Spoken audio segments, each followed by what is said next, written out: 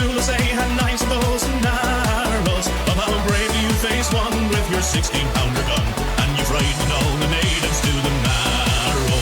Come out, you black and tans, come out and fight me like a man.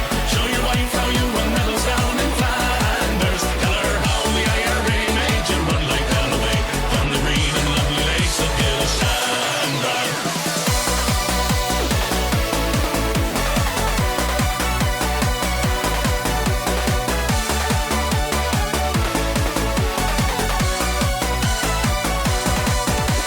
Let us hear you tell how you stand the brave Parnell and taught them well and truly persecuted.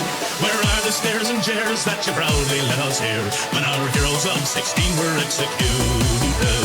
Come out, you black and tans, come out and fight me like a man. Show your wife how you won medals down in Flanders. Tell her how the IRA made you run like hell away from the green and lovely lakes of Gilshandra.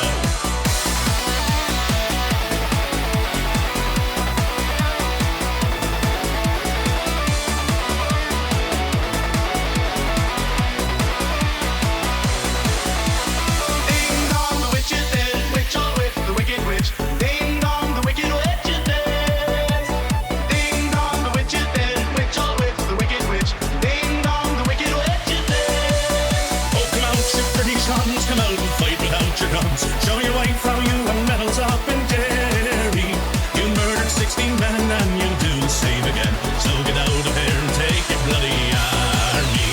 Come out, you black and tans, come out and fight me like a man. Show your wife how you won medals down in Flanders. Tell her how the IRA made you run like hell away from the green and lovely lakes of Gilshandra. Oh, come out, you black and tans, come out and fight me like a man. Show your wife how you won medals down in Flanders. Tell her how the IRA made you run like hell away from the green and lovely lakes of Gilshandra. Buckingham Palace announced the death of Her Majesty Queen Elizabeth II.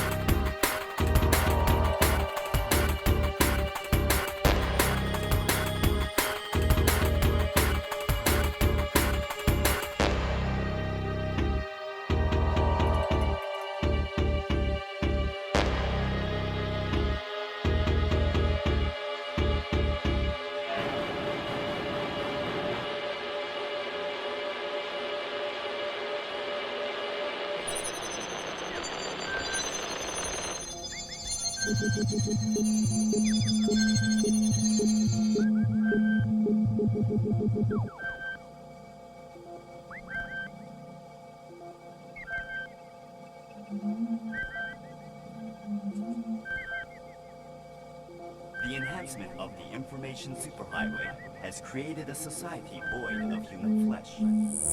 We were Hell yeah. here, I love a society void of flesh. Actually, that's a complete lie. What the fuck am I talking about? No, I don't. Hey, we're starting out strong. It wasn't even a joke, really. I don't even know why I did that sound effect. It doesn't matter. Welcome to the stream. Oh boy, we're early. We're early coming in. Oh. Good afternoon, everyone. How's it going? Good morning, good evening, wherever you are in the world. It's great to see you. How's it going? Good to see so many awesome people in the chat for this early stream. Rohamild, how are you doing? Long time no see. We got Roshan as well. Welcome, welcome. We got Steph. We got Daywo Blue. We got Ori. How are you all doing? What's going on? I've not got much to tell you. I've not got much to update you on, really, because, like, you know what? Like, I streamed till 11 o'clock last night, and then I'm back. It's been, like, you know, kind of like 12-ish hours, 13-ish hours, or whatever. I don't know. What time is it, actually? Okay, started at about half 2. So definitely not 12 hours, but yeah. How are we doing, chat? What's good? It's good to see you. So what I'm hoping to do, you might be asking yourself, well, why is Mule starting at this time? Well, what I have found is that streams are definitely a bit more successful, viewer-wise, when I start earlier in the day. I think that's because there's less competition, because lots more people, like, go live later on at night. Not to say I don't have anyone watching later at night. Have a like it. Obviously, my wonderful chatters are always there supporting me. But the later that streams go on, it does seem that people drop off. And I think that's just because people are going to bed. Completely understandable. Completely fair enough. So I'm trying to be earlier. I'm trying to do earlier streams. And not only does that mean that hopefully it'll be more beneficial for me, it also means I'll be able to stream for longer. So you win, I win, everybody wins. Sounds all good to me. Sounds all good to you. Very exciting. Very, very, very, very, very, very, very exciting. I'm glad you're doing good, Ori. Very, very good stuff. Yeah, how's everybody else doing? Yeah, I've honestly not got much to update you on. I just went for a coffee with my dad and my stepmom. So that was very nice. Everyone at the coffee shop is very nice. They're all very lovely people. Yeah, I've played with the boy. He's all tuckered out. You want to see him? You know how to make that happen. You know how to make that happen. It's right there in both chats. What else did I do last night? Yeah, I got some stuff done. Uploaded some VODs. Were the cakes? There was cakes, yeah, but I didn't have any cakes because I've got homemade cookies at home. I'm a big fan of baking. I'm looking forward to making some bread later on today as well, afterwards. I've got an interesting stream planned as well.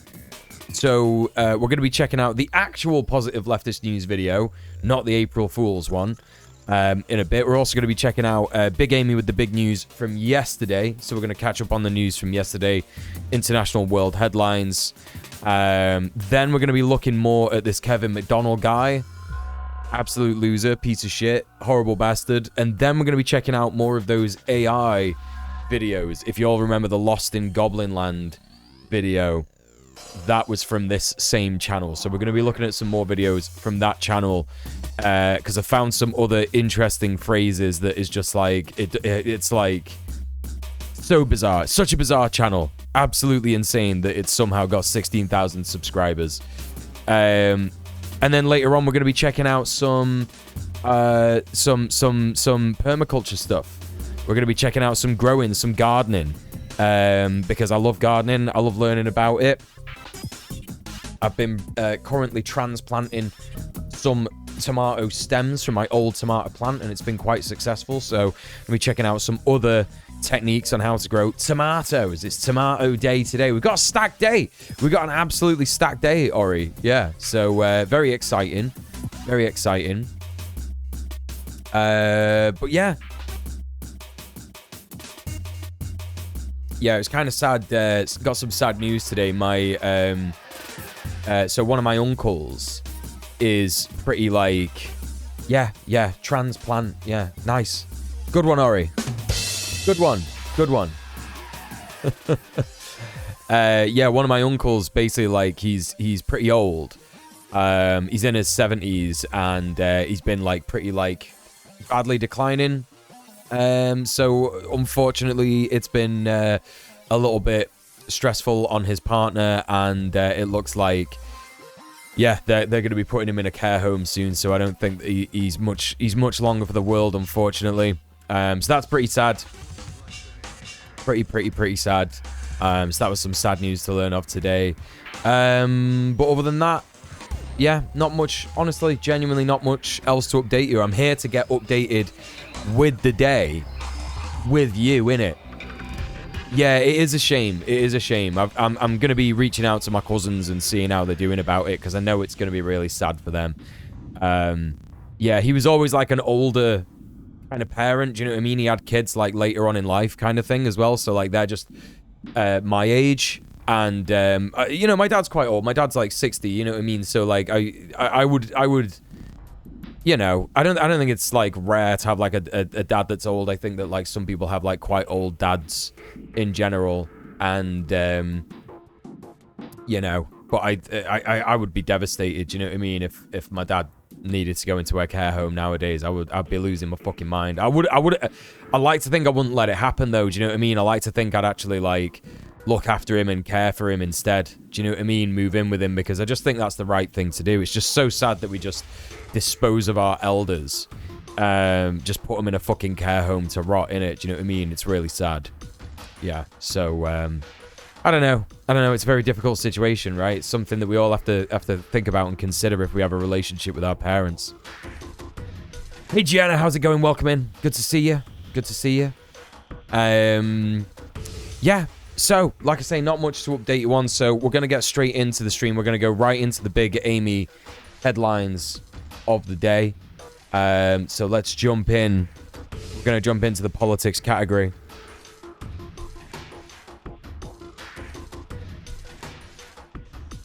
We got some British stuff as well. Some British-based news stuff. Not based, but just like, you know, news from Britain kind of stuff that we're going to be looking at as well. Yeah, let's jump into the politics category. There it is. Put those hazmats on, chat. Oh, I got the wrong title up. That's for later. That's the wrong title. This is the right title. Content warning for imperialism and violence, obviously. Obviously. But here she is. It's Big Amy with the big news. Welcome to Democracy Now!, democracynow.org, the War and Peace Report. I'm Amy Goodman. Israel's continuing to face global condemnation over the killing of 7 aid workers from Chef Jose Andres' World Central Kitchen, which had brought food into Gaza by ship to feed starving Palestinians. The aid workers were killed when an Israeli drone fired 3 missiles at the group's clearly marked convoy.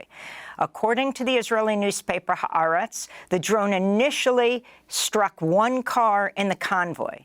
Then the drone attacked again after survivors from the first attack got into the second vehicle, which kept driving. After the second strike, the injured passengers were taken to the 3rd car in the convoy, which was then also bombed as it attempted to escape. The attack... How is that anything other than targeted killing? You know, it sends a direct message, doesn't it? We're doing this genocide, and if you decide to help the people we're genociding, we'll genocide you too. Well, not genocide you, but we'll kill you. We'll turn you into pink mist, you know? Occurred over a 1.5-mile stretch on a coastal road in Gaza. On Tuesday, Israel admitted to carrying out the airstrike and vowed to investigate. At the United Nations, Secretary General... Like, I just don't, like, we're going to investigate. Investigate what, dude? Like, it's so obvious and just so clear what's going on. It's so obvious. It is very extremely obviously to deter aid workers, yeah. Antonio Guterres condemned the Israeli attack. The devastating Israeli airstrikes that killed World Central Kitchen personnel yesterday bring the number... Yeah, imagine calling accurate triple tapping an accident. ...workers killed in this conflict to 196, including more than 175 members of our own UN staff. This is unconscionable, but it is an inevitable... Hey, Ninny, what's going on? ...of the way the war is being conducted. Yeah, we'll investigate ourselves and totally promise to do it properly and fairly, we promise. Killed aid workers included 3 British nationals, an Australian, That's a right, Polish Rohan Milk. national, an American-Canadian dual citizen, and a Palestinian. President Just look at the faces of these people, man. Do you know what I mean? Not that they're any more important than Palestinians, but like, you know, these are the, well, one of them is Palestinian, you know, like these are people who are like, we want to help. Do you know what I mean? Hey, Baz, what's going on? I accidentally emptied 5 clips into my target, right? Yeah. I saw on Reddit they were posting pictures of the dead people in Telegram channels and making fun of them. Yeah, yeah. Yeah, this is the bro. This is what I mean about Zionist and like Israeli culture. Like Israeli culture, it's just genocidal. Do you know what I mean? They're posting in Telegram channels saying things like, "I'm glad these pigs are dead. It doesn't matter. They weren't kosher anyway." Do you know what I mean? They were turned into kebabs. All this stuff. Yeah, they made fun of people like Rachel Corrie. Yeah, yeah, they had a pancake day to celebrate Rachel Corrie being like flattened by a fucking caterpillar thing, bulldozer. You know, mental, just absolutely mental. President Biden said he was, quote, still at work for a few hours. Hell yeah, slack off with me. And heartbroken over the deaths. But at a White House press briefing, National Security Council spokesperson John Kirby refused to say if Israel had broken international law. Pat also spied on her parents. Yeah, they did, yeah. Firing a missile at people delivering food and killing them. Not a violation. I hate this fucking worm. I hate this fucking piece of shit so much. All of these fucking State Department officials. Absolutely fucking sickening, man. Like, how much are we supposed to take of this, man? How much are we supposed to take? Like, genuinely, how much are we supposed to take of this? Like, it's only a matter of time before someone does something completely insane. Do you know what I mean? Like, it's only a matter of time before someone does something completely insane. I actually don't doubt for a second that someone's already tried to do something insane. And they've like clocked him and stopped him. Because like, what do you do after like months and months and months and months of marching and protesting, and at every single point, you know, the state is just like, no, no, no, we're going to send $18 billion more. No, we're going to send $14 billion more. No, no. It's literally like the Holocaust of our times. Do you know what I mean? That's what we're seeing. Hey, Origi, how you doing? By the way, I didn't know that Origi streamed. So please, everybody, go and show some love to Origi. Yeah. Enjoy some Origi content over there. Streaming some Legend of Zelda Ocarina of Time, one of my favorite games. That's a big thumbs up from me. Big thumbs up from me. This guy's such a Trump guy. He's perfect for Trump, but he's with Biden, so that's telling. Oh yeah. No, Biden's a conservative. He's a conservative. He's not a left. He's nowhere near left wing. One of the biggest respected aid groups in the world with nothing but love in their heart and their fellow people. And then there's people that genuinely aren't angry about this, even if it was an accident. It'd be unacceptable even if that were true. Yeah. Of international humanitarian law. Well, the Israelis have already admitted that this was a mistake that they made. They're doing an investigation. Look at his little fucking smirk, you horrible piece of shit. I just go and cry about Palestine on stream. Yeah, but that's slightly better than what most people are doing, innit? You know what I mean? You look at Twitch, and even some of like the bigger politics streamers just aren't talking about this stuff anymore. It's like they're done with it. It's like, oh well, there was a ceasefire resolution, so it's fine. Load of shit. They'll get to the bottom of this. Let's not get ahead of that. The State Department has a process in place. And to date, as you and I are speaking, they have... Like, look how condescending this motherfucker is in the way that he talks about this. Such a piece of shit. Not found any incidents where the Israelis have violated international humanitarian law. Whoa, whoa, whoa, whoa, whoa. State Department has a process in place. And to date, as you and I are speaking, they have not found any incidents where the Israelis have violated international humanitarian law. Right, so what you're saying is the State Department is not operating to the level that the International Court of Justice is. And you're supposed to be you're supposed to be the most free nation in the world. Like, yeah, they're not. They're just not looking, are they? Because you could find that. Do you know what I mean? Trailhead464 says, "Are you against all landlords?" Yes, being a landlord is directly antithetical to, you know, human rights, ethical human rights. So yeah. The face of someone who can never even conceive of ever being held accountable. Yeah. Like how do you not see it? How do you not see it right now? Do you know what I mean? How do you not fucking see that shit? On Tuesday, World Central Kitchen and at least 2 other groups said they would halt or pause operations in Gaza after the attack. A World Central Kitchen boat, which still held 240 tons of aid on board, left Gaza on Tuesday. Meanwhile, a group of U.S. officials at USAID have privately warned the Biden administration the spread of hunger and malnutrition in Gaza is, quote, unprecedented in modern. You would just be able to, like, look at one news report from an Israeli newspaper about what's been happening in Gaza, and you would you would find breaches of international law. Like,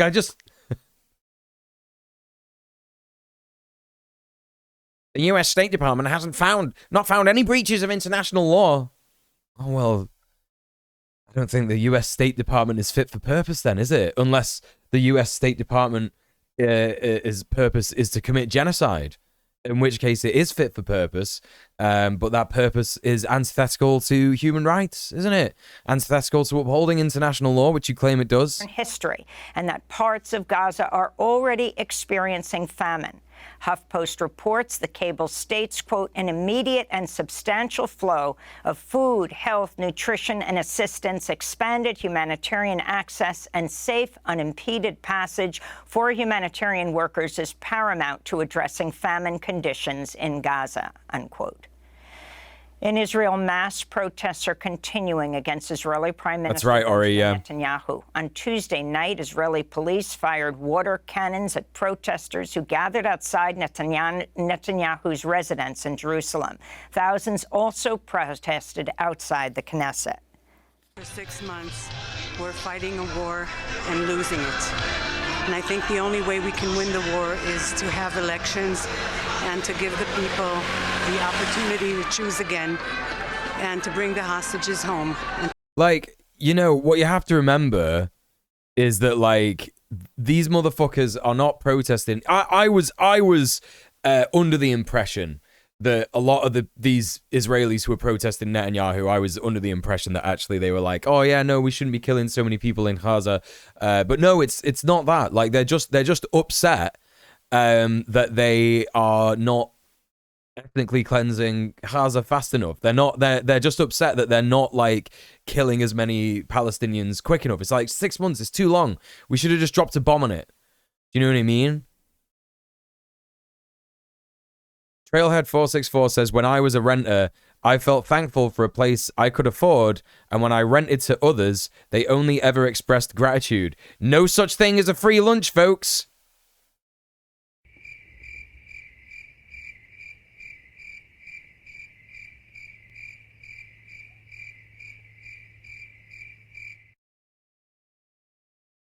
Yeah, okay. To bring the soldiers home. Co-host, what's up?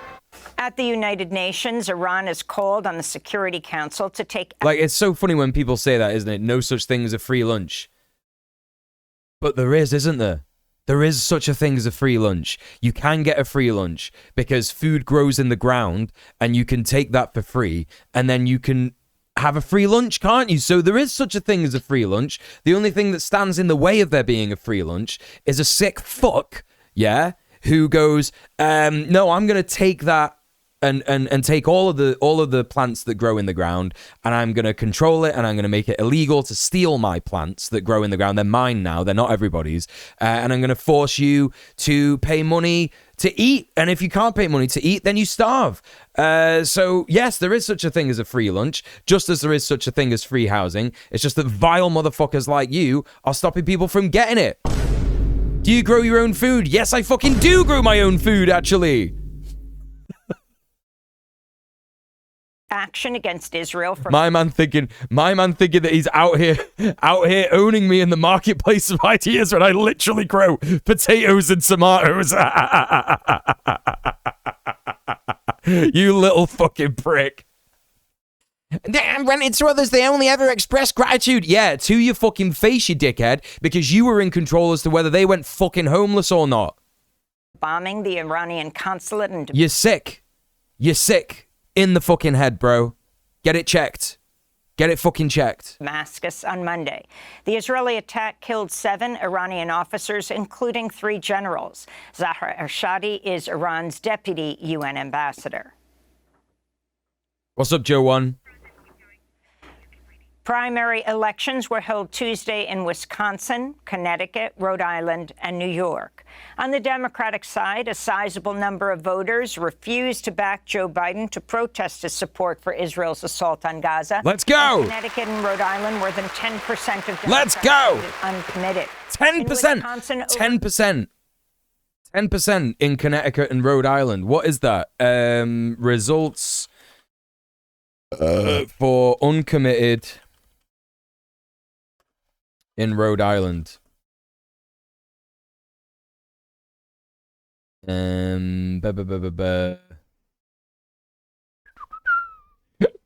Uncommitted Democratic primary in Rhode Island. Damn, it's a little difficult to find these results, isn't it? Democratic primary election results. Uncommitted. Whoa, hang on a minute. It says 14% here. 14%. That's 3,000. That's pretty good. Pretty good for Rhode Island. What else do we got? Connecticut.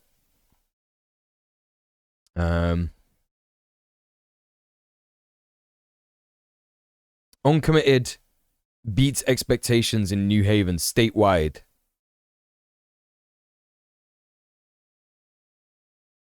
Uncommitted 4.9%. Whoa. Fuck off, dude. Fuck NBC.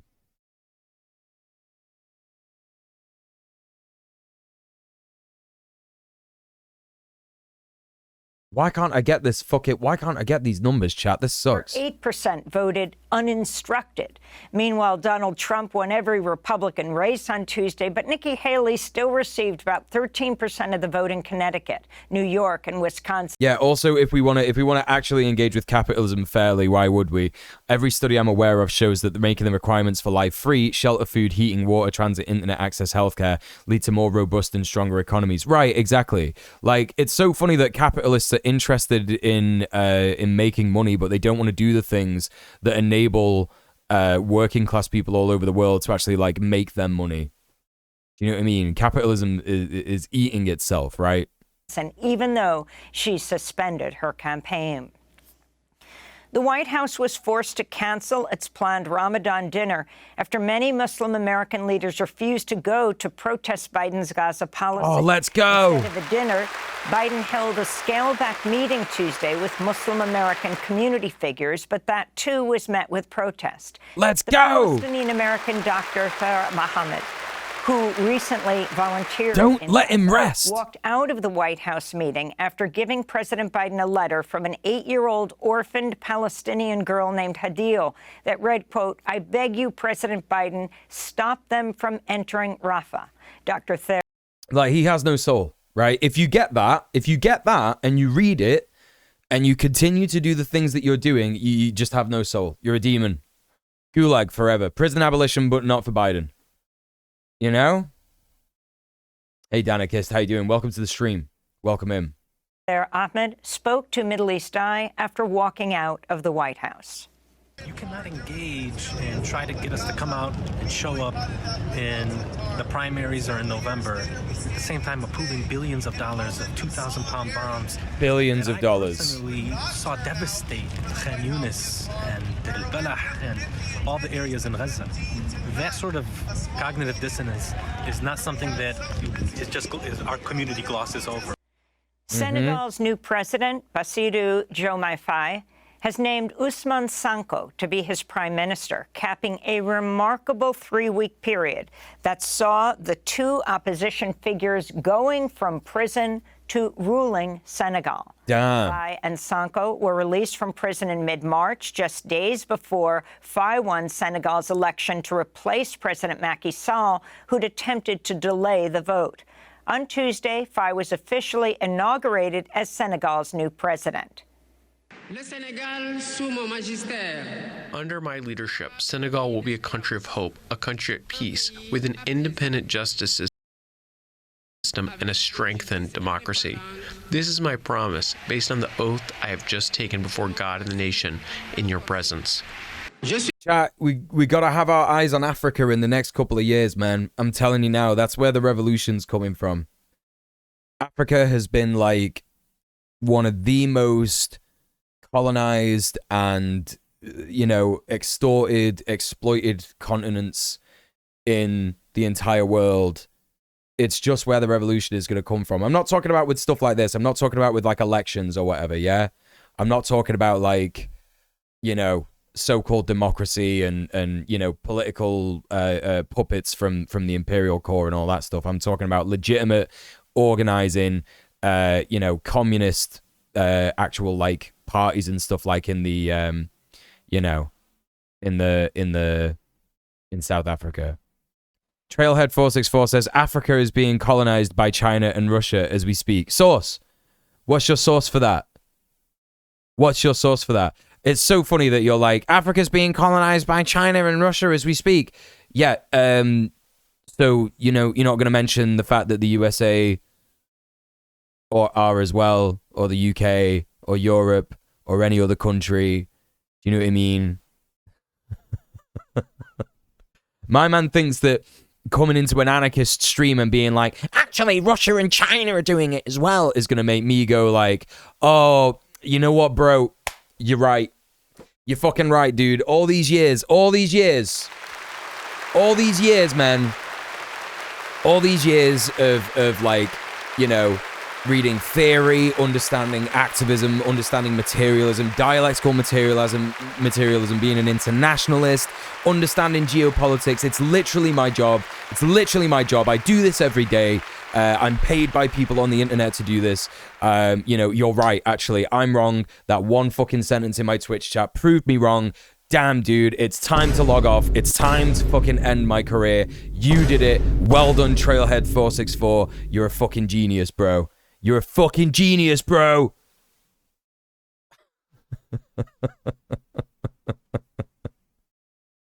You can put on performance, but they're dominant in that sphere currently. No, they're not. You're a fucking idiot, bro. You're just a fucking idiot. You're just confidently wrong. You listen to the mainstream news in whatever country you're in, which is clearly the imperial core, because you think that being a landlord is very, very good, actually.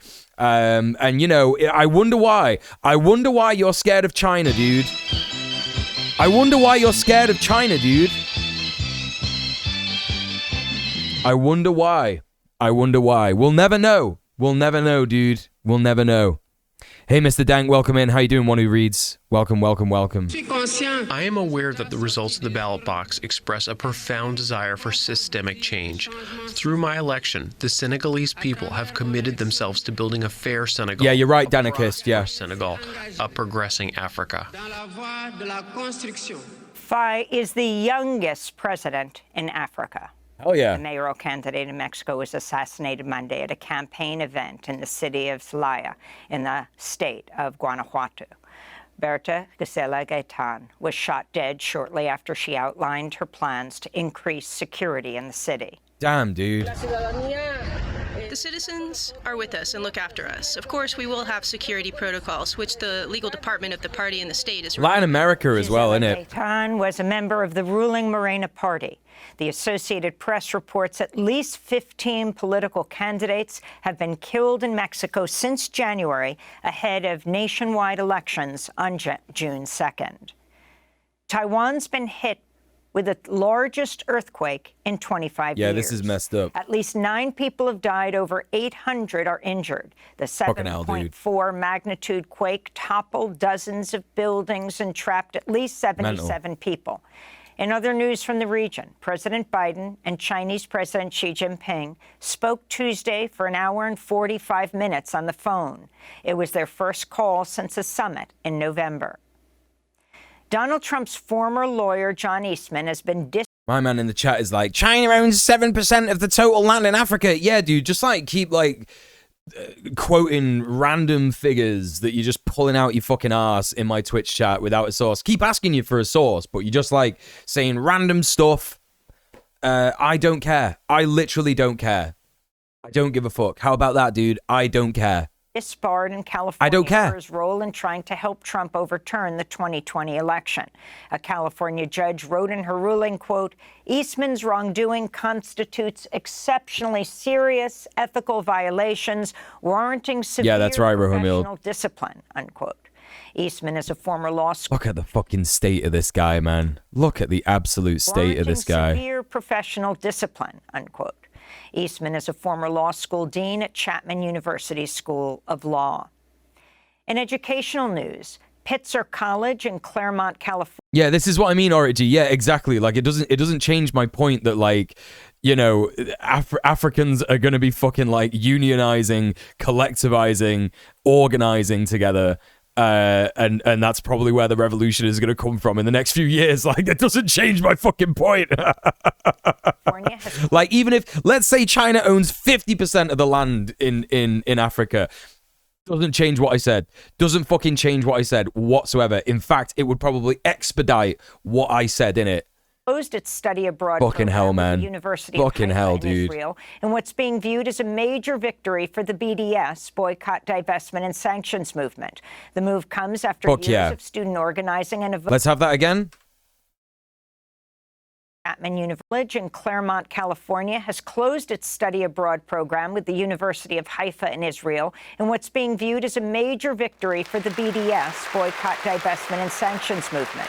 Hell yeah. Comes after years of student organizing and a vote in February by Pitzer's Student Senate to suspend all institutional ties with Israeli universities. According to the national chapter of Students for Justice in Palestine, Pitzer has become the first U.S. school to impose an institution-wide boycott of an Israel study abroad program. Okay.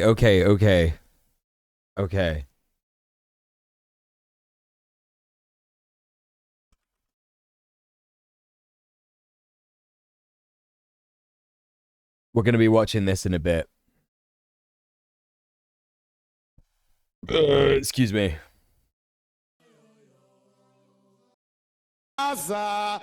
Wait, hang on.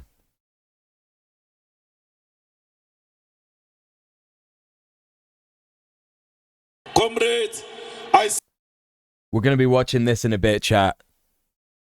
We're going to be watching this in a bit. Send my greetings to the widows of Marikana, who must today know that the sacrifices made by their husbands, sons and brothers of the 16th of August 2012 were not in vain. We're going to be watching this later, chat, yeah? The entirety of this.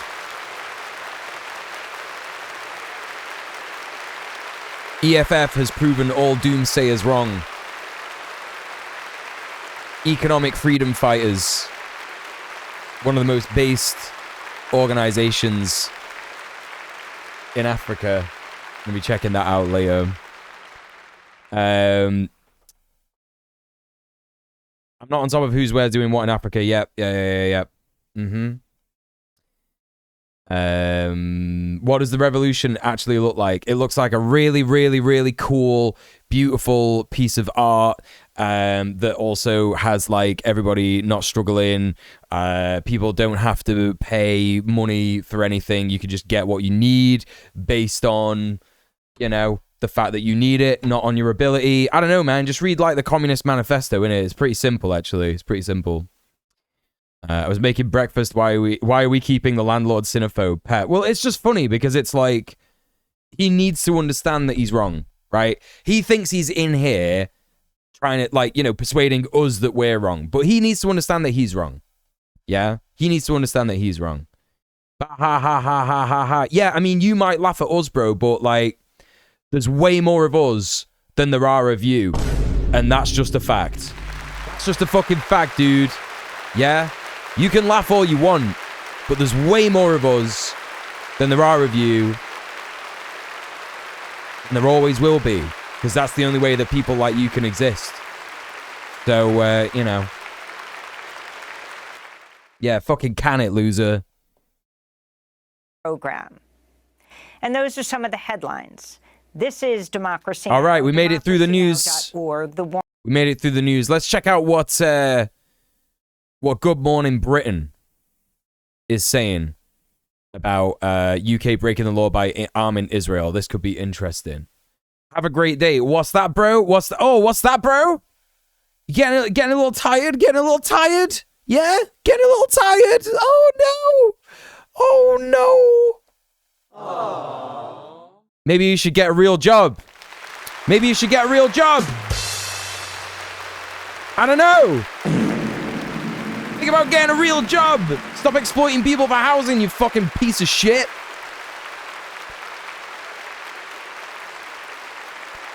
I'm laughing all the way to the bank. Yeah. Laugh while you can. Laugh while you can. Bootlicker's getting tired. Yeah. All right. Let's see what these pundits got to say about the UK being found to be breaking international law. I'm sure this won't be stressful and annoying at all. These Supreme Court judges and a whole barrel full of lawyers formally saying explicitly that the UK is breaking international law right now by sending arms to Israel, selling arms to Israel. How exactly are we breaking international law? Well, they're saying it because Israel, they're de facto, they're saying they're guilty of war crimes. Because the international... Oh, Richard Madley, you cunt. You cunt. Like, this question, this is so good, man.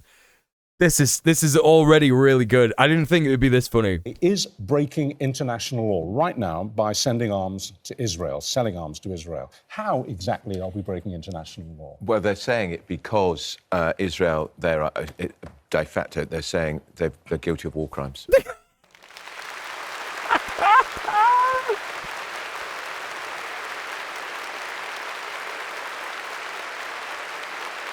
Oh, dude, I can't.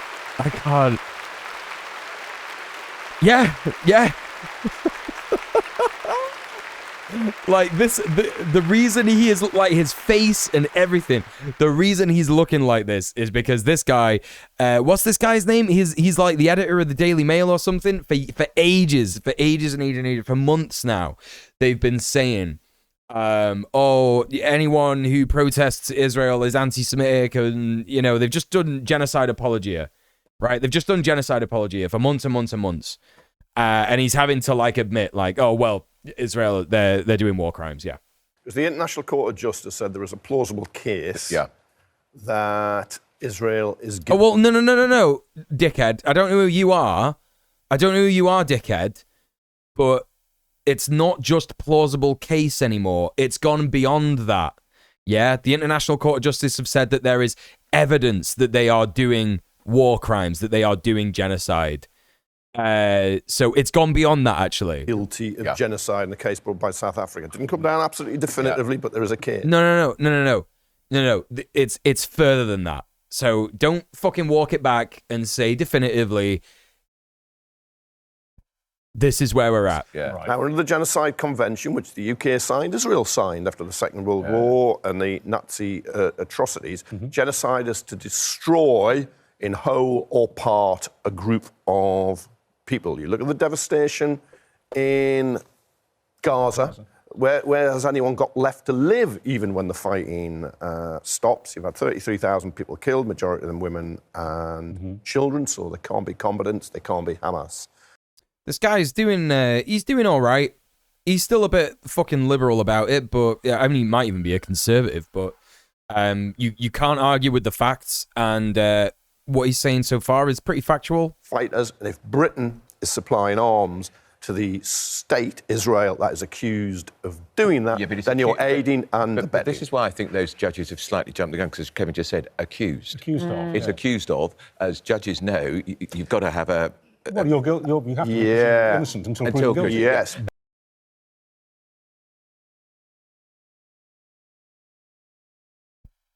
These motherfuckers are depraved. Absolutely depraved. Sat here in their comfortable fucking studio, pontificating on whether Israel is committing genocide. Well.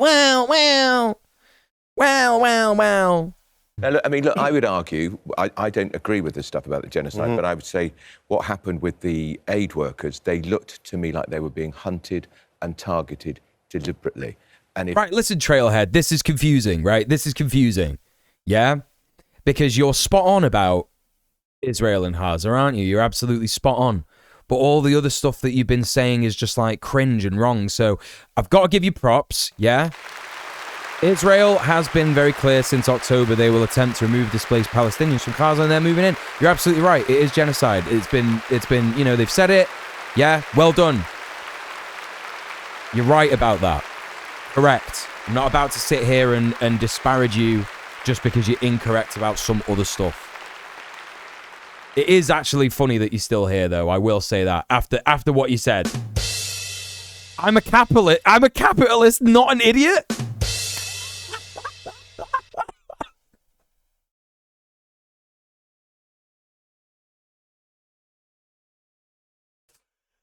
Oh, that's going on TikTok. I got a screenshot that. I got a screenshot of that chat message. That's going in the video. Jeez, that is funny as fuck, dude. I'm a capitalist, not an idiot. Yeah, okay, buddy. Okay. Yeah, if you say so. My God. Quote of the fucking day. Quote of the fucking day. Okay. All right, let's get back to this. if that was the case, that is without a doubt a war crime because they're under the... What's really funny about that is that there are lots of people who are denying this, like, quite brazenly, isn't it? And I don't think that they're idiots, right? I don't think anyone who denies this stuff is an idiot. I think that they're just fascists. I think that that's what it is, right? Yeah, it's extermination at this point. It really is. Yeah, for real. How did you even find the stream? It's because I'm in the politics category, Origi. I'm in the politics category. That's what happens. You see, I'm one of these guys who's like, no, I'm talking politics. I should go into the politics category on Twitch. Yeah.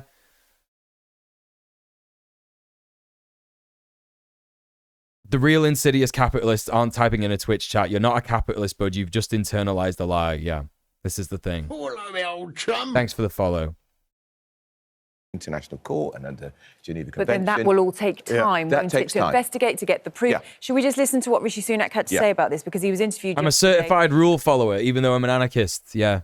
Can you believe it? Fake anarchist, by DJ Harry Mule. Cole from The Sun, and he talked about the processes that are in place to do with the arms exports. Let's have a look. Right, I want to be clear on what you said, Kevin. Are you saying, and you've been studying this overnight, are you saying that simply by being accused of breaching human rights, of genocide, simply by being accused at the UN... Yeah, but that's not what happened, Richard, is it? That's not what happened. They've not just been accused. They've been accused, and there has been evidence presented.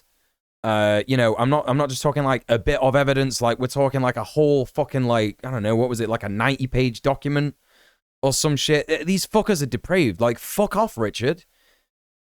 He's a scumbag. That means that the conventions that this country has signed up to means that from that point of the accusation, we have to stop selling arms to Israel. But it's not an accusation without evidence. If you look at what... I'm glad he said that. Is what is occurring, No, which is why you have the 600 judges, academics, all legal experts. Now, Rishi Sunak is sitting... Yeah, make him look like a fucking idiot, actually. I don't know who this guy is. I think he might be like the editor of some fucking Red Top or something, but pretty good. Pretty good that he's trying to, like, you know, make Madley look like a fucking idiot. On his own legal advice on whether Israel is breaching humanitarian law, whether it is using starvation as a weapon, hence targeting of aid workers. Remember, But is the accusation in itself a reason for us to stop sending arms to Israel, legally? I think it is now, because if you look at what's happening I think it's quite clear that Israel is committing war crimes. I think it's just absolutely... Like, so what Richard Madley is doing is he's saying, like, well, you know, technically the judge hasn't ruled yet, so, you know... That's what he's saying, innit? He's like, no, technically it's not...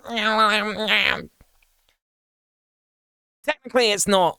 Technically it's not. So... We shouldn't have to stop sending arms just yet. Just keep sending arms so we can just kill more fucking brown people. That's what he's saying, isn't it? It's just so disgusting. Like, yeah, if someone's accused of genocide, you have to take measures. Like, it's just ethically and morally correct. Like, hang on a minute, right? Let's just stop for a hot minute. Yeah, let's just stop for a hot minute. While we're, you know, okay, well, there's a question of is genocide occurring? Let's just stop for a minute, right? Let's just stop sending them fucking arms. At the end of the day, here's the thing, right? Here's the thing. Palestine Action is going around and sabotaging arms factories all over the UK. They've stepped it up at the minute. There are loads and loads and loads that are being, like, literally shut down. Because everybody on the ground knows what's going on and knows who is responsible. But people like Rishi Sunak are just pretending it's not happening because they're happy to fund a genocide because they understand their place in the imperial core. They understand that they need to aid Israel in order to create this huge imperialist state in the Middle East so that they could control the area, extract wealth and resources, and ethnically cleanse people who were there. You know, so that's what's going on. The arms will stop flowing from the UK to Israel, whether the government likes it or not.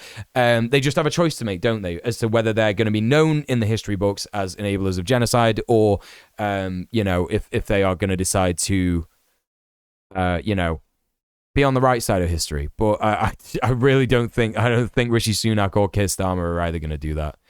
I mean, yeah, they're profiting from it as well, right? They're profiting from it. So. Absolutely clear. Yep, there may not have been a definitive judgment in a court of law, but it is quite clear. But they're saying what happened yesterday was due to the fog of war. Yeah, but they 2 days ago, they're saying it was a fog of war, not a deliberate attempt. And of course, they want to focus entirely on 7 people rather than 200 or so other aid workers have been killed. And nearly 33,000 people, the vast majority. Yeah, that's right, Sid. Welcome in. How are you doing? Is there a mechanism for saying, OK, we suspend it while it's under investigation? Or is it, you know, as Rishi Sunak was saying, what we've just heard from him there are clear rules, there are procedures, there are ways that this is dealt with, and he's waiting. And that's that bureaucracy, right? Bureaucracy designed to kill people. Oh, we have to go by the book. Bureaucratic red tape. Navigating this genocide case is like being lost in Goblin Land. You know. Yes, let's believe what those accused of genocide are saying, not remove their ability to genocide, and we're totally not culpable for the blood they spill. No, sir, right. For the legal advice. I think there is an inquiry what happened with the aid workers, and it has to be swift. Look, hang on, Kevin. It has to be swift, and I think accusations are not enough to change a policy. Yeah, but there's been evidence, though. This is the thing. That's what all these fucking idiot suits. This guy thinking he looks like Michael Fassbender in fucking Prometheus. David ass looking motherfucker. Being like, oh, well, there's just an accusation. It's just an accusation. Bro, it's like credible evidence. It doesn't fucking work like that. Here's the thing, right? If a working class person is under suspicion, yeah, that their benefits are fraudulent, that they're claiming benefits fraudulently, yeah, the DWP will suspend those benefits, won't it? Right? And that's just under suspicion. So why do we treat Israel differently than a working class person? Why? Why do we do that? Damn, dude, it's almost like we have a hierarchical way of, you know, treating people in society based on whether they're ruling class or working class, isn't it? Credible accusation is already too far, yeah.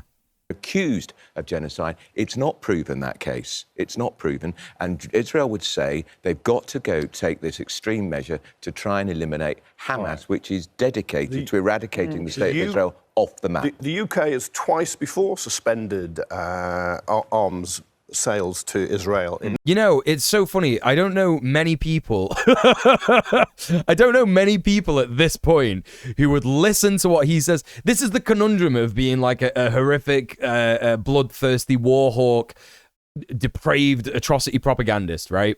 Is that you're always saying like, war is good, yes, we should fight, we should kill, we should sell arms, blah blah blah, this, that, and the other.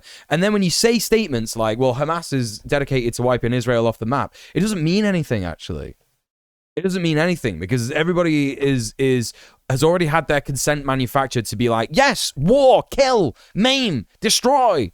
They don't care. It's like, oh, okay, well, they would be fighting another war. It's like, well, Israel will be wiped off the map. Who cares? Do you know what I mean? No one fucking cares about that shit anymore. Insane. You know?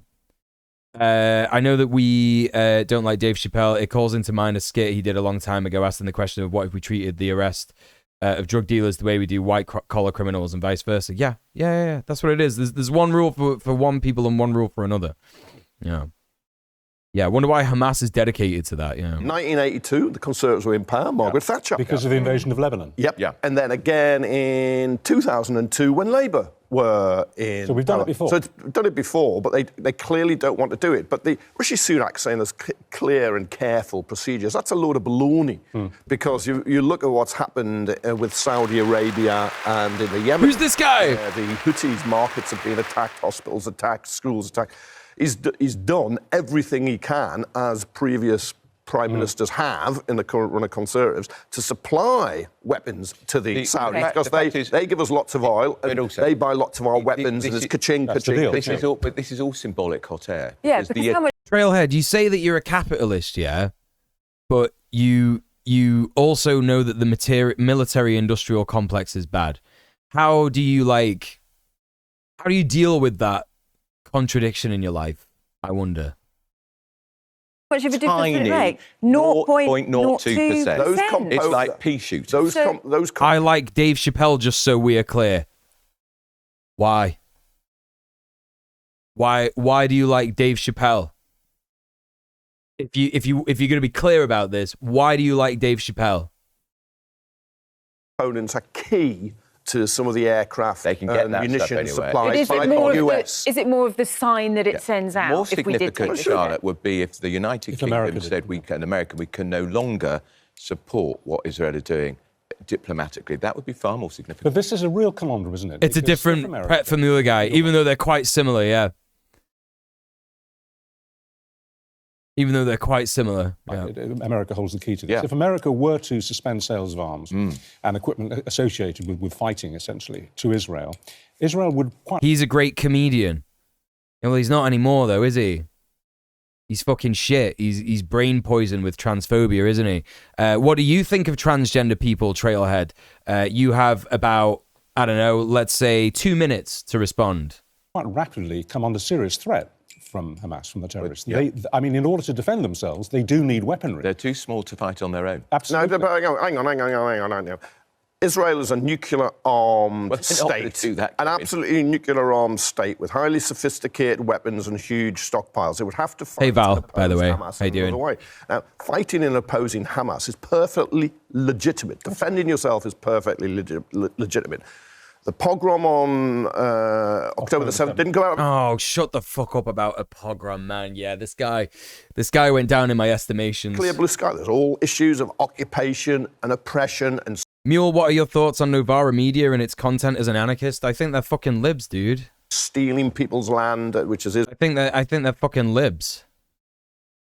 I don't know any. I didn't ask you that, did I? I said, what are your opinions on trans people? Israel colonizing the West Bank. Remotely justified. And these, no, absolutely. You've got a minute. Not the rape and the murder and the taking of hostages, which Hamas did. Yeah, but there was no rape, was there?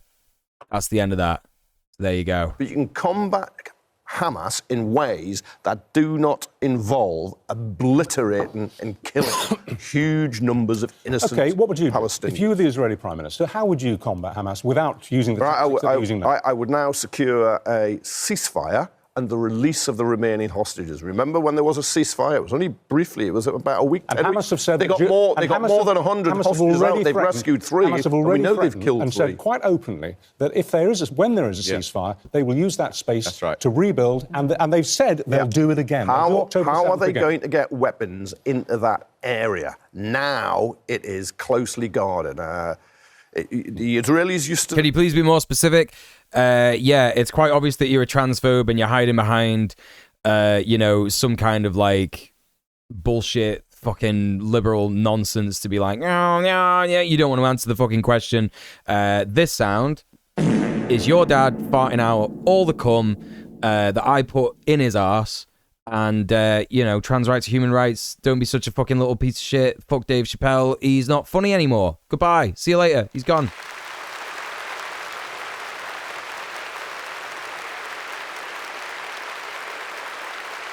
He actually said, as I banned him, I'm not against trans rights, but I think we're all happy that he's gone, aren't we?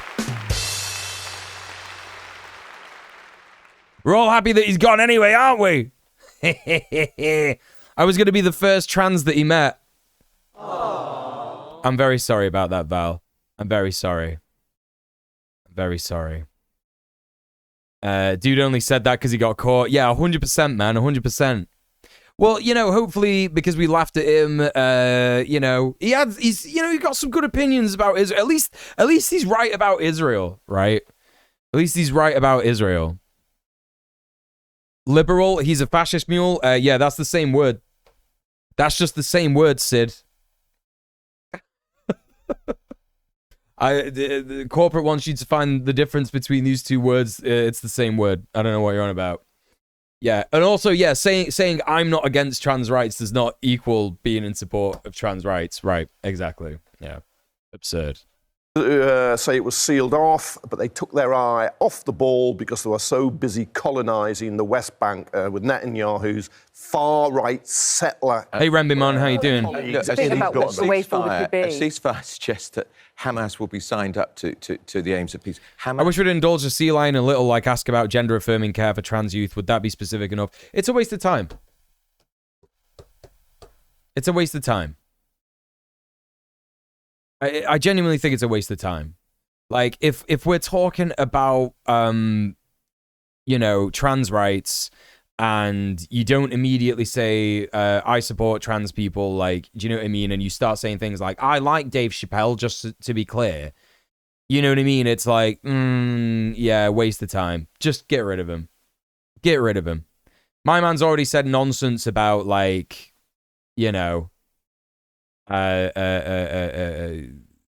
fucking being a landlord and China and all this stuff, and it's like, if all of your opinions are whack, but you're right about Israel, I'm still suspicious. No, I agree.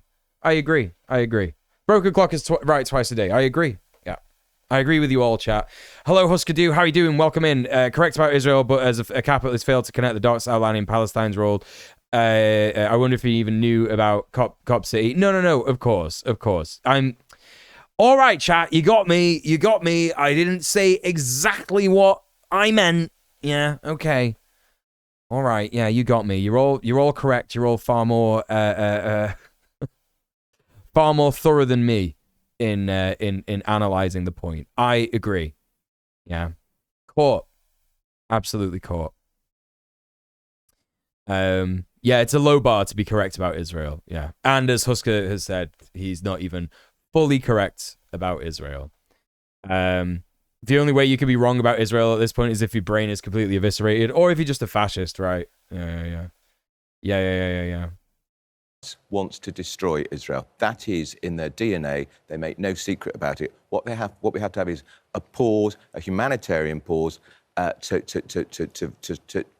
let things calm down. It's not intending to criticize you, but you did criticize me, didn't you? You did. And that's unacceptable. You're not allowed to criticize me. I'm the streamer. I'm always right. But of course, that's not true, is it? No, you're right. It's good to criticize me. Yeah, absolutely. He's going to ban us today. Yeah, you're getting banned. Deleting account. No, don't, Husker, don't. Doing okay today, watching from work, between tasks. Hell yeah. Slack off with me. Slack off with me.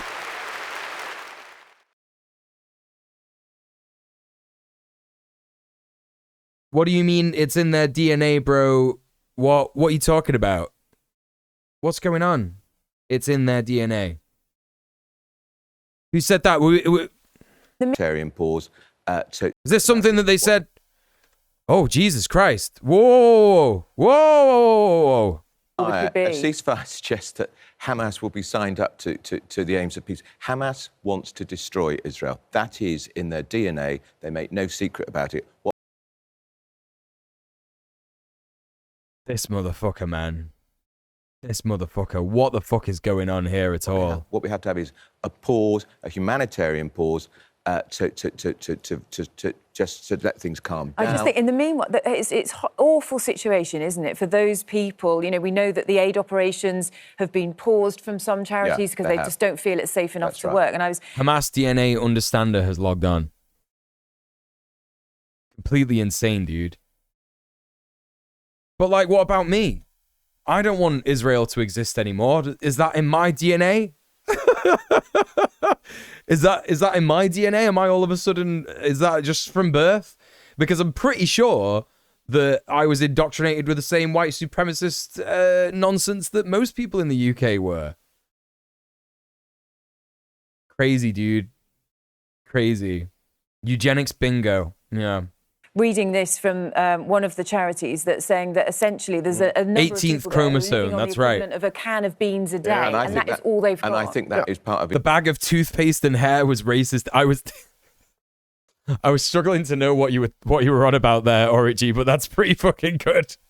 Bag of toothpaste and hair. To try and starve them into submission. And then out of Gaza. Brutal. And that's the accusation is out of Gaza.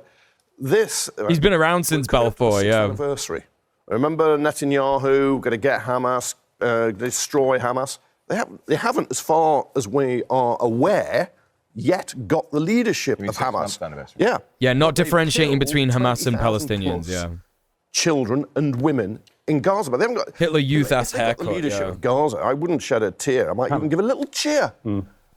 Well, the leadership of Hamas are reportedly not in the country. They're reportedly not in the area. But there's the... They could be in Iran. They could be in Iran. Yeah, but they... So, hang on a minute, Richard. So you admit that there needs to be a ceasefire in Gaza? Because if they're not attacking the leaders of Hamas, what are they doing? They were... Well, there was always a... You know who my man looks like?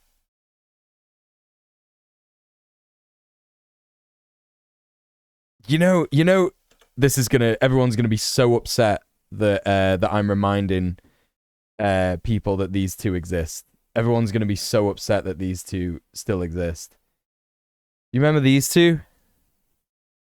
He looks like that one of the Birkin boyfriends. He looks like that one of the Birkin boyfriends, doesn't he? They all got that fucking Hitler Youth ass haircut. Oh, dude, that's his dad. That's the Birkin boyfriend's dad. This guy right here. Yeah. They might be in Gaza, so bomb it. Yeah. The leadership outside the country and the leadership in the country. Now, those in the country could have disappeared. You're quite right. But where are the 100+ other hostages? Hopefully, they are alive, or the vast majority are alive. But there's huge unrest now in Israel over these tactics. But Kevin, but also this bloodshed figure is so high. Also, like, this is a really good way to analyze media manufacturing consent chat, by the way, right? Because what's being presented here is the Overton window in our country, the UK. Yeah? What's being presented in front of us is you've got someone with the fascist opinion, who's the Daily Mail, Hitler Youth, Birkin boyfriend, granddad. Yeah. And then you've got Kevin, whoever he is, you know, and he's presented as like a lefty. He's presented as someone with like the correct opinion, but even he's not quite right, is he? Because he's presenting this kind of liberal opinion of like, oh, well, you know, we've got to bring the hostages home. Oh, they did a pogrom on October the 7th. You know what I mean? You know, just miserable bullshit. Absolutely miserable bullshit.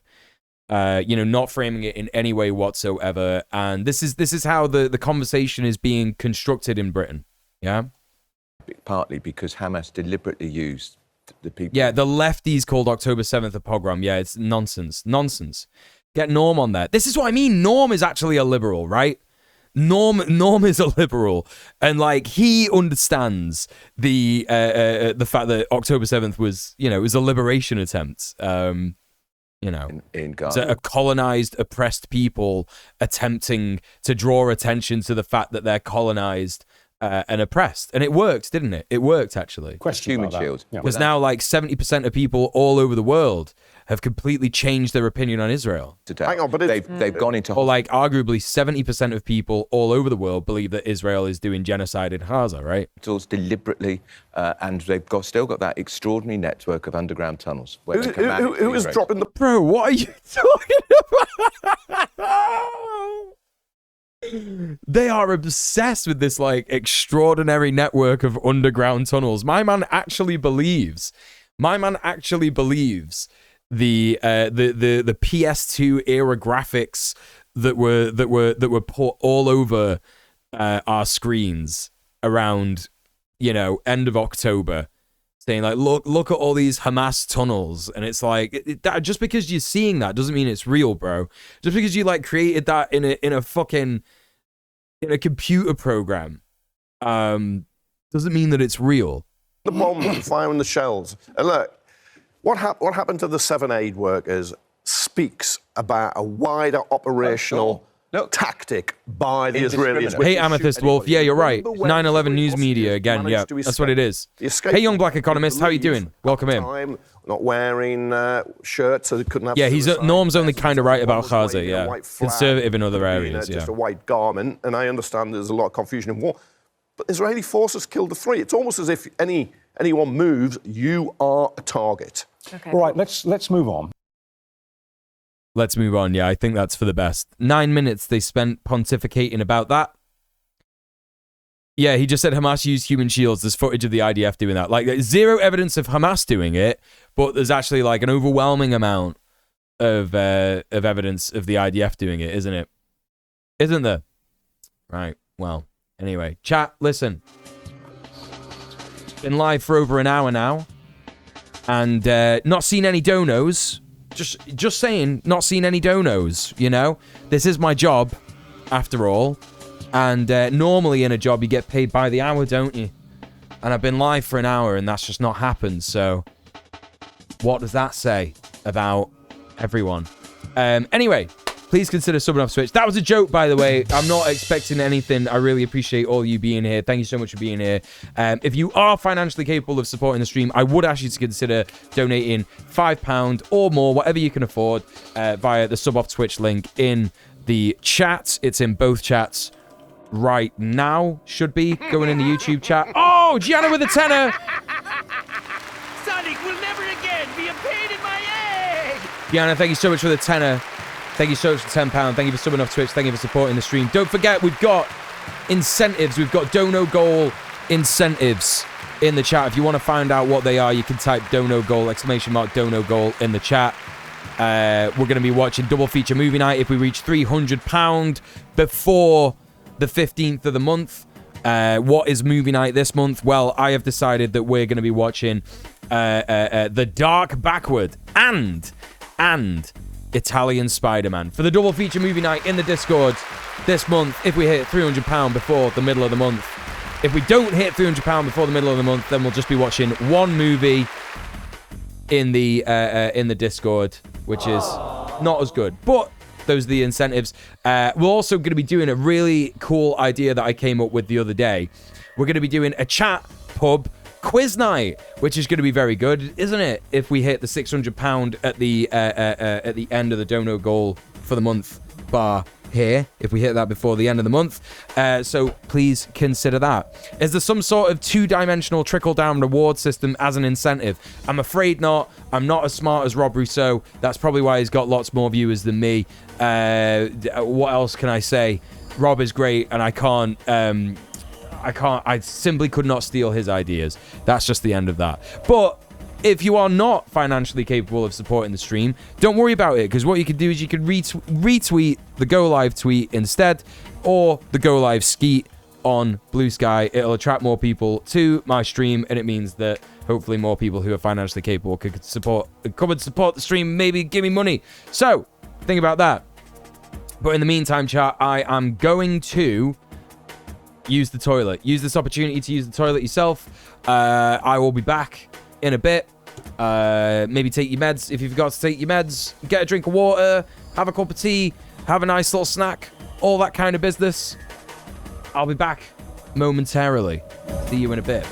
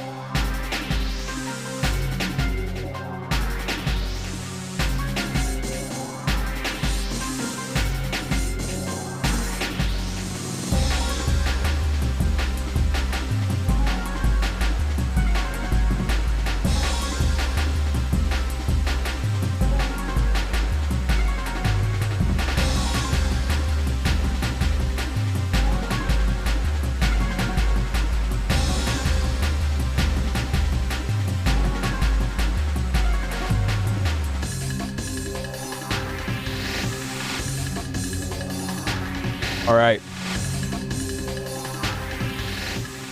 We're back, chat. Okay. Diana, thank you so much for subbing off Twitch. Thank you so much for supporting the stream. Really appreciate that. £10 dono. Thank you very much.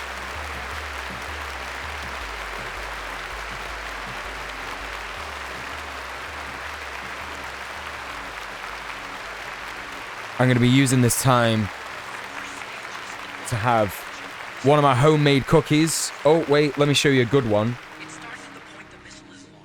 Look, chat, I made that myself. Are you proud of me?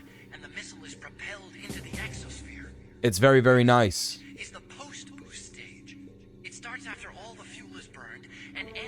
much less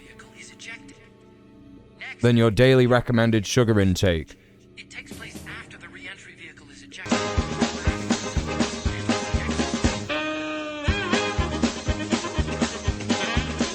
djmuel Blue!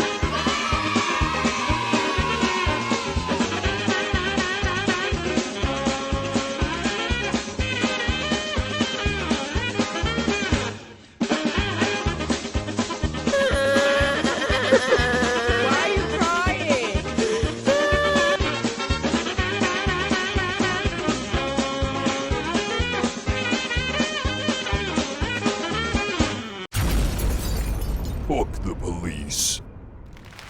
djmuel Blue with the 1312. Let's go. Thank you so much for supporting the stream. Thank you so much for subbing off Twitch. Chat. If I get another £10, we will be unlocking the cat cam for today. So just think about that. Think about Tom. Think about the boy. Yeah, consider the boy. Thank you so much for subbing off Twitch. Thank you so much for supporting the stream. Really appreciate you. Yes, you can have a cookie. For everyone asking if they can have a cookie, yes, you can have one. I made plenty. Got a whole fucking box. Look at that, a whole fucking box of them. How often do I bake? I actually bake, like, pretty much at least once a week. I mean, these are so easy to make. It's an absolute joke. It's like 1.5 cups of flour, half a cup of sugar, caster sugar, half a teaspoon of salt, half a teaspoon of baking powder, olive oil or whatever kind of oil you want to put in. Oh, Cat Girl Step with the £10!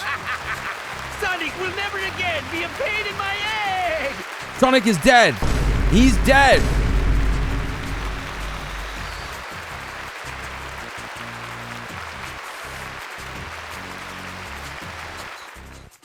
Steph, thank you so much for supporting the stream. Thank you so much for subbing off Twitch. He's not quite here yet, but the boy will be visible. The boy will be visible in a little bit. There you go. He'll be right there. Killed Sonic. Eggman just killed Sonic, didn't he? That's what happened. So anyway, where was I? Yeah, like, so, yeah, it's half a cup of olive oil, half a cup of oat milk, and, you know, dark chocolate chips, or if you're not vegan, you can put milk chocolate chips in, whatever you want. Yeah, you just mix it up, put it in the oven, 180 degrees Celsius for 15 minutes on some baking paper. Dead easy.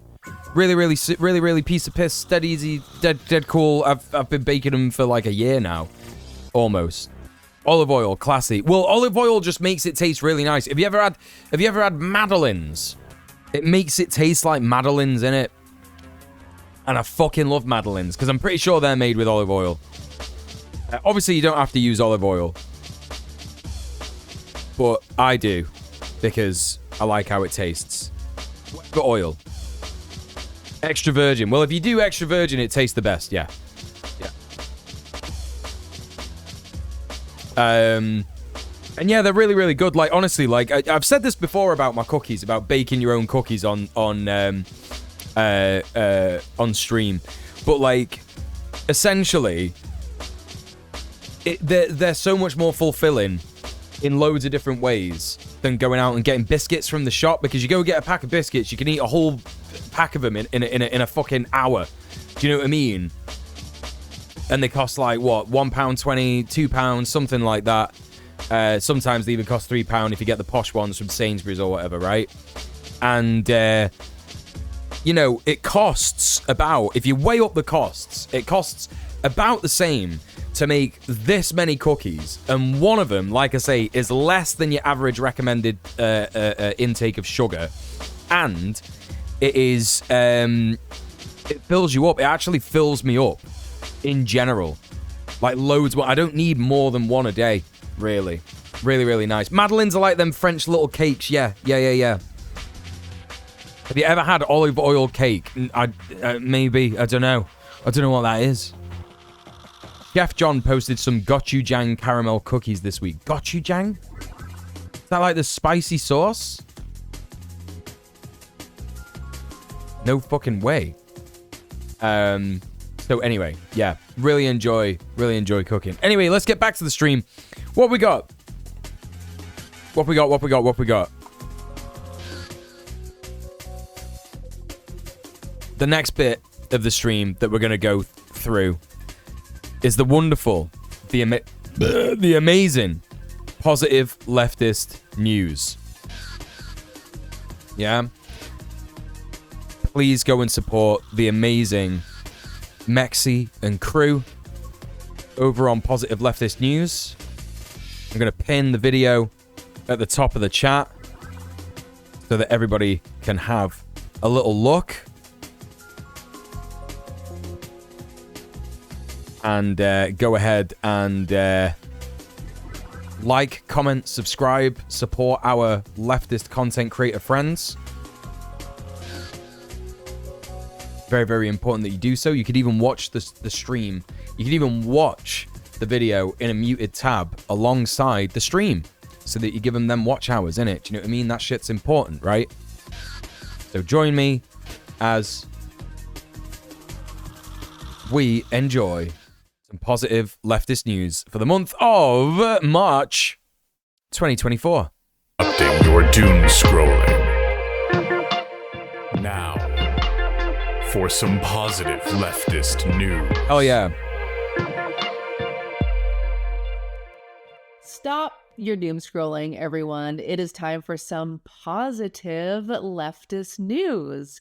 I'm your host, Mexi, and I am thrilled to be bringing you a full episode of working class victories, most of which you are not hearing about on corporate media. So settle in and let's get into it. Can I just submit my own positive leftist news?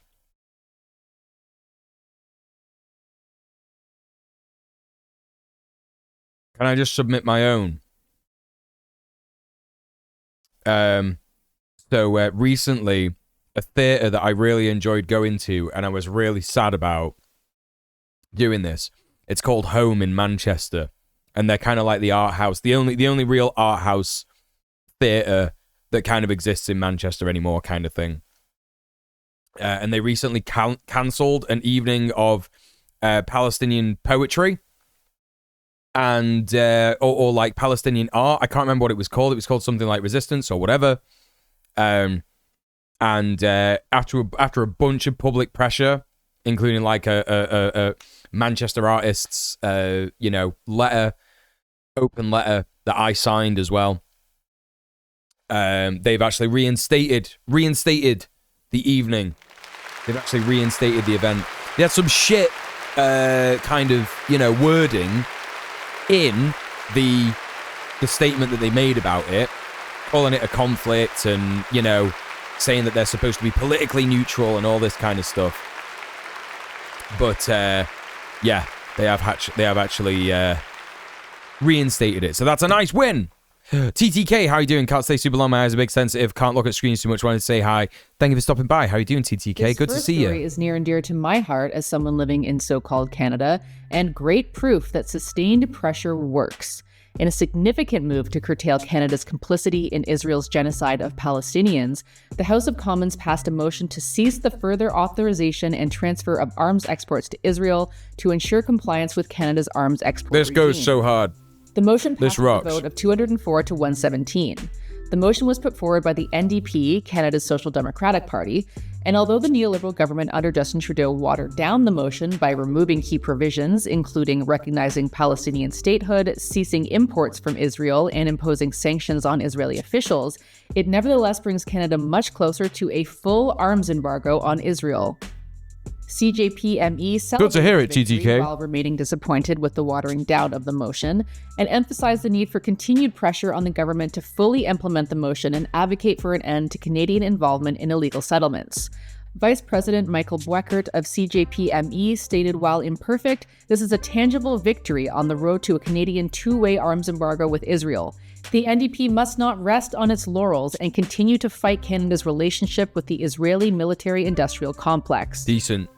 Supporters of Palestine in the city of Chicago made a bold statement by entering the Israeli consulate and staging a protest inside, as reported by a group identified as Kufia on social media. That goes so hard. A video shared on the group's social media account captured demonstrators chanting "Free Palestine" in the lobby of the building while displaying a large banner reading "Stop US-funded Israeli genocide now." Hell yeah. The protest occurred amidst ongoing demonstrations in downtown Chicago, where protesters carrying Palestinian flags demanded a ceasefire in Gaza.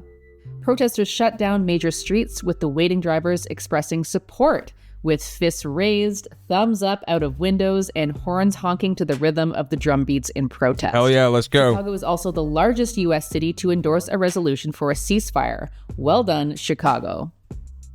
Protests erupted the 8th of March at Victoria University of Wellington during a lecture by Dr. Bonnie Jenkins, the U.S.'s Undersecretary of State for Arms Control and International Security.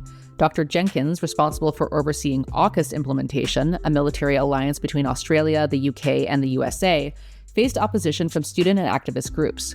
Brilliant. Around 150 people, predominantly students, gathered outside the university venue in Pipitia, representing various organizations including Justice for Palestine, Student Justice for Palestine Puneke, Stop AUKUS, and Peace Action Wellington.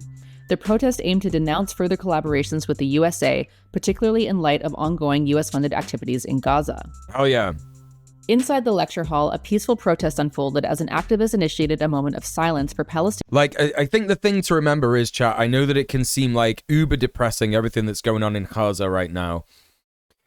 But if I've learned anything from watching Nay Passaran, which is the story of factory workers in Kilbride in Glasgow in the 70s who blacked out a bunch of engines, left them in the yard to rust, that was supposed to be for Pinochet's regime in Chile. Every single act of resistance counts. So every single, sit-in in a railway station, every single, action at an arms factory, every single, decision that is made to divest from Israel, every single decision that is made, like, so we've had loads and loads and loads of wins in that regard over the last 6 months, and it will have had an effect. I know it's hard to see it because all we're seeing is what is happening in Gaza, and I know that it's not enough. I'm not saying that this is like good and it needs to end there, but like you must take hope from the fact that actually it will have had an effect. No matter how tangible or least tangible you think it may be, it has had an effect. It has had a positive effect in some way. Whether it be like that less people were killed by a bombing than would have been killed, or that, like, this is the thing that's made the ground invasion into Rafah stop earlier that it should have been happening. It's stopped the ground invasion rather than, like, let it happen or whatever. It will have had an effect. There will have been tangible effects that have happened. Palestinians killed. It's that same thing. It's that same saying again and again and again. Like, people love to hypothesize about what it would be like to go back in time and what was called and potentially accidentally stand on a twig for fear that it might change the future. Yeah, but actually, we're living in what will be the past right now, right? And people are like, oh, I don't know what to do, or like, oh, I don't know if this action has had much of an impact. Yeah, it has. It really has. It really fucking has. This week, a bunch of local families are bringing their children to fly kites in the park in solidarity with Palestine. That would have never happened when I was a kid. Again, this is something that I've said repeatedly as someone who has supported the Palestinian cause for years and years and years, like way before October the 7th happened. I am flabbergasted at just how popular Palestinian resistance has become in the imperial core all around the world.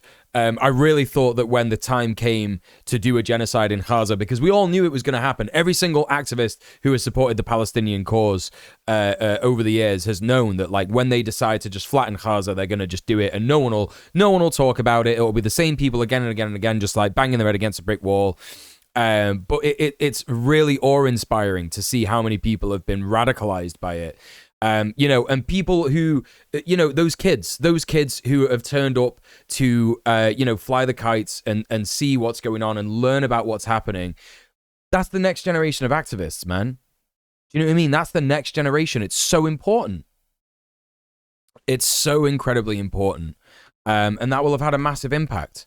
Just one person being educated on the actual truth of what's happening there is it's worth its weight in gold. Do you know what I mean? It's worth its weight in gold. US-funded genocide in Gaza. Amidst these interruptions, Dr. Jenkins was escorted away, and activists seized the opportunity to address the audience and screen an informational video highlighting AUKUS's association with US imperialism. Eventually, organizers announced the cancellation of Dr. Jenkins' lecture, prompting chants of "Free, Free Palestine." Hell yeah. Samira Zayton, a Justice for Palestine organizer, stated, "For 5 months, Aotearoa has been calling for our government to do more to stop the genocide in Gaza. It takes all kind of community action and support, yeah, against Israel's occupation of Palestine. We are now at the juncture of tightening relations with settler colonies who will only destroy more lives, more homes, and more lands and waters. We want no part in this. We want no part in AUKUS." Millions of people worldwide, with over 100 protests occurring simultaneously, took to the streets on March 2nd in a global day of action, demanding an end to Israel's aggression in Gaza and its invasion of Rafah. Led by various organizations, including the Palestinian Youth Movement, the protests aimed to draw attention to the ongoing violence in Gaza. In New York City, despite heavy rain, 50,000 demonstrators marched. Cuba, a historic supporter still keeping those numbers up. Still keeping those numbers up. You would have thought that the numbers would have diminished, but those numbers are still way up there. Palestinian cause also mobilized its people in solidarity. President Miguel Diaz-Canel announced Cuba's participation in the global protests, emphasizing the country's unwavering commitment to Palestine. Hell yeah. These coordinated efforts reflect a growing international movement against the Israeli occupation. Hell yeah. All Irish bands that were slated to perform at the South by Southwest Festival withdrew their official showcase performances, marking a unified protest against the festival's ties with the U.S. Army and defense companies. Let's go! The decision, unprecedented in South by Southwest history, took place after it was revealed that the festival had links with the U.S. Army and defense corporations. Yeah, get fucked. NECAP initiated the boycott, followed by other acts like Sprints, Soda Blonde, Gavin James, and Robert Grace, among others. Hey, B-Rat, what's going on? The cited solidarity with the Palestinian people as a key reason for their withdrawal, condemning the use of weapons by defense companies in the region. Music from Ireland, the organizing body behind the Irish Showcase. Stream NECAP? What's that? What's NECAP? Hip-hop trio from Ireland? Merging Irish with English, satire with socially conscious lyrics, and reality with absurdity. Hell yeah. Hey, Frazo, off to a free Palestine protest. Hope you have a good stream. Let's fucking go! Big up, Frazo. Appreciate you. Kneecap. Listen. I had a few tunes lined up for an unofficial hype train today, but if we get an unofficial hype train, we'll play some Kneecap. How about that? How about that, chat? Express support. I need 3 donos in a row. Yeah, 3 donos in a row. Gianna, I don't want to see you donating. Steph, let someone else do it, yeah? Let some other chatters step up. I know these chatters have got £5 in their back pocket for a streamer. I know it's a fact. For the artist's decision and canceled all official showcases. South by Southwest responded to the cancellations, defending its ties with the defense industry. However, this stance was met with widespread condemnation, most notably from a joint statement by 5 Irish bands boycotting South by Southwest, who said the excuses given by South by Southwest have been pathetic and reprehensible. There is no excuse for supporting the ongoing genocide in Palestine. We stand in complete solidarity with Palestine and others who have spoken out against and boycotted South by Southwest. It's the only correct opinion, chat. It's the only correct opinion. People of Palestine, as we share a history of occupation and oppression by colonialist countries. We call on all of you to stand up and make your voices heard. Silence in the face of oppression is siding with the oppressor. Yes! In a landmark agreement, the Sogorea-Te Land Trust has brokered a deal with the city of Berkeley, the Confederated Villages of Lisjan Nation, and local property owner Reg N. Ellsworth to transfer a sacred indigenous site known as the Shell Mound back to the Lisjan Ohlone peoples in the San Francisco Bay Area. Fuck yeah, this After rocks. Years of legal battles and community advocacy, This the rocks. 2.2-acre Shell Mound, currently buried beneath a parking lot in West Berkeley, will be permanently returned to the Lisjan. Karina Gold, tribal chair of the Lishan Nation, said the city of Berkeley and the Confederated Villages of Lishan Nation joined together to right a historic wrong, resulting in the rematriation of our oldest shell mound and village site to its original people. Land back all day, every day, baby. This is not only the most challenging urban sacred site victory in California's history, it's also among the most culturally significant for the Lishan people.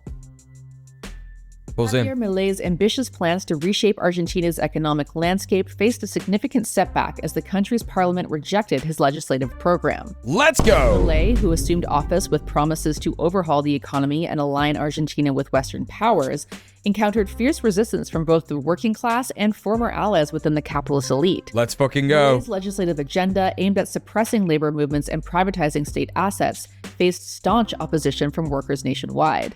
A turning point came with the one-day general strike organized by Argentina's largest union group, which saw widespread participation and solidarity demonstrations across... Like, this is how you resist. The ruling class may as well be obsolete. This is the truth. This is the truth, chat. The ruling class may as well be obsolete. Like, when we stand up, we get the goods. Yeah? That is how it works. The globe. The massive show of resistance rattled the country's capitalist establishment and raised doubts about Milei's ability to deliver on his promises. While hyperinflation remains a pressing issue, Milei's proposed solutions faced criticism for exacerbating economic woes. Lawmakers... Isn't this guy, doesn't he want to, like, change the age of consent as well? Isn't that something I heard about this guy? I might be wrong. Rejected Milei's ominous bill, a comprehensive package of reforms that included deregulation, environmental rollbacks, and privatization. He's like a fucking... Oh, chat, the boy's here. Look at him there.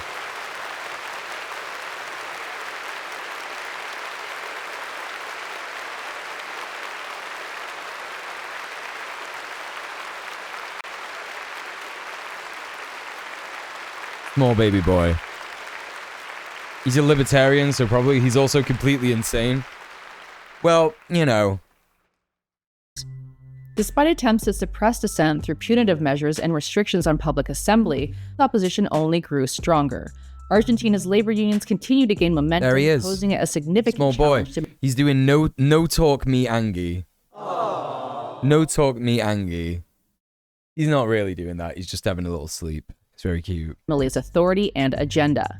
While the old guard anticipates a swift end to Milei's presidency, there is newfound hope among the working class for a new era of liberation and self-determination. Oh, this goes so hard. Hell yeah, Argentina. By teachers in Michigan, the state official... When I said we need to keep our eye on Africa, that was mainly just because people aren't really keeping their eye on Africa in general. But also simultaneously, most places in the imperial periphery we need to be keeping an eye on, like Latin America, Africa... Southeast Asia, really important. Officially ended its right-to-work status, becoming the first and the Middle East in nearly as well. 60 years to repeal the union-busting law and restore bargaining rights. Democratic Representative Regina Weiss emphasized the importance of giving teachers a voice in determining employment conditions, leading to stronger schools and improved student outcomes. We are sending a clear message that we value and respect them. Spurred on by an ongoing union drive, Starbucks agreed I parked next to someone with a Libertarian Party bumper sticker, but also a handicap tag, and using a handicap parking spot. Oh, dude. Leopards and faces, man. So fucking, like, absurd. Like, what? Like, do you not understand that you will be, like, sterilized and eugenicized? Like, it's so insane, dude. So completely insane. To engage in negotiations and implemented key benefits for its workers, marking a significant victory in the ongoing battle for workers' rights. Representing employees in 380 Starbucks stores, Starbucks Workers United announced crucial gains, including the implementation of credit card tipping and wage increases previously denied to the unionized stores. Buzzing. Moreover, Starbucks has agreed to negotiate a contract, a notable departure from its previous refusal to negotiate and stonewalling tactics against the union. That's fucking huge. That's fucking huge. This shift follows persistent pressure from the union, which remains steadfast in its demands despite the company's efforts to thwart talks and escalate anti-union tactics. See, this is it, chat. This is it. Like, they will say, like, bosses, CEOs of companies like this will say till they're blue in the face, no, we won't give you a contract. We won't give you what you want. You can't unionize. We're going to sack everyone. Fuck it. But they can't hold back the working class. They can't hold back the working class. Starbucks messed up when they hired sock dem queers only. I don't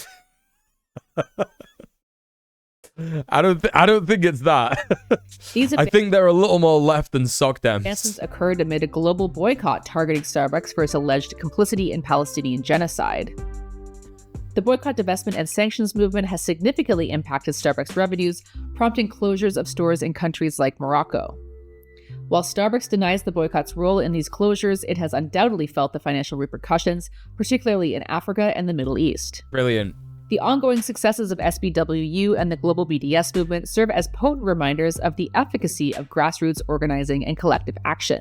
By standing in solidarity with Palestine and amplifying workers' voices, hey, Coop, quite tired. How are you doing? Epitomizes the potential of united efforts to effect meaningful change in the pursuit of justice and workers' rights. BDS, baby! In Argentina, thousands took to the streets on International Working Women's Day to protest austerity measures and attacks on their rights, particularly by the administration of far-right President Javier Milei. The mobilization, which saw women, LGBTQ+ individuals, and their allies gather in cities across the country, was a response to Milei's policies that have targeted various sectors of society, including women. Brilliant. One of the key issues driving the protest was Milei's attempt to overturn the law legalizing abortion, which was passed 4 years prior. Like, it's just so absolutely wild, like, trying to do this imperialist, neoliberal nonsense in Latin America, where it was like, this was the testing ground for it. Like, it's like, I don't know, man. It's like going to someone who has been assaulted, and then, like, you know that they've been assaulted, and you think that they're weak, and you think that you're able to just, like, assault them in the same way that they would be assaulted before, right? It's nonsense. Like, you think that people don't learn from that shit? Are you joking me? The move sparked widespread outrage and galvanized support for the mobilizations.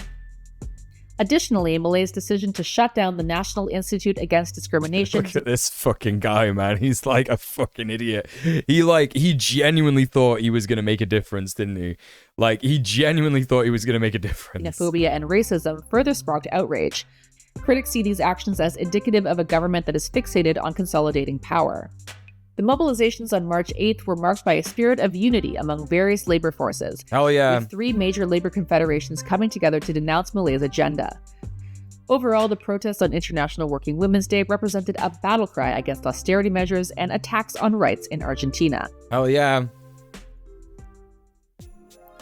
Thailand is moving forward with a bill to legalize same-sex marriage. Let's go! The country as a trailblazer in Southeast Asia.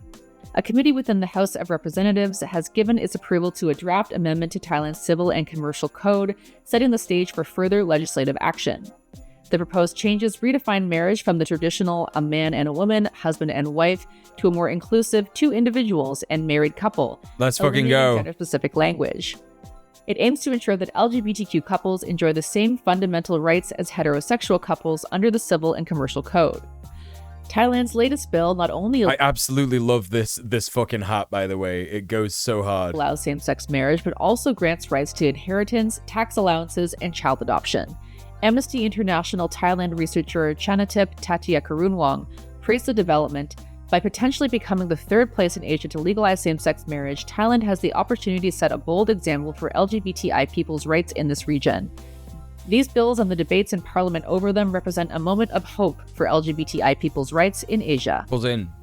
France's Parliament has made a major breakthrough towards addressing the environmental impact of fast fashion. We spoke about this on Red Planet. Of a comprehensive bill that targets throwaway fashion and aims to promote sustainability in the industry. The proposed legislation, championed by MP Anne-Cécile Violon, garnered unanimous support in the Parliament. Among its key provisions, the bill will ban advertisements for fast fashion products and impose penalties on low-cost clothing to offset its environmental footprint. The bill aims to curb the proliferation of cheaply made garments that contribute to environmental degradation and exploit labor. If enacted, this bill could be a catalyst for further action to combat fast fashion in Europe and beyond. A significant milestone in ecological restoration is underway with the reintroduction of a flock of finches to the Galapagos Islands, famously linked to Charles Darwin's theory Look at of those little evolution. birds, chat. The release Look at those little baby birds. 510 finches from 5 species took place on Floriana Island as part of a nature restoration program spearheaded by Ecuador's Ministry of the Environment. The endeavor underscores the importance of maintaining viable population percentages as a mitigation measure. The threat posed by introduced species such as cats and rodents has led to the disappearance of numerous endemic or native species in the region. To ensure the well-being of the released finches, tracking devices have been equipped. This is why you gotta keep your kitties indoor, everyone. Enabling researchers to monitor their movements closely. The reintroduction of finches to the Galapagos Islands signifies a pivotal moment in ongoing conservation efforts, working to restore the biodiversity of this iconic archipelago. Hell yeah, YBE. In a landmark legal battle, Greenpeace Fuck that Norway seminar. and Young Friends of the Earth Norway have emerged victorious against the Norwegian state over the authorization of 3 new oil Hey, and Hurry gas fields 34, in the how you North doing? Sea. The organizations challenged the legality of permits granted for 3 fields, arguing that the environmental impact assessments failed to adequately address global climate impacts, violating the Norwegian Constitution, European Economic Area Law, Norway's international human rights commitments, and the UN Convention on the Rights of the Child. The court ruled in favor of the organizations, declaring the drilling permits invalid. The court also issued an injunction prohibiting the state from using any new permits required for the construction and operation of the fields. This is a historic win for climate action in Norway, highlighting the growing power of grassroots movements to enact change. If you have good news from the current month, please send your stories to mexi@protonmail.com. Thank you to Hobby for the positive news jams. Thank you to Cosmo for the positive news background. Thank you to Catherine, Marshall, and me. Chat, go like, comment, and subscribe.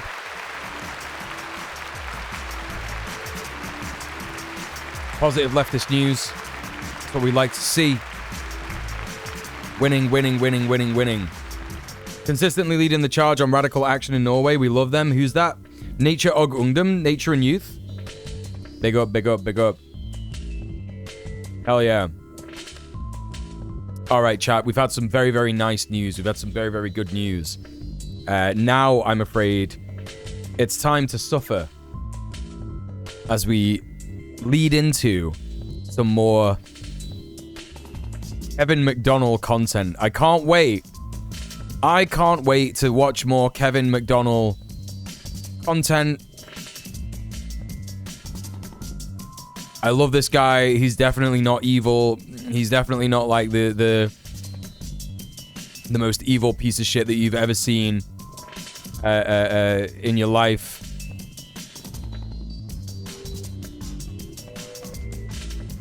This isn't the sort of suffering I was hoping for. No, yeah, we're gonna be suffering, I'm afraid. So let's get into this. I was actually just looking at the I was actually just looking at some of the comments on this video. Some comments here. Total con, this guy is conning money from you by offering to give advice for money, for fuck's sake. What the fuck is this guy talking about? Fucking loads of shit, but loads of people will buy into it, pay their hard-earned cash for some shit masterclass. Please help me.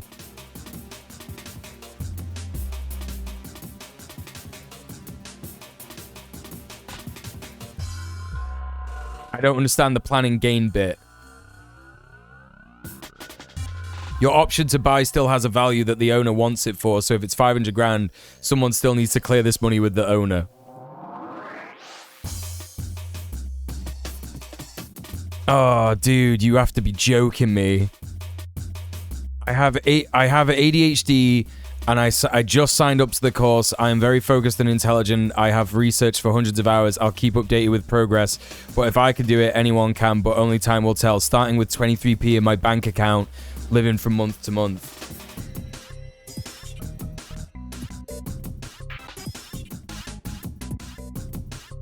Will he beat the no money down challenge today? Probably, because he just makes it all up and he just wins in the end because it's all staged. How did this go, my dude? I hope he's still alive, that guy. Progressive are truly market leaders in the property training game. Oh, shut the fuck up, dude. Look at this nonsense. Look at this fucking nonsense, man. Fake account? Yeah, some fake accounts out here, yo. In other words, somewhat positive news, the state Supreme Court backed down on disallowing the abortion rights expansion referendum. Holy fucking shit! Excuse me. So there is going to be the referendum. That's great news, Mr. Dank. Good stuff. Good stuff. Happy to hear it. All right, chat. Let's get mad at the referee landlord, yeah? Let's get mad at him. Let's get mad at him.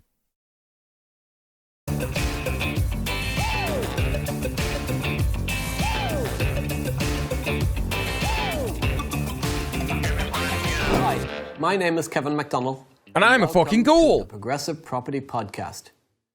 Is no money down possible? No. There you go. End of the video. Next video. We're done, chat. We're done. We're done. We're done. Yeah, obviously that's a joke. We're going to listen to what the fuck he's got to say about it. Well, in a word, yes. However, I get asked... yes, but... Must be 100 times a week now. Can you really do no money down? No money down is impossible. You need... Oh, the lighting is so bad on his face. What is going on? Why does he look so ill? My man looking like a sickly green. No! Money down! Hey, Woodborg, how's it going? Welcome in. Need to get into property, etc., etc., etc. Yeah, possibly, Mr. Dank. And what I tend to say to people now is, do you know people who have a lot of property? Do you know people who've got hundreds of property? Whether that is know them personally or... Left the practicals, the house lights on? Yeah. Read about them, heard about them, or know people who know people that have got hundreds of property. Why is he completely hairless? Unless that's a condition, in which I'm sorry. Yeah, no, he's not completely hairless, is he? He's not. He's got a little hair there. I don't think he's got alopecia or anything.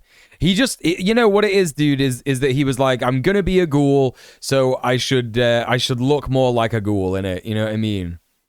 Because here's the thing. If somebody has a lot of property, then the reality is He's reminding me that I need to keep my posture better, that I need to start straightening my back out a little more. Got them using no money down property investment techniques. They didn't get them by working in a job, exchanging their time for money, working 40, 50, 60 hours a week, spending that time in that job, saving a little bit of money, putting that... So he agrees that the capitalist system only exists to keep the workers down, and the only way that you can actually make any money and be successful in the system is to exploit others and skirt the vague boundaries of legality when it comes to property ownership and landlordism. That's what he's saying, essentially, isn't it? Little bit of money away, and then earning and earning and earning. He looks like the little pocket hamster from Kim Possible.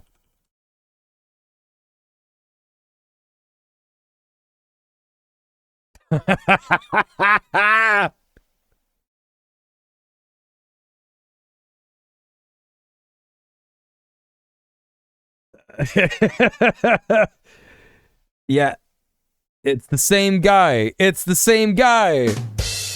Rufus. I love it when people say that shit because, like, I've barely watched any of these shows that, like, people always reference when they're in my chat. So it's always a nice surprise. It's always a nice surprise when I don't know what that means and then I Google it and I see that immediately, actually, yes, it's correct. It looks exactly like it. And saving and saving and saving until they eventually had enough for a deposit. Naked mole rat. That's not how they did it, because it's too slow.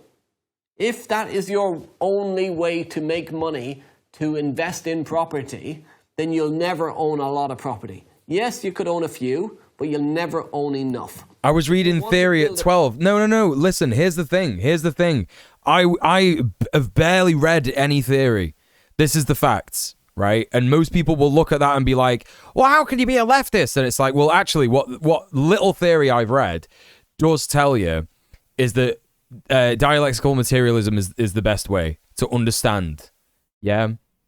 Cartoons, pish. I got my Engels to read. No, I was too young for that Kim Possible shit. I was watching like Dexter's Lab and all that stuff. Dexter's Lab and all that nonsense.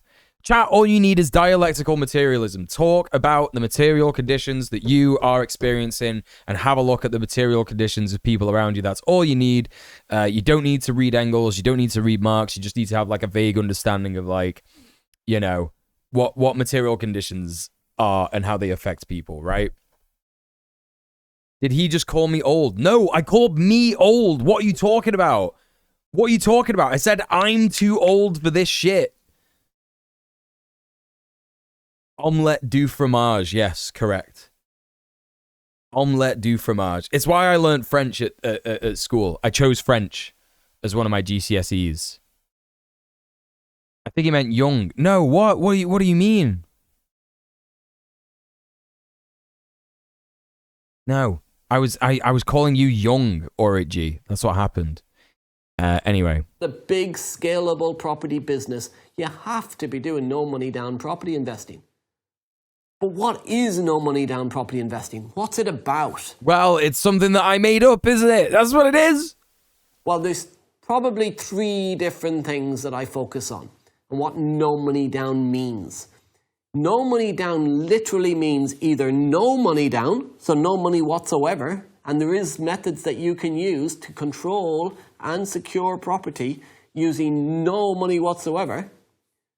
Meaning number 2 is little money down, so little or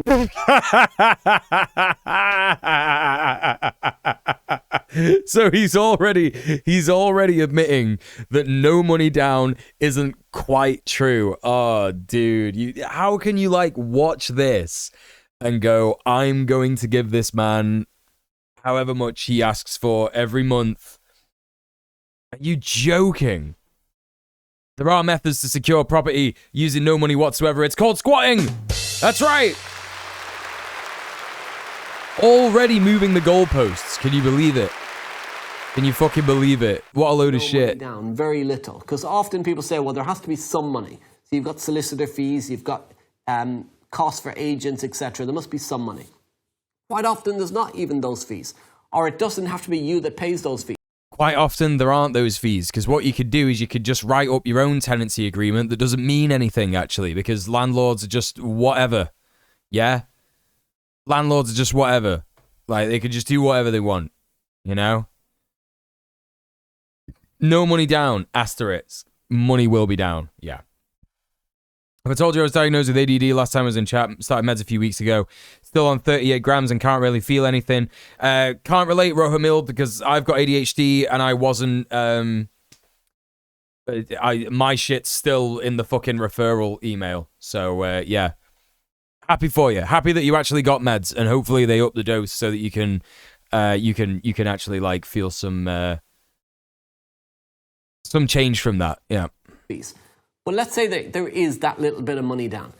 Then would you be willing to take on an asset worth hundreds of thousands of pounds that pays you monthly passive income if all you had to pay was £1 for the property and solicitor fees? I'm sure most of you listening would. So little money down is classed as a no money down strategy and what I'll be talking about today. And the other one is none of your own money down. So just because some money is needed, it doesn't have to be your money.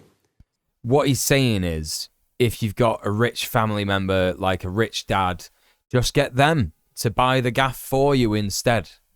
There you go. If it's not your money and you can control... Or exploit someone else, yes. ...or secure an asset that makes you the monthly passive income by using other people's money...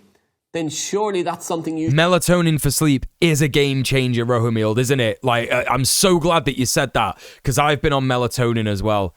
And it's like, yep, that's it. That's it. It's completely changed the game. Like, even this week after daylight savings, I've been able to correct... That's why I'm streaming so early. I've been able to correct my sleeping pattern a lot easier on melatonin. It's actually fucking mental. It's actually crazy. You should be thinking about doing. So no money down said is what 3 things really. It's literally no money, it's very little or no money, or it's other people's money. But what sort of ways can you do that? Daddy's money is usually how landlords get started. Yeah, true. They say, well, you need a 25% deposit to buy a house.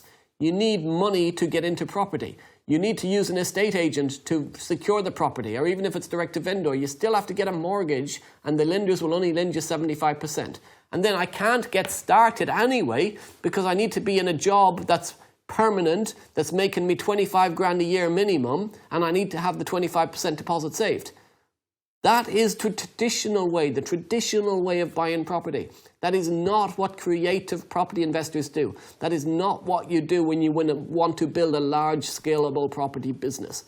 You want to build a big property business and you want to build it quickly, or if you're listening in today and you've got no experience in property whatsoever, you're starting out and you have no savings, then don't think because you've got no experience and no savings that you cannot get started. You can. You can learn how to get started. There's 3 things you need in property. You need the time to find some deals. You don't need a lot of time though. You probably need just 5 to 6 hours a week. You need knowledge to find the deals. But you're learning stuff here today. Now, there's... Are we? Are we really learning stuff here today? Are we really learning stuff here today? That's all this is, right? That's all this grift is. It's just a guy saying that you're learning stuff when actually he's just saying stuff that you pretty much already know, right? Yeah, we're learning how bad he is at delivery. We're learning how bad he is actually at this grift. And it's surprising how he actually has people following him and learning from him in his fucking scamming, grifting bullshit course, right? Mental. Yeah, he's being super vague about everything. That's what I mean. It's bizarre. I never even thought I had a sleeping problem since I sleep so much, but the biggest problem is that I get tired around 4 a.m. With melatonin, I could get to bed by 10 till 11 p.m. Yeah, no, it's great. It's perfect. And I always used to find, I don't know about you, Rohumil, yeah, but I always used to find that when I would try and go to sleep, my mind would be working overtime. Yeah? Overtime. And melatonin stops all that. I genuinely, like, don't have a problem at all with it now. It's really, really good. Honestly, melatonin, if you've got ADHD, can't recommend melatonin enough. Honestly, it's so good. There's lots of events, lots of opportunities. Progressive run loads of different events. One of the biggest events is the multiple streams of property income event. It's 3 years. So you see, so this is how he does this, right, chat? Like, check it out, right? So he's said all this like nonsense, vague stuff, and he's gone, you're learning stuff. He's trying to like brainwash you, like, you're learning, yeah, you're learning, yeah. And then he's going like, how can you learn more? Well, come to my events. Oh, is it free to get in your events? I don't think so, bub. Flagship training on property investing. If you've not been to it, speak to somebody in the office. Phone or email the team and they can let you know about it. That'll give you the knowledge. And then you need the money. But the money... I also don't like he calls his bullshit factory progressive. Yeah, it's bullshit. It's bullshit. Mule, I have no idea what this guy is saying. I don't know if my English is bad or what, but none of these words mean anything to me. What he's trying to do, Origi, is he's trying to get people to be landlords, right? And what he's saying is that you don't need money to become a landlord, which is complete bollocks, right? I mean, it isn't bollocks because you could scam your way and lie and fraudulently make yourself a landlord by doing rent to rent or rent to serviced accommodation. If you don't know what these terms mean, check out my video on Samuel Leeds. I explain a bit of it in there. But that's mostly like illegal shit, right? You know. He did say you need other people's money. That's what he's doing now. Yeah. Yeah. Absolutely. I don't think I'd listen to a Fallout ghoul who managed to put his skin back on. Good one, Amethyst. Your money. Quite often, it doesn't have to be anybody's money. Quite often, the money is actually in the house. The money's in the bricks and mortar of the property. If we all, and this is the thing about thinking about money and does money really exist? Because if every single one of us today in this country went to the banks and tried to draw out the money that we have in the bank account, the banks would go under. There's not enough money. Oh, brilliant. Oh, you know what? That's why he's called progressive property. I've worked it out, chat. He's secretly a communist, isn't he? He's secretly a communist.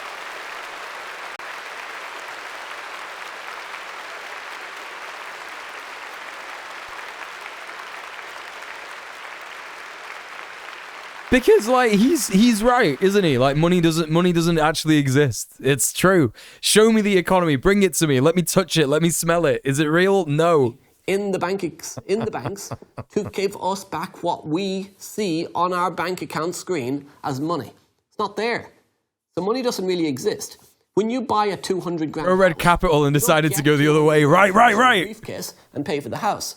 Quite often you don't see any of the money. You don't even see your own deposit money because it's the numbers on a computer screen in your bank account. So how do people like listen to this and go, yeah, do you know what? I should be a landlord, and not go the other way and be like, yeah, we should abolish money. It's nonsense. We need to start thinking about property investing as not that the money is existing. Fuck the economy. But more about the situation that the homeowner is in and how to solve their problem.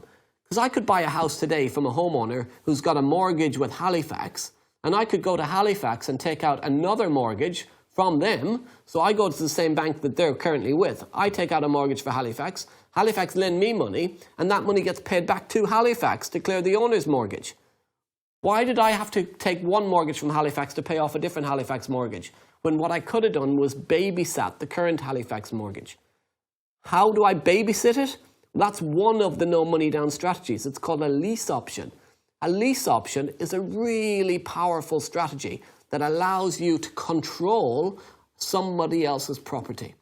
You control the It's so insane, dude, how he's just saying this stuff out loud. Property to make the cash. That allows you to make money every single month from their house. Because here's the concept about property that you have to get your head around. When you buy a house, you actually get a piece of paper. It's called a title deed. And that piece of paper has the address of the property on it. It's got the name of the owner on it, as you if you're the buyer, and it'll have anyone else who's got an interest in that property, i.e. the mortgage lender. So they'll generally be listed on the title deed as having an interest in the property. House NFT. A lease option is we can take control of the title deed using a second piece of paper. And that second piece of paper is called an option agreement. And the option agreement gives us control of the title deed, giving us control of the property, allowing us to babysit the mortgage, giving us control of the cash flow, giving us control of the profit. He is a great F-yapper. Essentially what he's saying is like, he's explaining it in baby terms how it works, right? So that, yeah, why didn't he bring a title deed to demonstrate? Yeah, well, that might be against GDPR, I think, because if it's someone else's house that he's like got another mortgage out on or whatever, or like, I don't fucking know. You know, what he's saying is that like, okay, yeah, have an agreement with someone who owns a gaff, and therefore you can, you know, you can exploit people for living in that gaff. I may have missed a step here. Who sells the option? No, I don't think you've missed a step. I just think he's bad at explaining it, or he's lying. The deed is in the Mystery Shack safe, yeah. So that's a lease option. It gives you control of the title deed. Now, a lease option is a really, really, really powerful property investment strategy. But it's a creative strategy. There's loads of other no money down strategies as well. But yeah, also, yeah, most title deeds in the UK are digital since 2003, yeah. Somebody give you a lease option. Why would they give you their house, and how much do you have to pay to secure it? We've done lease option deals where we've paid no more than £1 to secure the property. Now, we're not buying the house for £1, and this is the key differentiation on a lease option. You're not buying the property for £1.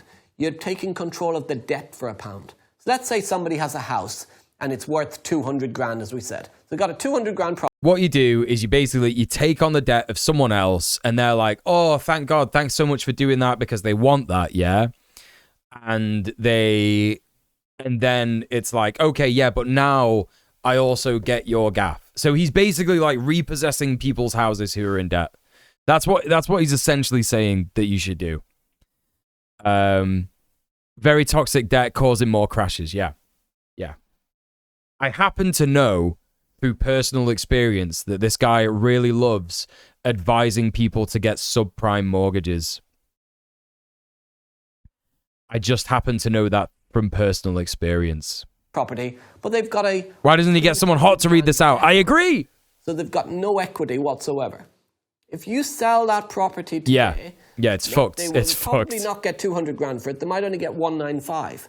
Now, if they only get 195, apart from the fact they have to pay for estate agents and they have to pay for solicitor fees, they've got to get 195 for their house, and they still owe the bank 200 grand.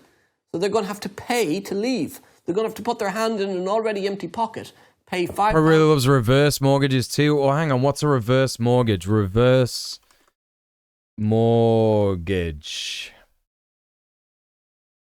A reverse mortgage loan is not free money. It's a loan where borrowed money plus interest plus fees each month, rising loan. Yeah, that's the same as a subprime mortgage. It's just a mortgage. It's another mortgage, but with like a higher interest rate and fees. Yeah. Mortgage insurance premiums, closing costs, third parties such as appraisal fee, recording fee, monthly servicing fee up to $35. Yeah. Yeah. So it's like a mortgage, but with extra stuff because the lender is taking on more risk, right? Because it's normally available for people who have bad credit ratings. Yeah.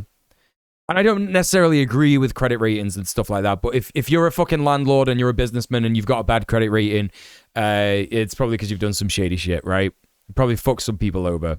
Hey, Crystal, how you doing? Why does he plug his eyebrows in that shape? Surely they don't just look like that. I don't know. I don't know, Crystal. Listen, chat, I gotta real quick go to the bathroom. So use this opportunity, stretch your legs, get some food, get some drink. I'll be back in a little minute.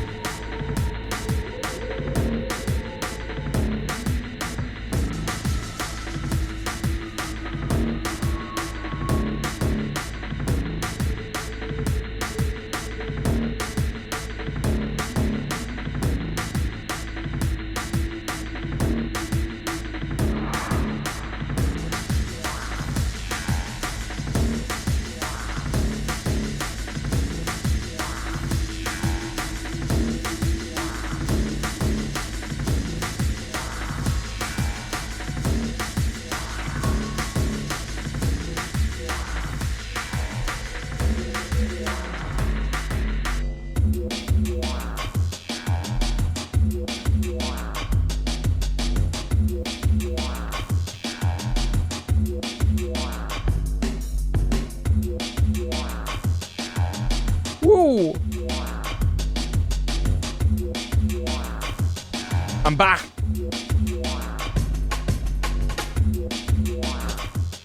Credit rating equals worst social credit score. Yeah, literally. People complain about like social credit stuff in China, and we just have that. We have that in the imperial core already. It's called fucking credit rating, right? Nonsense shit. Henry Winkler did commercials selling reverse mortgages? No way. What? The Fonz. Hey, you got bad credit, buddy?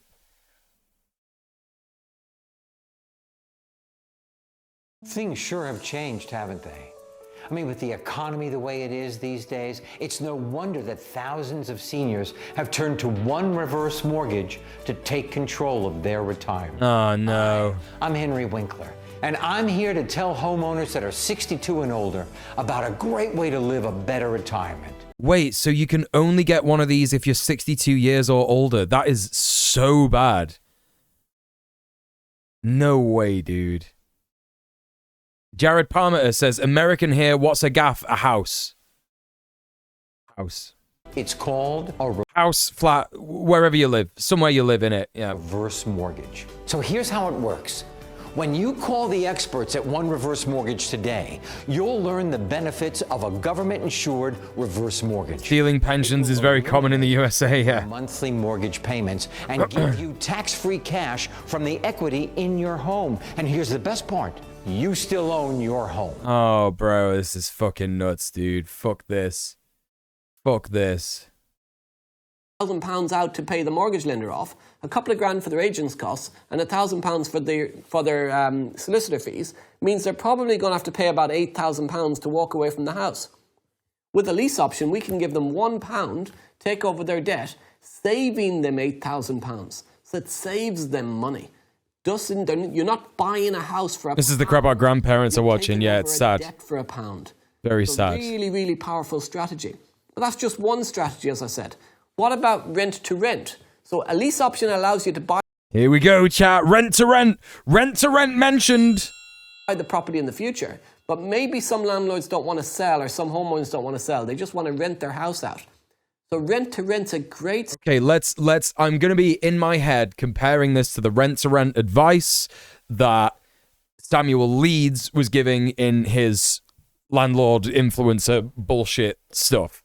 Strategy that you can get control of other people's properties to benefit from the cash flow, but without ever needing a mortgage or without ever even needing a deposit. Hey, Mort. A lot of my rent-to-rent deals will secure the house for nothing. So we can get the landlords to give us a rent-free period to start with to set the deal up. We can, anything we need for it. So if we want to put furniture in and stuff, then you can get furniture from places like Curry's PC World. You can get buy now, pay later. You can get a 0% interest credit card. So he's already telling people to get stuff on credit. He's already telling people to get credit cards. You are joking. This is insane. So 0% on purchases. Buy all of the furniture on a 0% on purchases credit card and pay it back from the rental income in the first 6 months. Bro, you don't know that you're gonna. Oh, dude, this is worse. It's worse. I did not think that. I did not think it could be worse advice than Samuel Leeds. Samuel Leeds actually offers better advice than this guy. This is wild.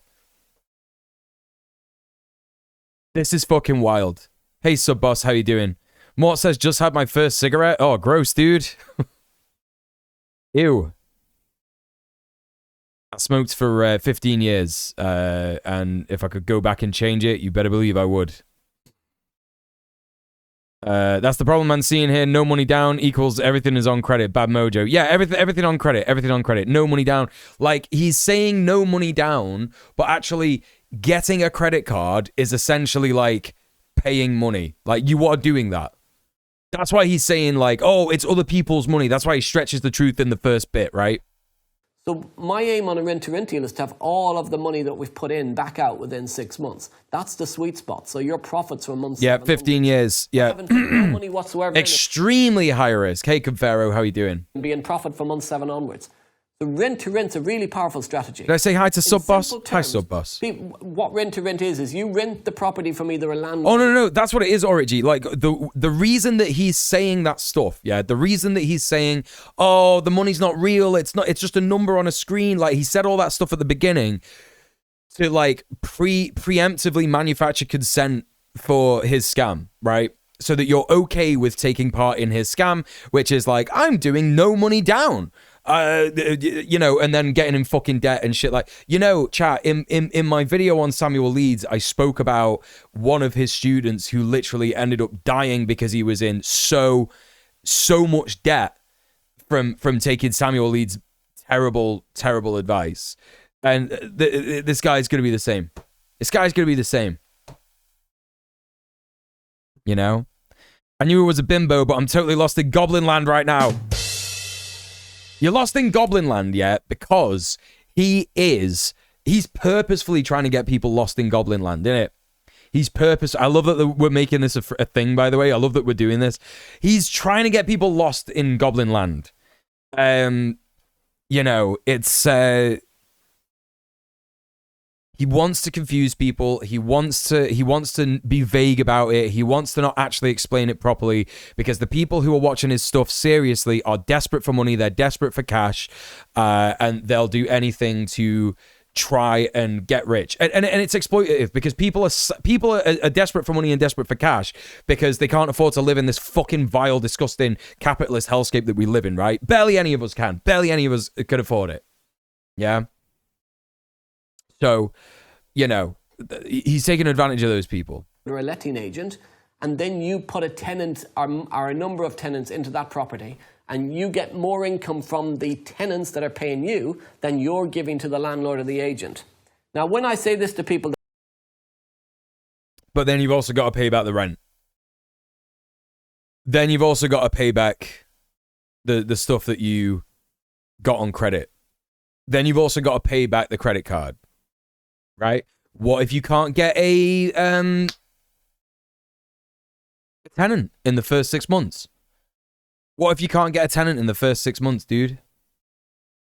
It's likely, if you're charging above the original rent price, right? It is likely, isn't it?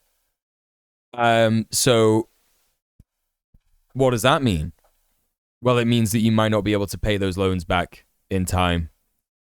And yeah, that's not going to be great. That's not going to be great for you, dude. The first thing they say to me, oh, well, if it was that simple, why don't the owners just do it themselves? Because they do. This is the thing. They do. It's just such a grift. Like, rent-to-rent is so... Right, listen. We've had rent-to-rent problems in Greater Manchester Tenants Union, right? We've had people come to us, yeah, and say, oh, I found out that my landlord's not actually my landlord. He's been subletting, this, that, and the other. But it's very, very rare. And in the occasions that it actually happens, the rent-to-rent landlord has not told the landlord or the letting agent, and the letting agent is kicking them out and kicking both of them out, right? Because it's like, well, you know, you shouldn't be doing this, innit? Do you know what I mean? And it's like, you got to get out. So it's like, we have a conundrum then, because it's like, do we do an eviction resistance for the rent-to-rent landlord?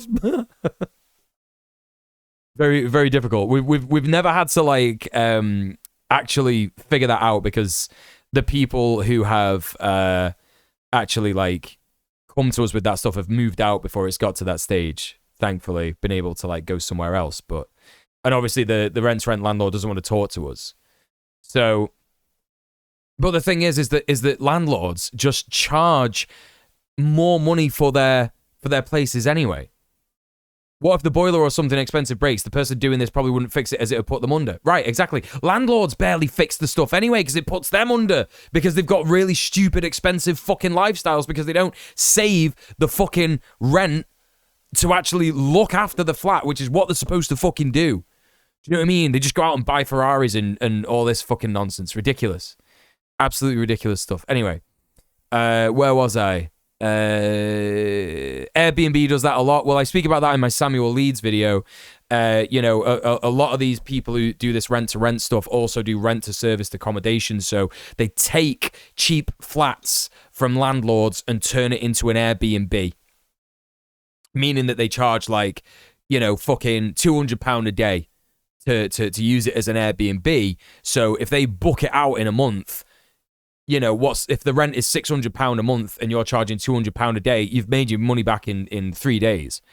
But what you're also doing by doing that is, like, you know, you're removing affordable housing for people. It's a load of shit, honestly. It's genuinely fucked. Anyway. And my response to that is, why do letting agents exist? Why do letting agents exist? Because people don't want to do it themselves. People don't want the hassle of managing property. And guess what? Letting agents don't either! Which is why weird fuckers like you exist, and they get property managers to do it. And then the property managers don't want to manage property either. Wow, who'd have thunk it? Who'd have thunk it? Who'd have thunk it? That's why letting agents exist. As Rob Moore says, that people want the baby without the labour pains. That's what they want. So we have a huge opportunity to make money through strategies that other people don't want to do.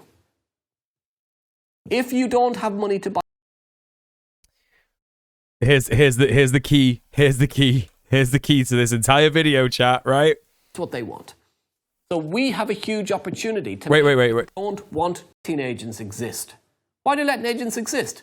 Because of managing property. That's why letting agents exist. As Rob Moore says, that people want the baby without the labour pains. Who's Rob Moore? Is this another landlord influencer guy?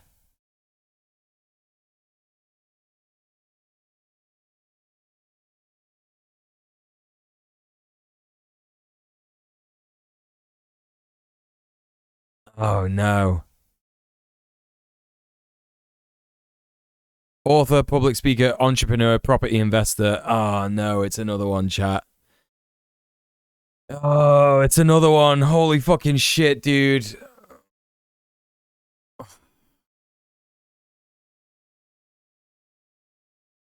Zero to 100 million. How I went from 0 to 100 million. Wait, he's on Progressive Property, the same channel as fucking Kevin McDonnell? No way, dude. No way.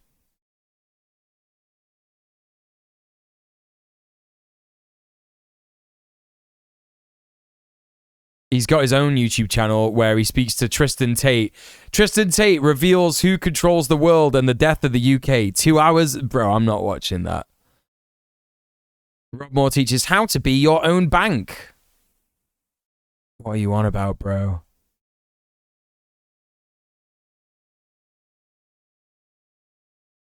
My friend does Uber. He gets a couple hundred a day. There's ways of making money without affecting others. Yeah.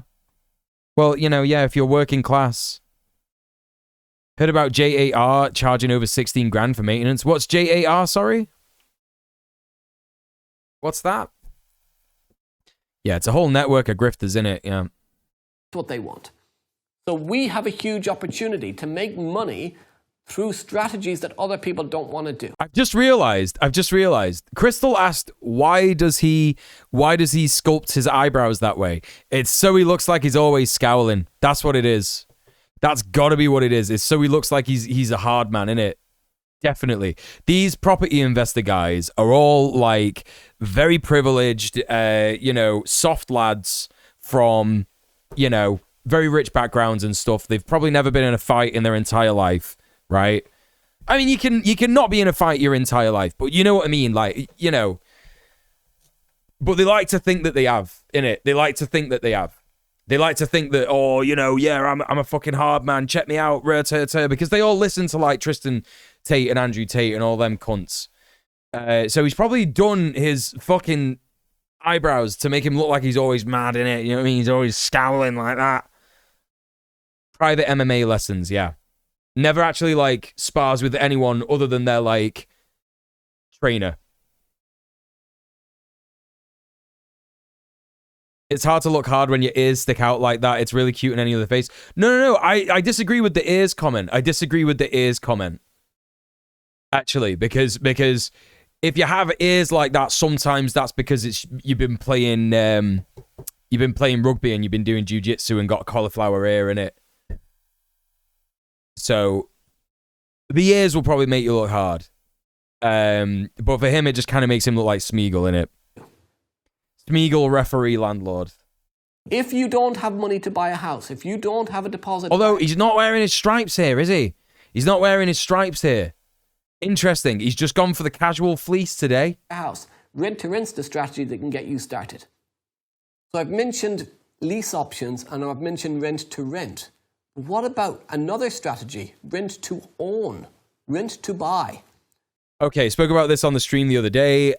He's taking advantage of the fact that there's a government scheme called Rent to Buy, and he's going to just lie about it, yeah? He's going to just lie about it. There's lots of people all over the UK stuck in rental that really want to be homeowners, but they can't afford to be a homeowner. Maybe you're listening in and you're in rental and you can't afford to be a homeowner.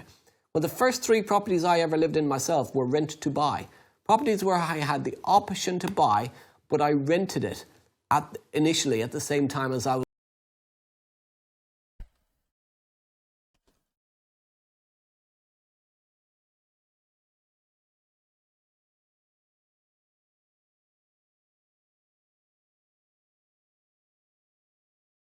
How? The rent to buy scheme started in 2014. He is pro landlords, Pitsy. Yeah, he's a landlord himself. Yeah. The rent to buy scheme came into effect in 2014. So how is it that the first few homes he lived in, the first few rental properties he lived in, were rent to buy? It's just lies. It's just lies. I was buying it. Now, what that strategy and rent to buy is first time buyers only, I think. Yeah. Is called rent to buy. You pay the market rent or below market rent, and then have an option to buy the house later. But what you do is you secure the purchase. What it is, the government scheme is shit on its own. Yeah, the government scheme is shit. The government scheme basically says you have like a low rent and it's like a 3-year lease, and you use that low rent to put money aside for a deposit, but it's basically impossible. Yeah, it's basically fucking impossible.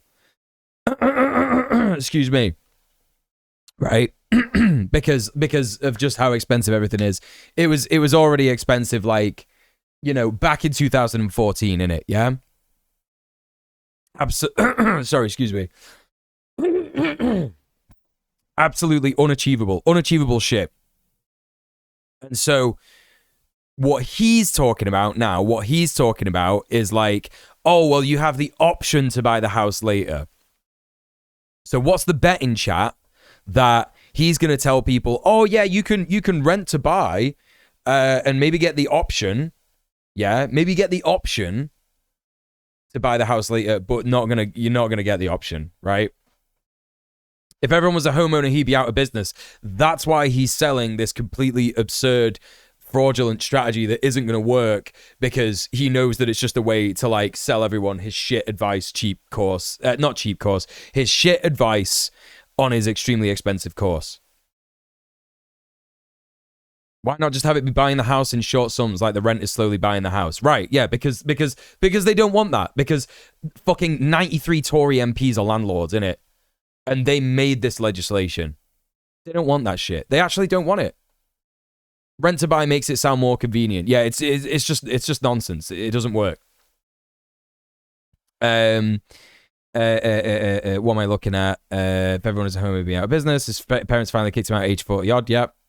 Turns out all these first buyers turn out to be corpo property holders. Yep, that's correct. Yeah. Purchase price. And you're right, selling off council housing fucked everyone. And they're still doing it, Pitsy. They're still selling off council housing everywhere. Today. So the purchase price is locked in today, and you benefit from any capital growth with that house. At the same time, Whoa, so he's making his own shit up. The purchase price is locked in today, so the owner says, I'm not going to increase the price of my house. What fantasy world is he living in? If you're going to rent from a gaff for like 3 years or something, and property prices are going up all around the same neighborhood, you're telling me that fucking homeowner, no one is going to do this. Anyone who owns a gaff, who wants to be a landlord or anything like that, is not going to do this. They are not going to do this. They're not going to sell their house at a price, that's locked in from the moment that a renter gets in there. He's living in a fantasy world. These fucking dudes live in a fantasy world. And you benefit from any capital growth with that house. At the same time... How do you benefit from capital growth with that house? In what way? If the price of the house stays the same. Okay, so what he's saying is that if you buy it for the same price that it's locked in as when you moved in, when you actually buy the house, it'll be worth more. It's just not going to fucking happen. This is like something my partner's parents would suggest we do. Equity is fuckery, yeah. You can move in as a tenant if you want to do it personally yourself, or you move a tenant buyer in, another person into that property to rent it. Landlords are going to be listening to that and going, tenant buyer, that's a good one. That's a good one, yo. With the option to buy. Whoever is living in the house, the tenant buyer, they are responsible for all of the management and in some places the house price increases more than the rental income. Yeah. all of the maintenance costs on that property. So there's no cost whatsoever to the landlord. Whoa. In the house, the tenant buyer, they are responsible for all of the management and all of the maintenance costs on that property. So how are they supposed to do that and afford all the rent? What are you talking about? Like, I'm getting a new fridge in a couple of days, innit? Do you know what I mean? And obviously that's not my responsibility. But I'm pretty sure it cost my landlord about £500 or something. How am I going to afford that? How am I going to afford a fridge? If the fridge goes under, what the fuck are you talking about, bro? Also, what kind of a like tenancy agreement do you have here? This is only legal, by the way, if it's part of like the government scheme. If the property is registered as part of the government's rent to buy scheme. He's not even pretending to be taking care of the house anymore. No, not at all. He's just like, do you want to have to not worry about your gaff ever? Right, we'll do this. And then you could just make the tenant sort all the stuff out. And then probably at the end of the tenancy, when they're like, right, we've paid a lot of money here. We've got enough money for a deposit. We're gonna get a mortgage. We're gonna buy the house off you. He's probably gonna say no and kick him out anyway. Give him a Section 21 because you could do that, because that would be his like legislative right as a landlord to be able to do that in this country. Like, what is he talking about? There's no cost whatsoever to the landlord. They benefit hugely by being able to add value because they've locked in their purchase price. They can add value to push up the price of the property, meaning they're building in equity. Or they can just wait a few years, depending on how long their option to buy is, and benefit from the automatic capital growth from that property. Huge fantasy world. This just doesn't happen. It just simply doesn't happen. Opportunity for tenant buyers, because not just people that are stuck in rental, but a lot of people stuck in rental end up having to move home 4 or 5 times when they didn't want to move, just because their landlord decided they didn't want to keep the house anymore. Bit more than that, buddy. Bit more. There's proof that this guy hasn't lived in the real world. Or doesn't know anyone who lives in the real world. Completely isolated from reality. 4 or 5 times, more like fucking. I went to a fucking clinic the other week. Yeah. Well, it was a month ago now. I went to a clinic the other month. I spoke to the nurse there, and she was saying, "Oh yeah, what'd you do?" But I was telling her about the tenants union stuff, and she goes, "Yeah, it's wild actually because I've lived in 18 different houses in my entire life." And she wasn't old, innit? You know what I mean? She was like my age. 18 different gaffs. 4 or 5 houses. What are you on about, bro? Contracts aren't void because rentals change owners reasonably. Yeah. They stuck it on the market for sale. With a tenant buyer contract, that person's got the right to stay in that property and the right to buy. Do you mean like what you mean is contracts aren't void because rentals change owners reasonably? You mean like, I'm not sure what you mean. Could you confirm that? Buy the house. Could you elaborate on that? Got the feeling of ownership. Even if they've not got the ownership yet, they've got the feeling and the security of ownership and the opportunity to buy it over a number of years. Massive benefit for a tenant buyer. But huge benefit for a landlord too, because a landlord, if they were trying to sell the house today, maybe they've got to take an offer that's below their asking price. But with a tenant buyer... Sorry, could you repeat that? I was asking you, could you elaborate on what you're saying? Contracts aren't void because rentals change owners reasonably. I'm not sure what you mean by that, innit?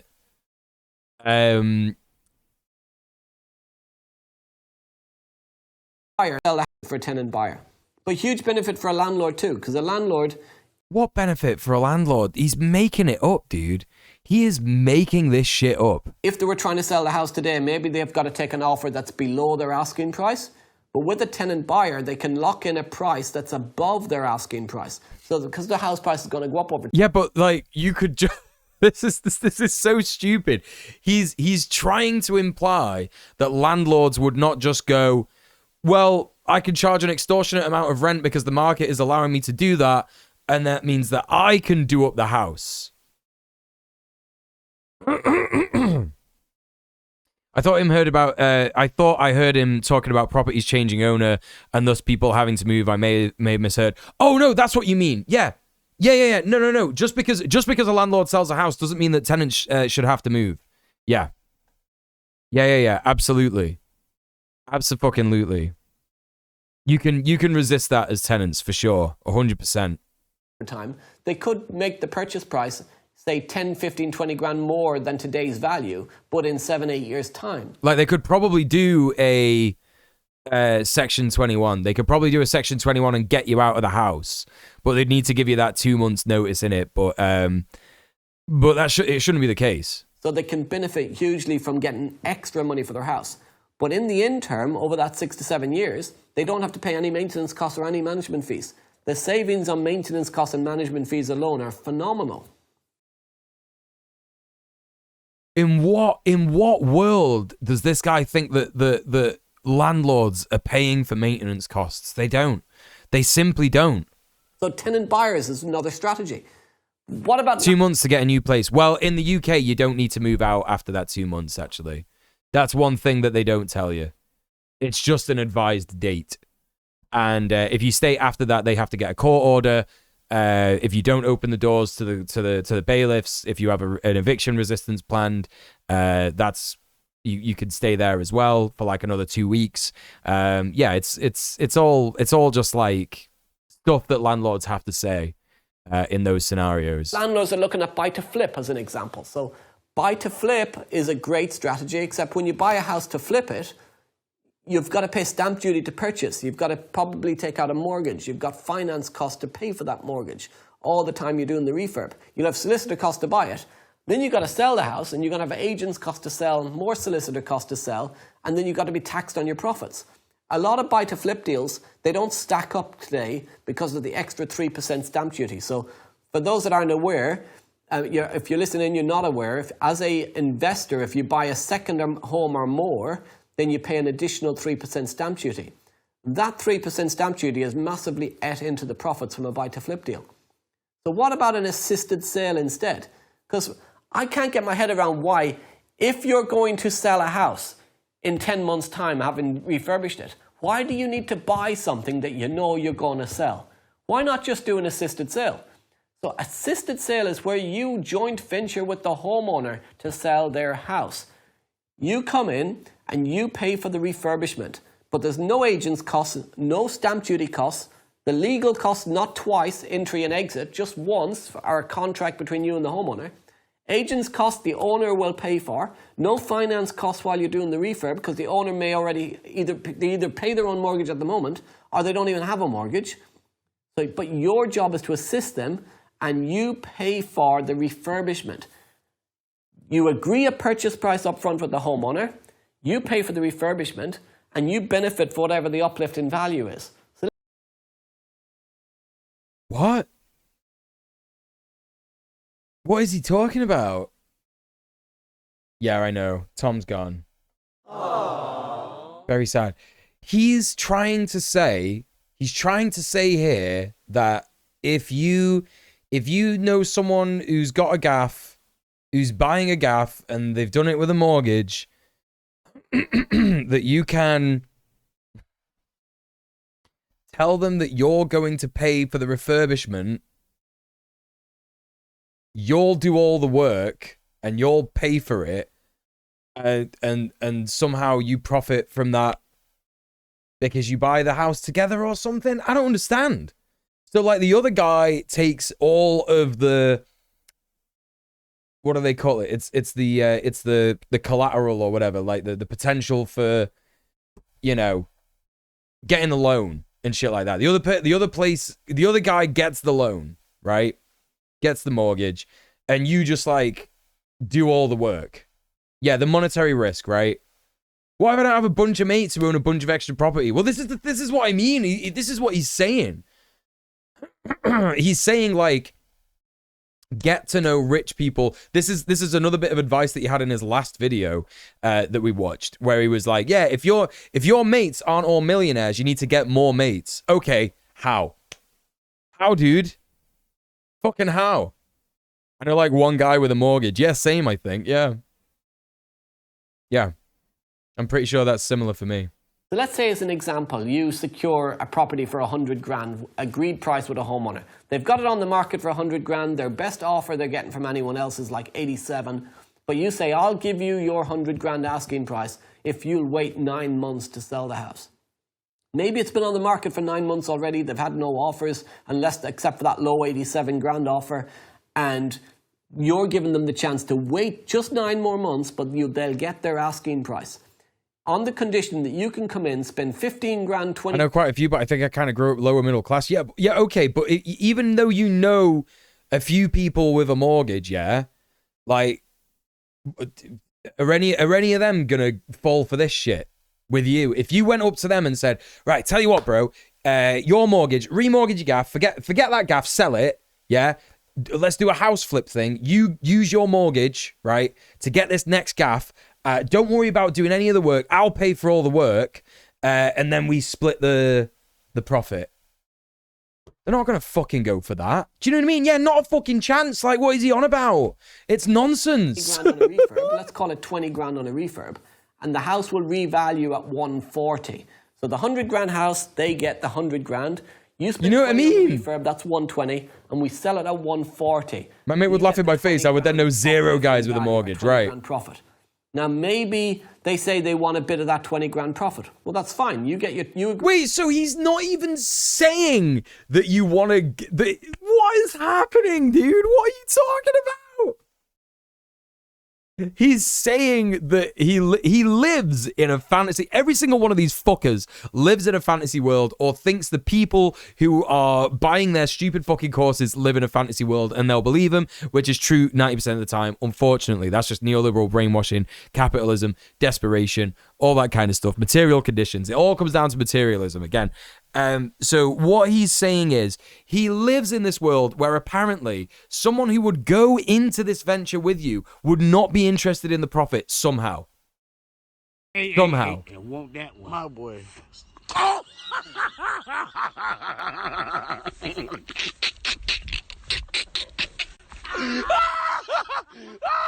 Nini, thank you so much for the Thanks for making work more tolerable. Thank you so much for the £4.20. Thank you so much for subbing up Twitch. Thank you so much for supporting the stream. 420 weed it. She donated the weed amount, and it's my pleasure. Thank you for slacking off with me. So yeah, nah. Madness. Absolute madness. Oh. Okay. Agree you get your 20 grand back, plus 10 grand of the uplift, and you split the other 10, 500, 5 grand each. You can break it down any way that works for you to make it a win-win scenario between yourself and the homeowner. Yes. Well, I mean, it's only really a win-win for you. It's only really a win for you because that person... Are we trying to say that you're selling the gaff after that, right? Is that what you're saying? You've like done up the gaff and you've sold it afterwards. Okay, in that case, it would be a win-win. But it's just so unlikely. It's so unlikely that this is going to happen. You pay me, but also how much money are you paying to like do up the gaff? Because if you're getting a gaff and it's, I don't know, let's say 140 grand and you need to do the kitchen up, that's 5 grand. Easy. Maybe more. Yeah? Under 6 months, it's impossible. Absolutely. Absolutely. If you need new bathrooms, that's another 2 grand each, depending on how many bathrooms there are. The other rooms are less expensive, maybe like £500 a room with like wallpaper, whatever. You're going to be spending about 10 grand. So how much profit are you actually making? If you just take 5 grand from that profit, like you've had a loss.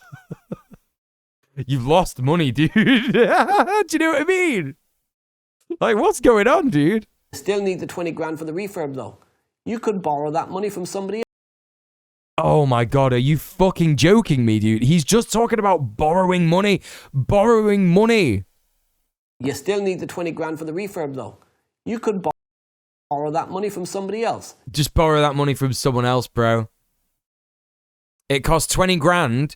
It costs 20 grand to refurb this gaff. Just borrow it, bro. Like, all of this guy's advice is just like, get in debt.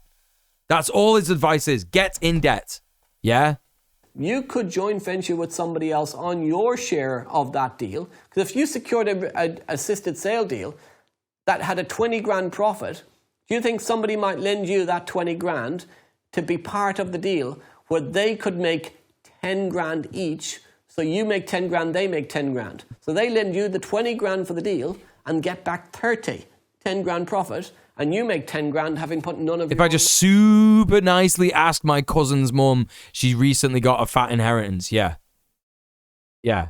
Borrow it from one of those people you, as a working class person, know who just have 20 grand sitting around in their bank account. Yeah. Yeah, borrow from one of your many rich friends.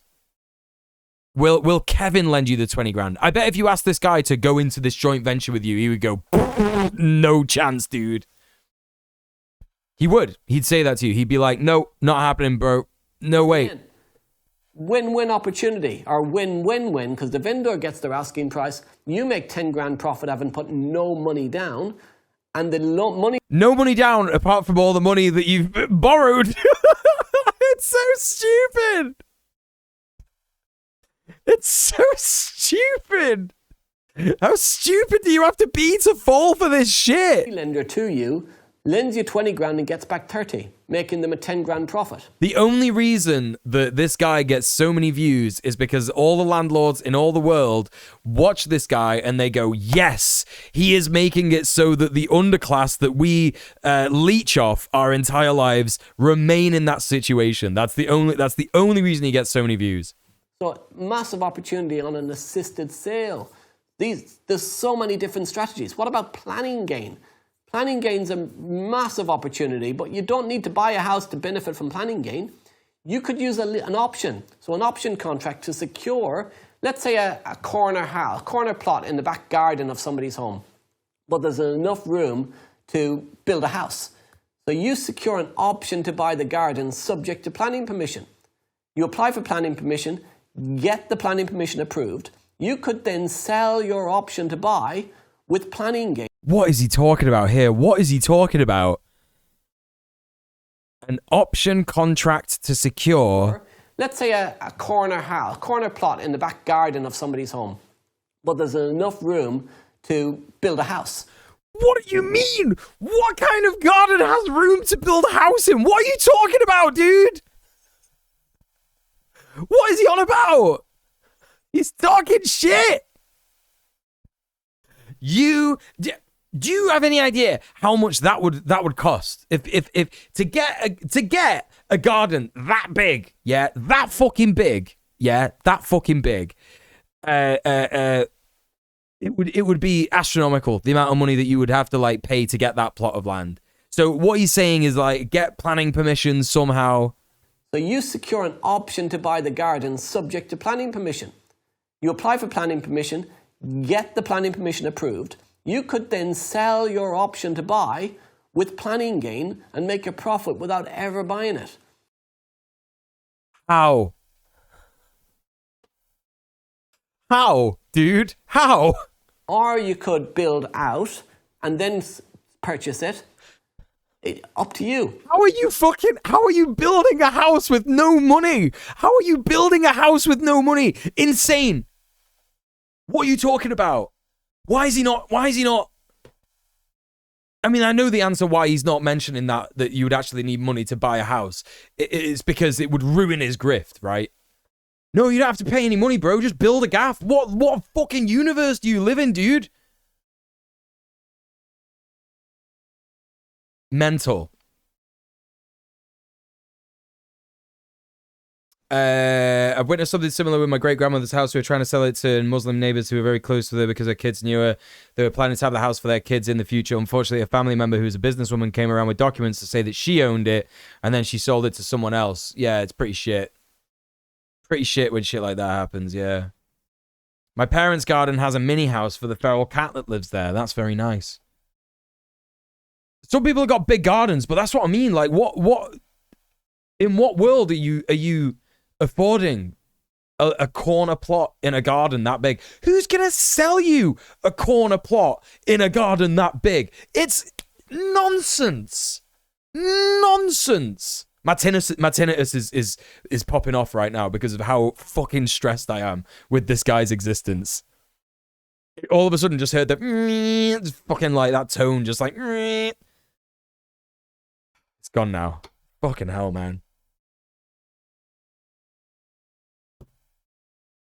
Hey, half a laptop, how's it going? Imagine going to someone and saying, I want to buy an option to buy subject to planning permission. They would turn around and get the permission themselves. I know. Only a landlord would sell a corner of a garden. And if you said that to them and they figured out what you were doing, like Confero says, they would just do that themselves. Like, that's the actual world that we live in. Mental. No, it's not that half a laptop. It's not that. Huge opportunities it's just nonsense. To use It's nonsense creative stuff. strategies to make money from property without using any of your own funds. What you're using is not money. What you're using is knowledge. There's lots of different no money down strategies. I could keep going all day. Yeah, bro, so could I. I could keep making up scenarios where you wouldn't have to pay money. No money down. Here's my djmuel, Jonkus Mule, no money down. Hang on. How do I get this? Like, The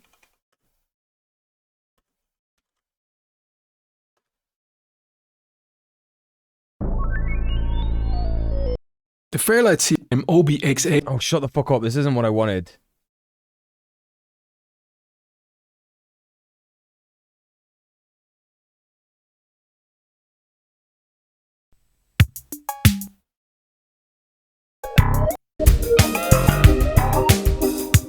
Okay, this is the kind of music I want, yeah? This is the kind of music I need for this bit. Right. Welcome to the DJ Mule creative thinking, no money down, capitalist, landlord strategy. Yeah, that's right. All you have to do is use my creative strategy and you won't have to pay any money to get a house and a property of your own and start profiting. What you do, yeah, is you go up to someone who's got a house and you very, very nicely say, please, can I have it?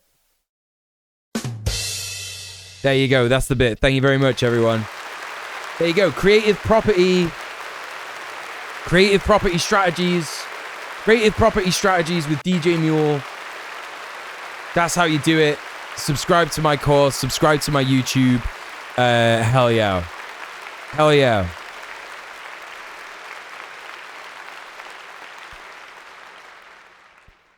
Didn't have to go so far as to imitate his haircut. Oh, damn, dude. Get the fuck out of here, you fucking piece of shit. Yeah, we finally banned that guy because he was a piece of shit fucking prick. There's someone else in the chat. I knew it wouldn't take long. I knew it wouldn't take long before the misogyny came out. The bigotry. Sorry that you had to go through that real quick, Orit G. Thought I got banned for some reason. Yeah, just because your name's the same color. Nah, you didn't get banned. It's all good. The thing Sterling Archer does when his tinnitus acts up is surprisingly helpful. What is that? What is that? I don't know if I just clipped it. No, we banned him, half a laptop. He's gone now. I literally just banned him. Yeah, sorry, you don't get to be misogynist and anti-sex work in this chat. That's a straight up ban. Did I get that bit? Actually need money to buy a house. I didn't clip that bit. Okay, let me clip it real quick. Okay. There we go. All right. It's happened. All right.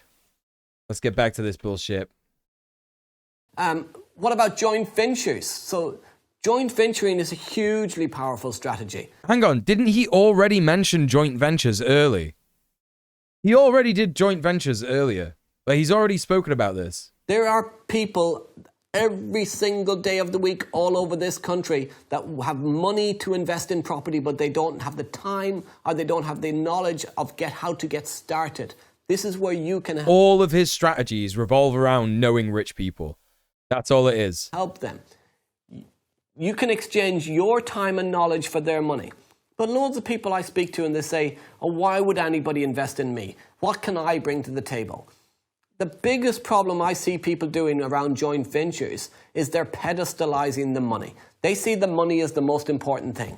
But here's the reality. The money is the most important thing to you because you don't have the money.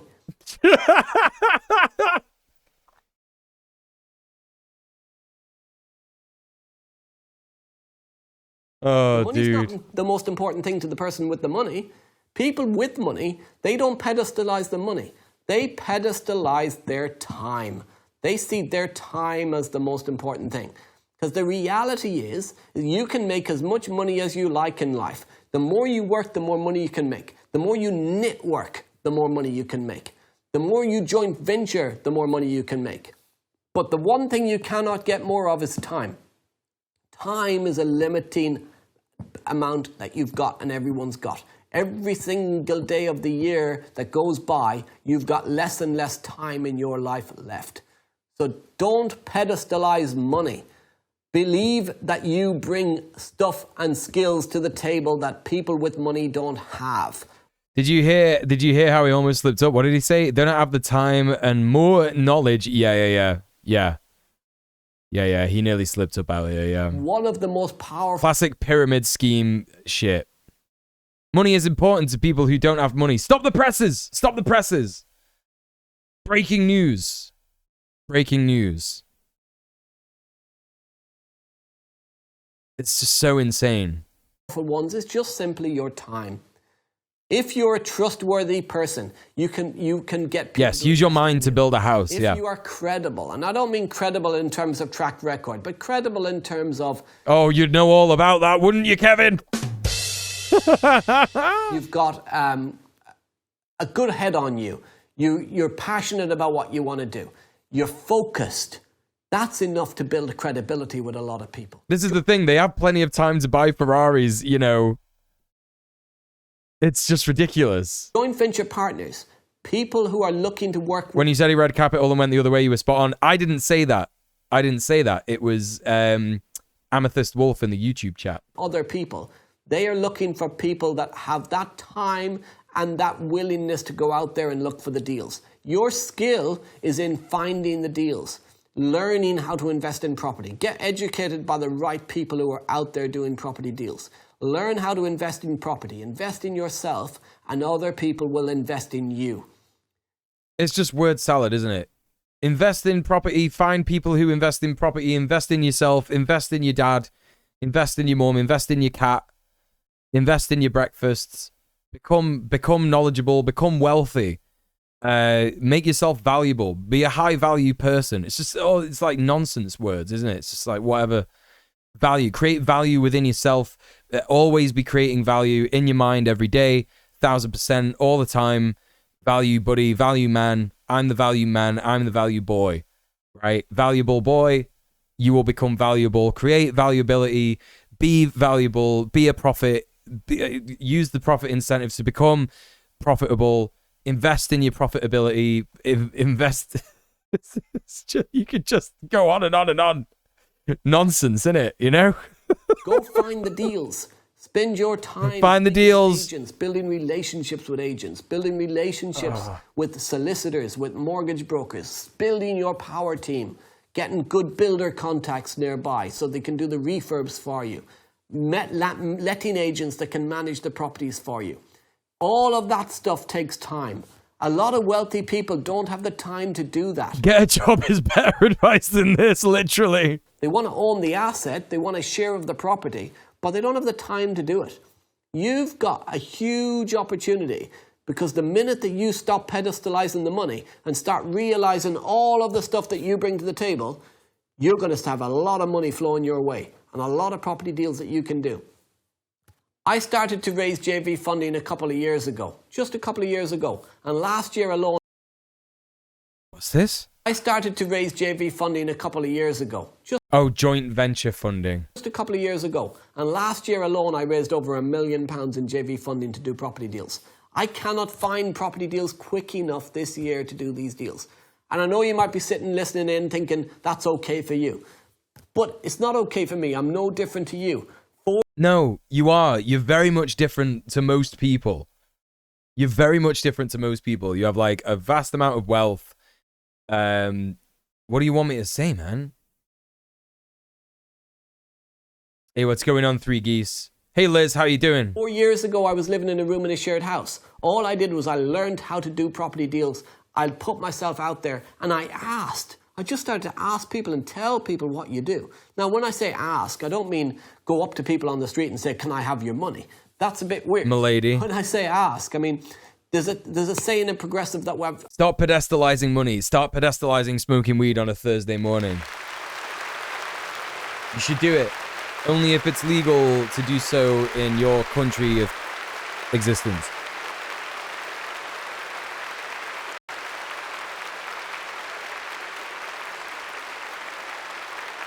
Thank you very much. Excuse me, that applause went on for a long time. I've learned Thanks for the hydrate. Every single day, and it's called sell through, not to. So has not blinked yet, it's true. To look at my deals for their opinion, to see what they think before I present it to an investor. They look at the deal and they think, well, I'm interested in this, I'd like to invest in that. But what you're doing is you're getting them with their guard down. You're getting them to have a look. Wait, how is he not blinking? Oh, it took so long for him to blink then. Asking for the money directly, you push them away. You want to indirectly. Hey, what's going on, Middle-earth? Good to see you. It's called sell through, not to indirectly ask for the money. And that's just for looking for joint ventures in terms of joint venture partners. Now, with a joint venture partner, how you doing? need to be aware of some legislation. So there is PS 13.3, and PS 13.3 is all about, and it's an FCA regulation around sophisticated investors and how you can market for joint venture partners. A sophisticated investor is somebody who earns over £100,000 a year or has over 250 grand of net assets, not including their own home, or has invested... Lizards don't blink, yeah, but they gotta lick their eyes to stay moist. ...into unregulated investments in the last 12 months. And they could be as little... He's talking about PS 13 from the Bank of England. Yeah, his advice is just lie. His advice is pretty much all just lie. Technical standards and the identification of global systematically important institutions. Prudential Authority, Prudential Regulation Authority Policy Statement PS. Provides feedback to responses to consultant page.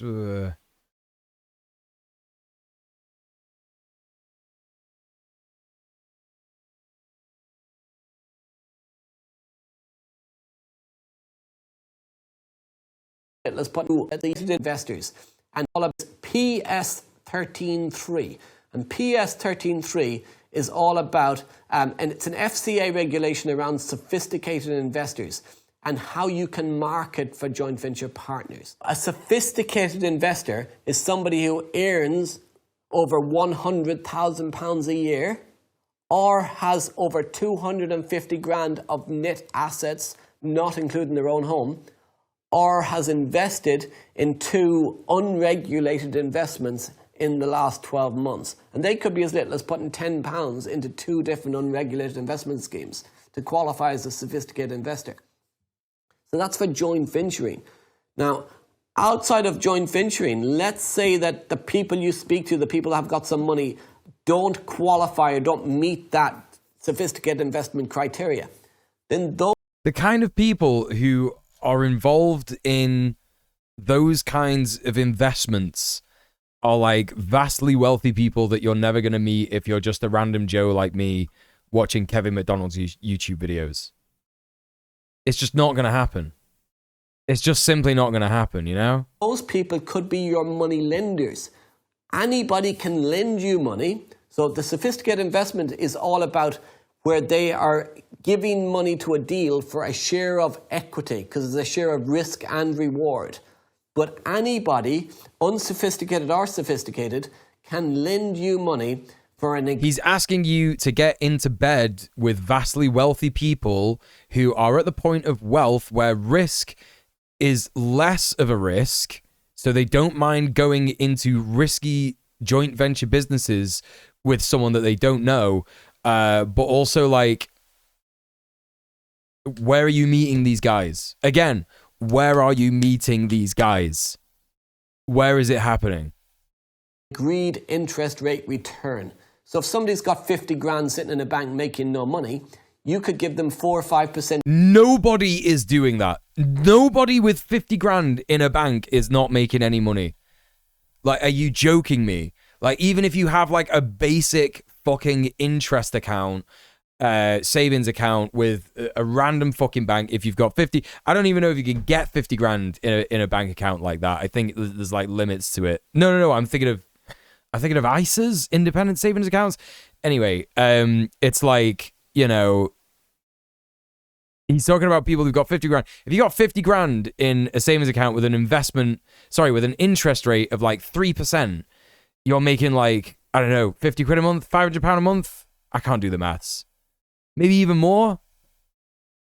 It's just absurd to assume that that's like not happening. Are you fucking with my internet cable, dickhead? Oi! He's fucking with the fucking...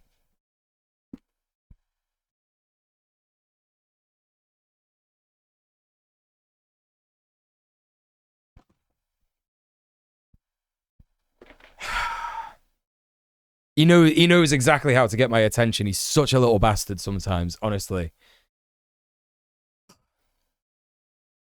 He's like gonna fucking pull the fucking internet cable out. I swear to God. He's still doing it. He's still doing it.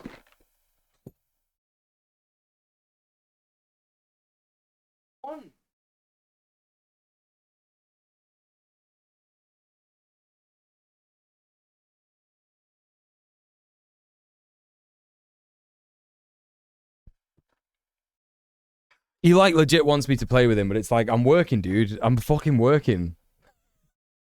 What do you fucking want? He literally just wants attention. He literally just wants attention. Oh my God. People that rich probably get rather annoyed by people like this guy trying to pitch nonsense. Yeah. They definitely do. They definitely do. Cool ghost shirt. Thank you very much. Appreciate that. Thank you. Right, let's crack on. A year return on their money. That's fine. There's no regulation around that at all with the FCA. So whether they're sophisticated or unsophisticated, you can help these people make more money from their money, allowing you to do none of your own money down deals. So that's a little bit of an introduction to no money down and how no money down property investing works, what sort of ways you can do no money down property investing. Whether that be literally no money down, very little money down. Yeah, but you're lying though, dude. You're actually just lying to people. Or none of your... You've not given anyone any... You've not given anyone any advice on how to not putting any money down. This is dog shit, dude. And our cat Tom just wants to shut the whole system down. I know, yeah. I know. Own money down. There's loads of other strategies as well that I haven't even touched on in this podcast. So if you're interested in learning more about No Money Down, I wrote a book last year, No Money Down Property Investing. Oh, are you selling your book, dude? Why am I not surprised? Why am I not surprised? Anyway, there you go.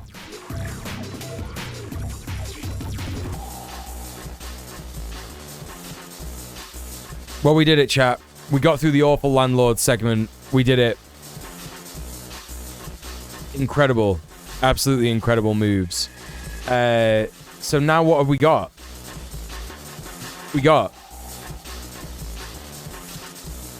Well, we're going to be looking more at some more of those videos from that one AI YouTube channel, innit? But at this point, I've been streaming for 3 hours and 20 minutes. Please consider subbing off Twitch. This is my full-time job. Please consider spending money. Toss a coin to your Twitcher whatever that song was from like 4 or 5 years ago. If you've laughed, if you've had fun, if you've learned something, please consider donating to the PayPal to help me pay my bills, eat, take myself out on dates. What else? Don't sub on Twitch. It's bad. It's a bad platform. It bans people for talking about Palestine. Free Kira. I don't know who that is. No one related. Definitely no one on Twitch that it's just my friend that I know. And it makes life hard for marginalized streamers. Too little, too late on a lot of different policies. Also makes a load of different policy decisions that are just absolutely absurd. So please consider not spending your money on Twitch. It also means that 100% of the money that you spend on the stream comes to me, your boy, Donkus Mule. So you got that to consider as well. I will be going to the bathroom real quick, and I'm going to go and try and spend some time with the boy. Because he obviously does need my attention, and I do want to give him a bit of attention. So I'm going to be back in a little bit. Please consider retweeting the Go Live tweet and the Go Live skeet as well. That also really helps me out. And obviously, if you're not financially capable, it means that maybe someone else can come in and support the stream financially, and you don't have to worry about it at all, because you don't have to worry about it anyway. I appreciate you just being here. What's that? Sonic will never again be a pain in my ass! Riskyverse, thank you for the tenner! 100% to Donkus, the way it was meant to be. Thank you so much for subbing up Twitch. Thank you so much for supporting the stream. Let's fucking go. Please consider the boy in the way that I am also considering the boy. Yeah? All right. Thank you very much, Riskinverse. All right. Right, chat. I'm going to use the bathroom real quick. I'll be back. I've been hydrating loads today, so pissing like fucking anything. You all needed to know that, didn't you? It wasn't TMI or anything, was it? Right, okay. I'll be back.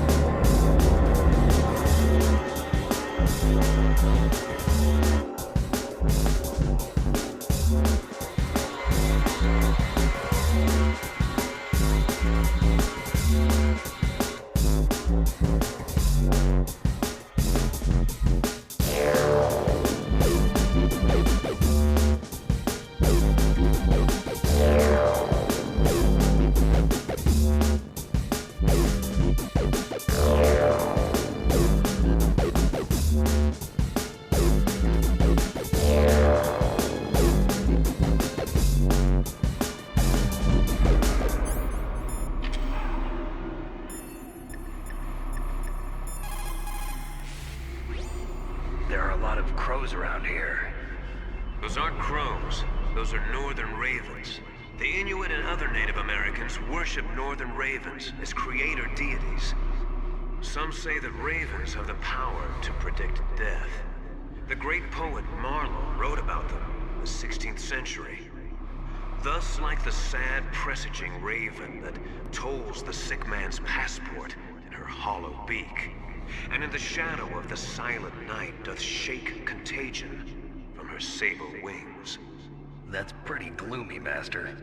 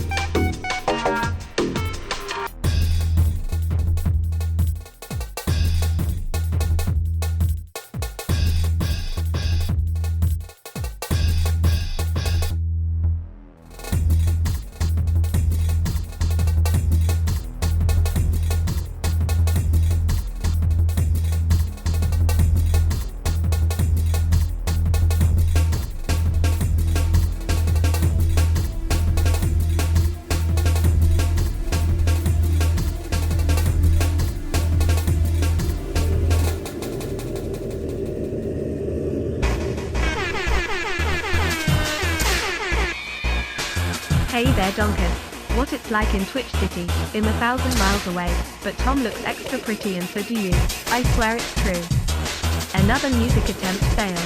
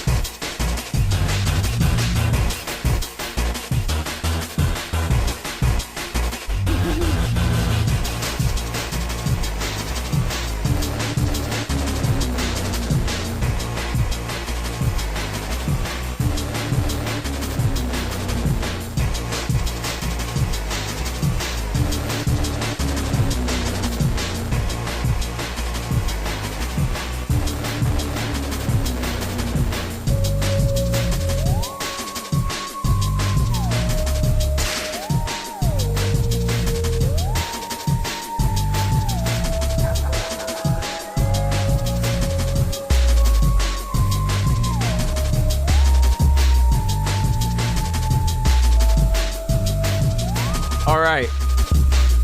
What did I miss?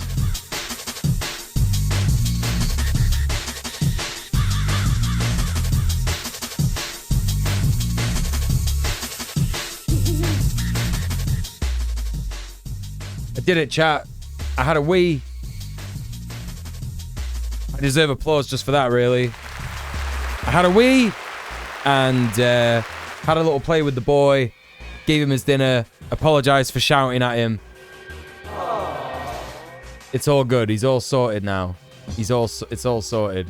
Not that he needs his dinner right now. Like, he has 4 fucking meals a day, and he's already had 2. But that's that anyway. Anyway, I missed some donos, didn't I? I missed some donos. Hey there, Donkus. What it's like in Twitch City, I'm 1,000 miles away, but Tom looks extra pretty and so do you. I swear it's true. Another music attempt fails. Pretty good. Thank you so much for the £5, Johnny. Thank you so much for subbing off Twitch. Thank you so much for supporting the stream. Hell yeah. All right. All right.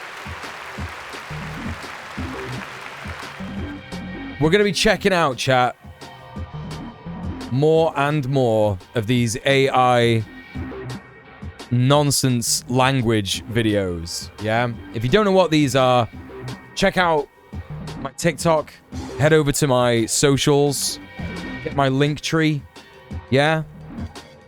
And check out my latest TikTok called Lost in Goblin Land, innit? So that you're fully abreast. Excuse me.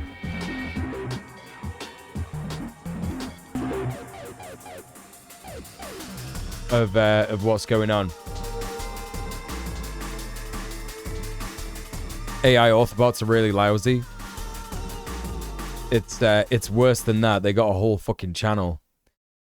All right, let's check this out. So I found some more phrases from these guys that we can look at. Unveiling the mystery, hide the real action. That's one of the phrases that we're going to be looking at. Unraveling, I've got a headache. A guide to expressing discomfort in English. Understanding, lack mental strength. Understanding, not a pot to piss in. A deep dive into English idioms. This is a true English idiom, actually. So that one's correct. Unlocking the mystery of alternative splicing, a gateway to genetic diversity. Can't wait for that one. And then we're going to go on to some permaculture stuff after that. Once we've got through all of that stuff. All right. So here we go. Unveiling the mystery, hide the real action. Chat, has anyone in the chat ever said hide the real action? Has anyone ever said that as a kind of phrase, a generic phrase? I understand lack of mental strength perfectly well, thank you. Yeah, but, you know, That's not what the phrase was it? It was lack mental strength, not lack of mental strength. So I'm interested to see how that gets used in a sentence. No, but I've said hide the smack. The cops are coming. She's here. It's Queen Patricia Inga Bogart. Everyone go and show her some love.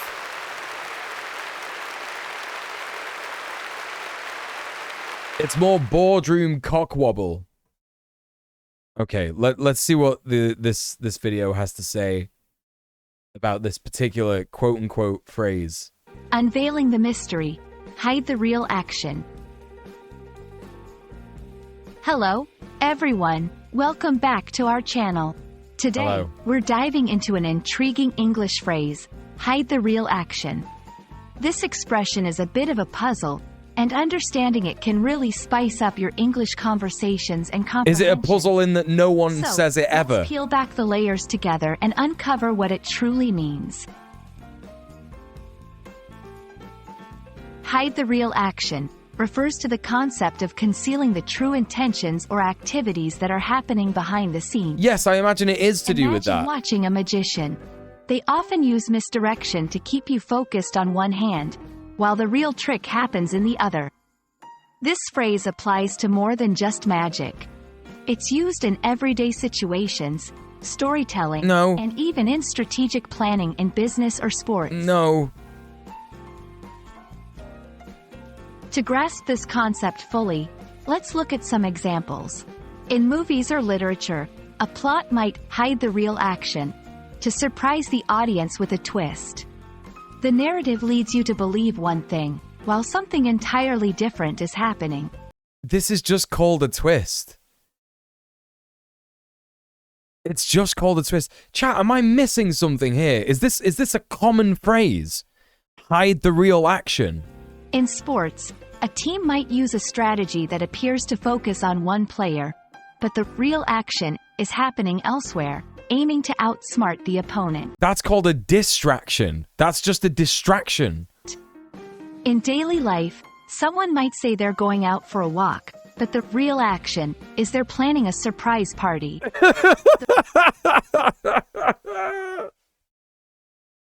It's not a common phrase. You're right. Thank you. No, this phrase is not used in sports. Right. Thank you. For your average HR department, yes. What? Really? This is so bizarre. The real intention is hidden behind a simple activity. Understanding these contexts helps us see the phrase's versatility and richness in meaning. Oh, dude. Why? Like, I really have to, like, just say, they're trying to present this as it is, like, a commonly used phrase. It's used quite regularly. I have never heard anyone say, hide the real action. I've never heard anyone say that in a sentence in my entire life. It's not as common as Lost in Goblin Land. It's true. It's also not as funny a video as Lost in Goblin Land, is it? Bit of a shame, but never mind. Bother learning about hide the real action. Knowing such phrases enriches your English language skills, enhancing your ability to understand nuanced conversations and texts. It allows you to communicate more effectively, expressing complex ideas with a few words. Plus, it's a step closer to thinking and speaking like a native English speaker. But it isn't, though, is it? But it isn't, though, is it? And there we have it, the mystery behind hide the real action revealed. We hope this video has illuminated this fascinating phrase for you and added a valuable piece to your English language puzzle. Remember, language learning is a journey filled with discoveries. Keep exploring, and don't hesitate to hide the real action in your conversations to see the magical effect it has. What? Hide the real action in your conversations. So just lie to people. Thanks for watching, and see you in our next video. Dude. Okay, well, the next video, actually, is Unraveling I've Got a Headache, a guide to expressing discomfort in English. Can't wait for this one. Unraveling. I've got a headache. A guide to expressing discomfort in English. Hello, everyone. Welcome back to our channel, where we make learning English easy and fun. Today, we're diving into a... Hello, fellow humans. This weather is good and pleasant to my human skin. Does that agree to you also as well? I hope you have enjoyed this conversation in the future. Thank you very much for the £5. Thank you so much for subbing off Twitch. Thank you for supporting the stream. Hell yeah, chat.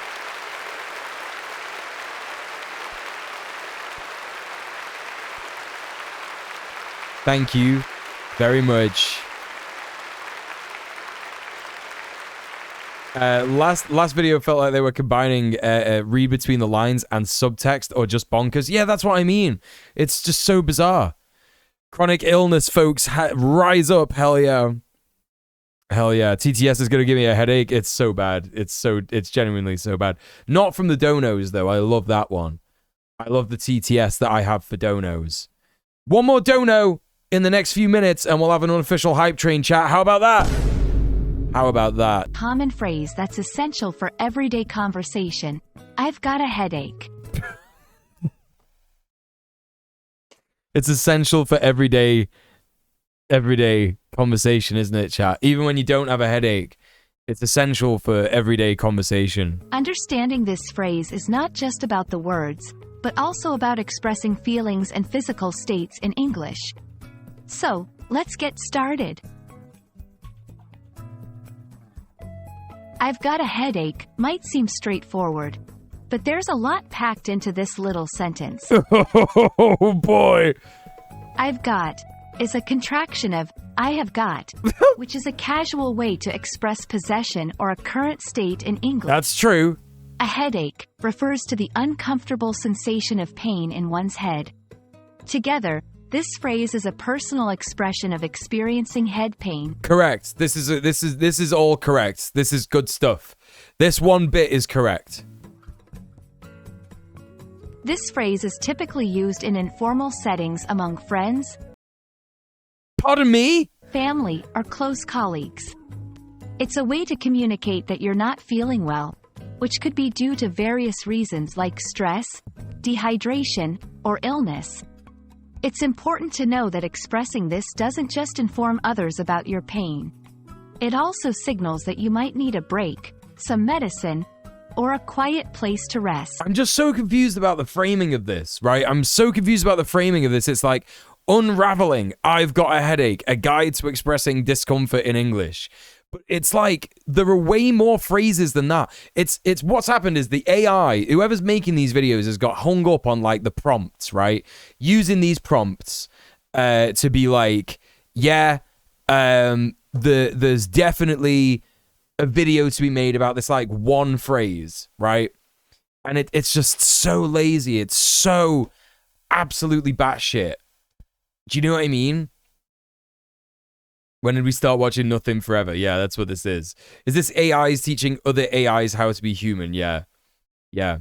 Why are we even giving this stupid shit airtime? Because the last time I watched one of these fucking videos, it was the funniest thing that we'd ever seen in our entire life. Amethyst Wolf, that's why. Sneaky Sid with the $5. Yippee. Let's fucking go, chat. Thank you so much for subbing off Twitch. Thank you so much for supporting the stream. All right, chat. I got something phenomenal for you, yeah?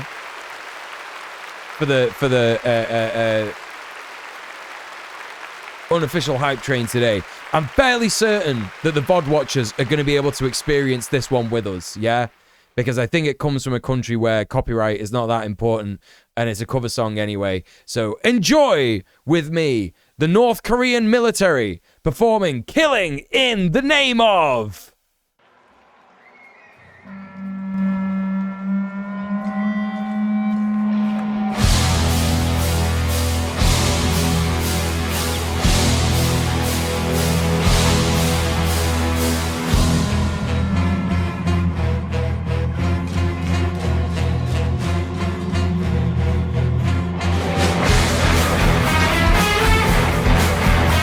Hell yeah. You know you love it. Hey, Sweet Beat.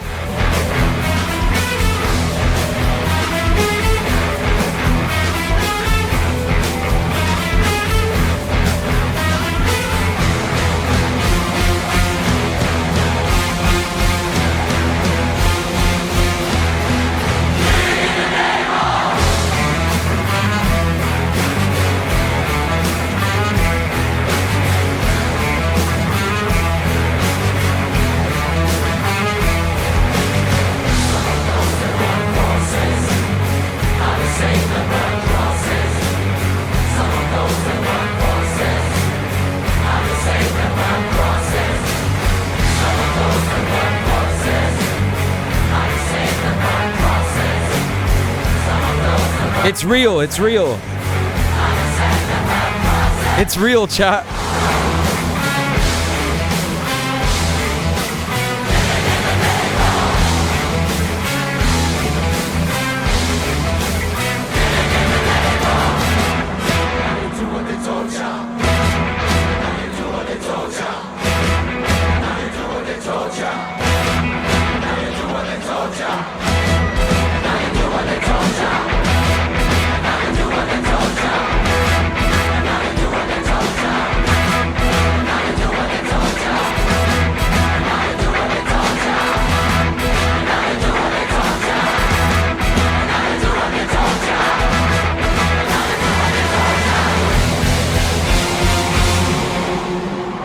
Hell yeah. Hell yeah, chat.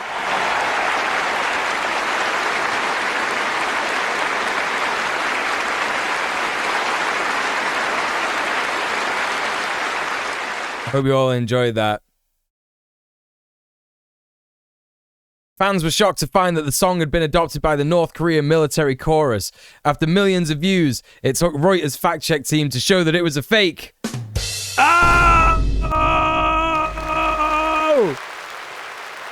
It's true, it's not real, it was a fake. It was a little sneaky joke, wasn't it? It didn't actually happen. But it would be good, wouldn't it? It would be funny if it happened. Hey, Gold Orchard. Yeah, what does Reuters know? Talking shit. Talking absolute shit. Anyway, Sweet Beat, welcome to the stream. I also found out that you're a streamer as well. Please go show some love to Sweet Beat. Why is that not happening? Is my bot? Oh, my bot is currently banning all these fucking like Twitch buy followers, buy viewers. Fuck me. Just fuck off. Actually. Yeah, go follow Sweet Beat, everyone. She's done some streaming, innit? It is believable having one of the last few Kims request it to be performed. Yeah, absolutely. Yeah, definitely believable. Yeah. It's an anti-America song, isn't it? So it makes sense. Completely makes sense. It'd be a bit ironic, to be fair. We got so many fucking liberal brains in my community. Yeah, we got so many fucking liberal brains in my community, haven't we? Chat, please do me a favor. Don't believe what the CIA tells you about other countries, please. I try and make that like a fucking like a low bar of education in my community. Yeah, what you've heard about North Korea is probably not true.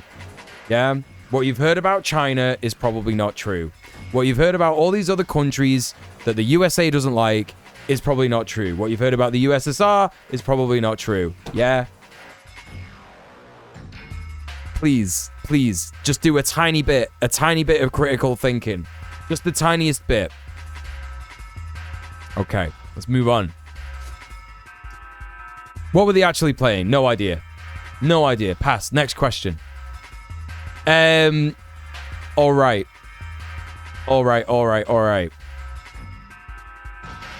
Did I miss anything in the chat that happened? No, I think we got we got most people here, I think. Yeah. Okay, I've not missed anyone coming in. Okay, right. What do I got? Right, we're carrying on with this nonsense. We're seeing if we can find some more funny shit among these videos. Yeah. They were actually playing Fuck the Police. Yeah, they were. It just pisses me off when people call North Korea and China communist. Like, do you understand the words you're saying? Yeah, they're not fully communist. That's for sure. That's for sure. Understanding how to respond to someone saying... I mean, it's possible that North Korea are more communist than China, but they have a headache. China is certainly socialist at the very least. Just as important as knowing how to express it. Common, empathetic responses include, do you need any medicine? Maybe you should take a rest. I hope you feel better soon. These responses show concern and offer support to the person not feeling well. Yes, that would be the correct way to respond. In some cultures, directly stating discomfort or illness can be seen as complaining or seeking attention. However, in many English-speaking contexts, it's perfectly acceptable and is viewed as a way to be open about one's condition. This openness helps in fostering understanding and support among people. It's attention seeking to say, I've got a headache. I've got a headache. In like other what the fuck? Is more than just a phrase. Cultural nuances. It's a window into how English speakers communicate personal discomfort and seek understanding from others. We hope this video helps you feel more confident in expressing yourself and responding to others when the situation arises. No. Remember, learning to communicate effectively about how we feel is a key part of mastering any language. Thanks for watching, and we wish you a headache-free journey in your English learning adventure. That sounds like it might be the only bit of the video that wasn't AI. Possibly. All right, what's the next one? Lack mental strength. Understanding, lack mental strength. Hello, everyone. Welcome to our English learning channel.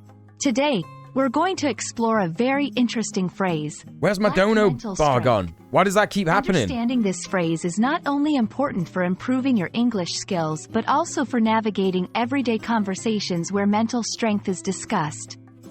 Let's dive in and break down what this phrase means and how you can use it in your own conversations. When we say someone lacks mental strength, we're talking about a person's inability to cope effectively with challenging situations or just sounds like a more boring way to say lost in Goblin Land. That's true. Stress. Mental strength, often associated with resilience, determination, and emotional intelligence, is crucial for overcoming obstacles and facing life's difficulties. Therefore, to lack mental strength means not having enough of these qualities to handle pressure or adversity well. People who lack mental strength might exhibit several characteristics. What's he doing, chat? Such as easily giving.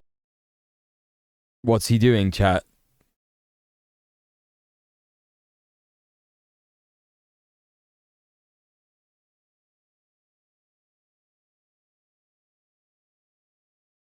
What is he doing?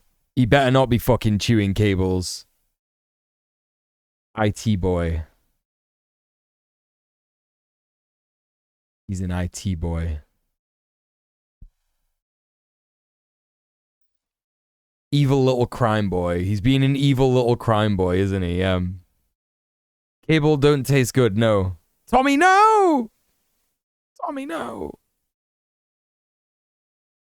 I'm gonna have to find a way to like manage these cables a bit better, because I am terrified that he's just gonna do it because he knows that it gets my attention, and then like dead cat. Do you know what I mean? Dead cat in the middle of the stream. Don't need it. Don't need it in my life, actually. You know. That's not going to be a good day. It's not going to be a good day. This sucks, actually.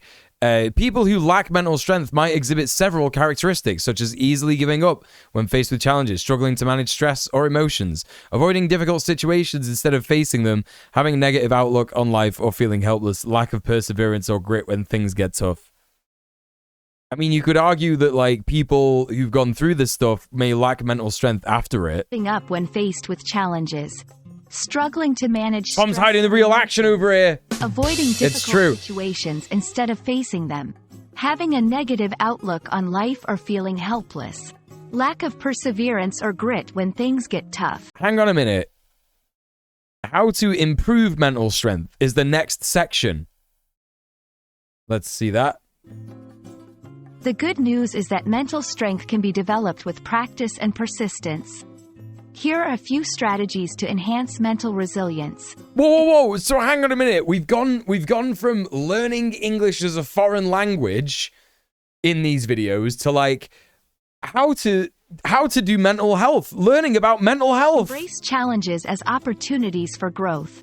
Practice mindfulness and stress reduction techniques. What? Set small, achievable goals to build confidence. Foster a positive mindset. What's it going to say in the conclusion? Setbacks. Seek support from friends. Look at hard turn into self-help. What's this? When needed. Improving your mental strength is a journey, but it's incredibly rewarding and beneficial for all aspects of life. Thank you for joining me today to explore what it means to lack mental strength.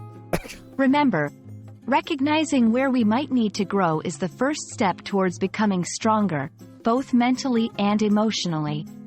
I hope this video has been informative and encouraging. If you have any questions or thoughts, meaningless corpo mental health buzz phrases written by AI too. Until yeah. Next time, keep learning and stay strong. So, did it start by saying how to understand the phrase? Everyone, welcome to our English learning channel. Today, we're going to explore a very interesting. When we say someone lacks mental strength, we're talking about a person's inability to cope effectively with. Also, if you don't understand the phrase lack mental strength, how are you gonna understand all this other stuff? He's back!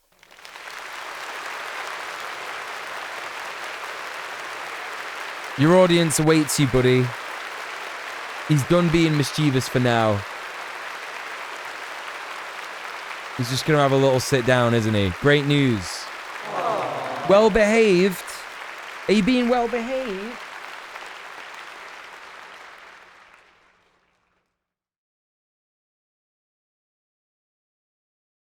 He's scribbling out, isn't he? Just having a little scrimble time. There he is. Okay. Well, anyway, that video was dog shit. Right. It's time for my favorite one. That's piss. Yeah. Understanding. Not a pot to piss in. That's piss. Hello, everyone. Welcome back to our channel, where we make learning English fun and easy. Today, we're going to explore a rather colorful expression. Not a pot to piss in.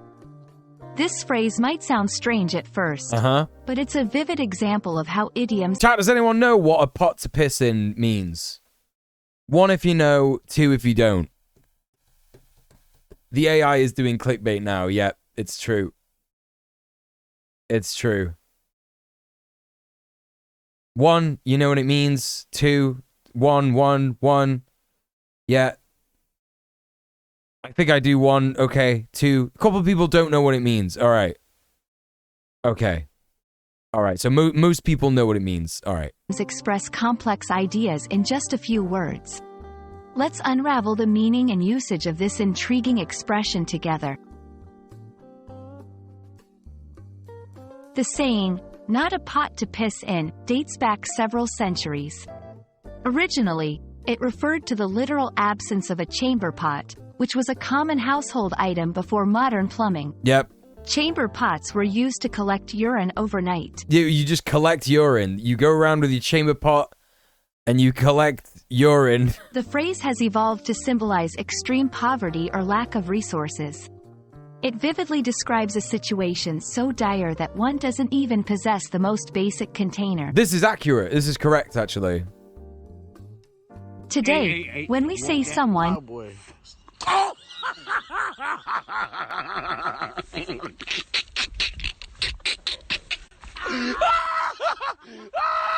Unnerving Onion! Thank you so much for donating the weed amount. That poor guy just keeps swallowing that roach. What's he gonna do? He just keeps inhaling that roach. Poor bastard. It's very funny every time, though, still. Thank you so much for subbing off Twitch. Thank you for supporting the stream. Oh my god, chat, we've got so many donos today. We're halfway to the halfway point. We're a quarter of the way through the goal. Yeah, and that's fantastic. When we get to £300, we'll be unlocking double feature movie night this month. We're going to be watching The Dark Backward and Italian Spider-Man. What an incredible docket lined up for movie night this month in April 2024. So that's what we'll be unlocking. Very exciting. Doesn't have a pot to piss in. Second stream of the week, and we're a quarter of the way there. Instead, it's a metaphorical way to describe someone who is very poor or lacking in resources. They just said that. They literally just said that. It can also imply a lack of assets, influence, or power. This idiom is a stark reminder of how language can paint powerful pictures to convey financial or social situations. It's important to understand that this expression is informal and carries a somewhat blunt or crude tone. It's typically used in casual conversations among close friends or in artistic and literary works to convey hardship or poverty with a touch of humor or emphasis. For example, after years of bad financial decisions, he found himself not having a pot to piss in. They started their business from scratch, with not a pot to piss in, and now look at their success. Exploring idioms like not a pot. Okay, there's nothing funny to be found here. There's nothing funny to be found here. Look, this is the final chance that we're giving this channel before we give up on it, as a way to, you know, to find entertainment. Okay, chat? You've gone through enough. Let's take a look at this final one. Unlocking the mystery of alternative splicing, a gateway to genetic diversity. Ironic for a video teaching English to have the vibe of hitting the word count on my English essay. Very true. Very true, Gold Orchard. The mystery of alternative splicing, a gateway to genetic diversity. Hello, everyone. Welcome to our journey through the fascinating world of biology and genetics. Wait, what? I thought it was supposed to be a language channel. What are you talking about? What's happening? Today, we're going to unravel the mystery of alternative splicing, a process that plays a crucial role in diversifying the proteins our bodies can make. If you're curious about how a single gene can give rise to multiple proteins, then you're in the right place. Before we dive into alternative splicing, I'm sure this won't turn into full eugenicist immediately. It's essential to understand the relationship between genes and proteins. True. Genes are segments of DNA that serve as the blueprint for proteins, which are the workhorses of our cells, carrying out various functions necessary for life. The process of turning the information in a gene into a protein involves two main steps: transcription and translation. Okay, is that true? Now, let's talk about alternative splicing. This is a process that allows a single gene to produce multiple forms of a protein. During gene expression, the gene's initial RNA transcript, called pre-mRNA, can be spliced in different ways before being translated into a protein. Pre-mRNA, that's the COVID jab. It like editing a movie. Depending on which scenes, or in this case, exons, are included or excluded, the final product can vary significantly. Okay. Sounds about right. Alternative splicing is not just a biological curiosity, it's essential for the complexity and adaptability of organisms. It enables a relatively limited number of genes to generate a vast array of proteins, each with potentially different functions. This versatility is crucial for processes. Why is it teaching us this? Tissue repair and the immune response. In fact, most human genes are subject to alternative splicing, making it a central mechanism in our biology. To illustrate, let's consider an example. Okay, this is way too complex for people who are trying to learn English as a foreign language. This is far too complex. What is happening? The dscam gene in fruit flies can, through alternative splicing, produce over 38,000 different protein variants, each playing a role in the nervous system development. In humans, it's being sold as the channel is called Language Foundation, and it's being sold as like a YouTube channel that helps to teach English as a foreign language. Like, what? This is nothing to do with that. Alternative splicing can affect everything from blood clotting to the way our neurons connect. However, when this process goes awry, it can lead to diseases, highlighting its critical role in health. Do they have it on other channels and fucked it up? Yeah, maybe.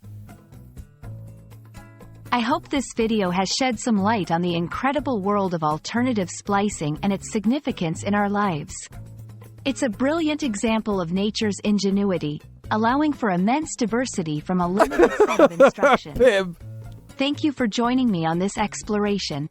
Stay curious, and see you in our next video. Remember, the beauty of biology lies in its complexity and the endless possibilities it presents for understanding life itself. You see, I'm not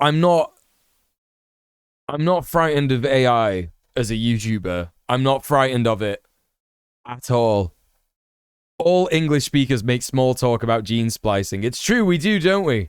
We do. Yeah, they now need a video on Stay Curious so that people understand what that phrase means, isn't it? Chat, look, he's having a bath. Aww. He's having a little bath. Look at that. It's me, Satan. Thanks for the money. Unnerving Onion! Thank you for the educational content, Dr. Donkus Jonkus. It's my pleasure. Thank you so much for subbing off Twitch and supporting the stream. Thank you for the devil amount. Thank you for donating the devil amount. 159 quid in the dono goal. Appreciate you. Jesus Christ. That's a lot more than what I thought, actually. I might have to have another... Hang on a minute. Where's my recent events? Streamlabs is fucking up major today. Okay, no, we're good. We're good for the time being. Thank you very much, Unnerving Onion. Appreciate all the donos. Okay, right. So, yes. I'm not afraid of AI. I'm afraid of capitalism and AI. No, yeah, for sure. For sure. Right, so that was crap, wasn't it? We didn't get any more videos like Lost in Goblin Land. So that's unfortunate. That's very unfortunate. But what we do have is we're gonna be checking out some growing vegetable videos. That's what we're gonna be doing now. It's time to enjoy some relaxing gardening tips. I hope everyone's prepared for this. This is high grade content. How to grow tomatoes from cuttings. This last winter, we got a little assortment of salad tomatoes in one of those little clamshell plastic cases from the grocery store. And I said, man, those things are good. Let's plant the seeds. So we did. And now we have multiple plants bearing these delicious, sweet grape tomatoes. Now it's getting later in the season, or in summer, but I'd like to start another round of tomatoes for fall. So can we start these things again without having to go through the long process of growing seeds? Yes, we can. In today's video, I'm going to show you 3 ways to start tomatoes from cuttings. Great. Now we have our cuttings, and it's time for method number 1. It's first contact day. Yeah, it's true. From the Star War. The granny method. Can't wait for this. The granny method. This is like what my grandmother would do with plants. She would take cuttings and she would do what grandmothers always do. Stick them in water. So what I do first is I take off any blooms that I see. Okay, so this is what I've done. I've done the... We don't want it trying to I've done the granny method. We want them to make roots. Roots are the primary job, not making fruit. And so I'll take some of the leaves off. There you go. Cut to like below a node. And then these guys go right into a jar of water. This usually works with tomatoes. Usually you can stick them right in the water and they grow just fine. For example, excuse me, here's some that I did a couple of weeks ago. These are Everglades tomato cuttings. And you can see. Oh, it's okay. It's good. It's good to know that my technique of doing this, like he said, oh, I did this a couple of weeks ago. I was worried that the roots weren't developing properly in the little water that I got them in. So I'm pretty happy actually that this is like what you can expect after a couple of weeks. And I pruned that other one back, and now it is actually like growing a couple more roots. Couple more roots, so that's pretty good. See that the leaves have gotten rather yellow because they're starving. There's nothing in water for them to feast on. So what we'll do with these is pot them up. Takes a couple of weeks for them to make roots, and all you got to do is get those roots going. And once you have the roots going, they look pretty decent. You can stick them out in pots, but you still shouldn't put them directly into full sun. They're probably not ready for that, so I put them about half sun, and I would also feed them something, anything. And with tomatoes, plants are really cool, yeah. Plant them pretty deep, and they'll just make more roots. Probably if you dumped a little bit of your coffee into the water in the morning, you'd give them just a little bit of food, but I haven't done that. Thought about it. I've dumped coffee in houseplants all the time. Because I figure they sometimes need a little pick-me-up. I'm like looking at this plant sitting in a pot and going, man, that poor thing. If I was just sitting there all day, I would want some coffee. That's true, actually. Chat, is it good, permaculture peeps in the chat, yeah? Gardeners in the chat.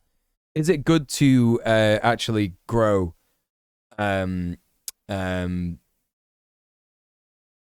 plants with like coffee grounds? Use your coffee grounds in the soil, because I heard you can like raise the acidity too much and fuck them up. Coffee grounds are pretty good mulch from my understanding, so just use them as mulch. I love mulch, actually. I also want to showcase some of Steph's peas, if that's all right, from the Discord. Look at that. She's growing fucking peas.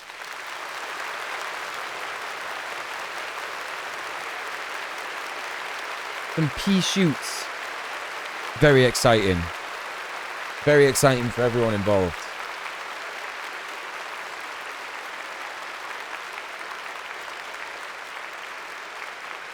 Very good.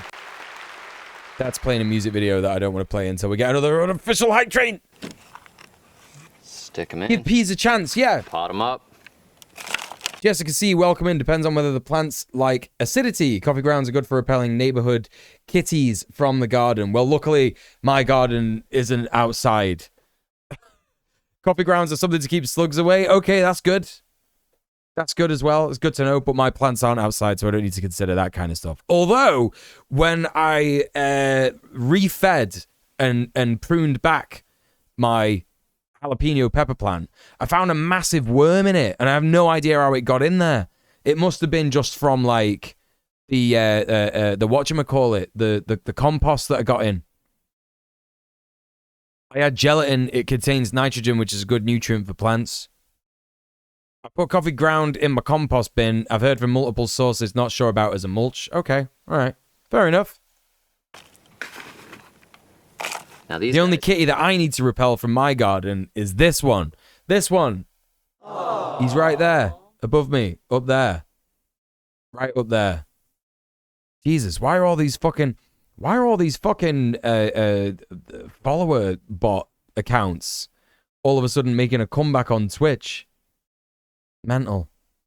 Neighbors let the cats outside, so I have to scatter coffee grounds and citrus rinds for human repellent. Human repellent. Will be ready to plant out in the garden in a couple of weeks. Just kind of adjust them to the sunlight.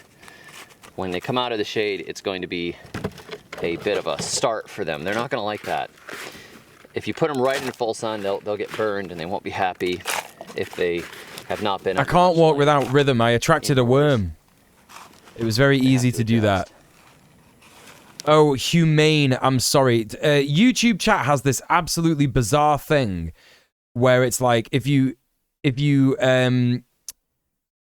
do you call it? If you if you, right, if I've popped out the chat, right, let me show you what I mean, yeah? Let me show you what I mean. So, like, there's my YouTube chat. I normally have it like that. And so, if you move it around like that, you see this little heart thing where you can respond to the stream or whatever? That, like, can cover some words. Does anyone know, like, how to change that, chat? So, it looked like you just said human repellent, not humane repellent. That's my bad. Jessica C. Yeah, that's humane repellent. Yeah, because if you're growing peppers or whatever or tomatoes, you can actually poison cats, and it's not fair. Which is why I've got netting all around my plants on my windowsill.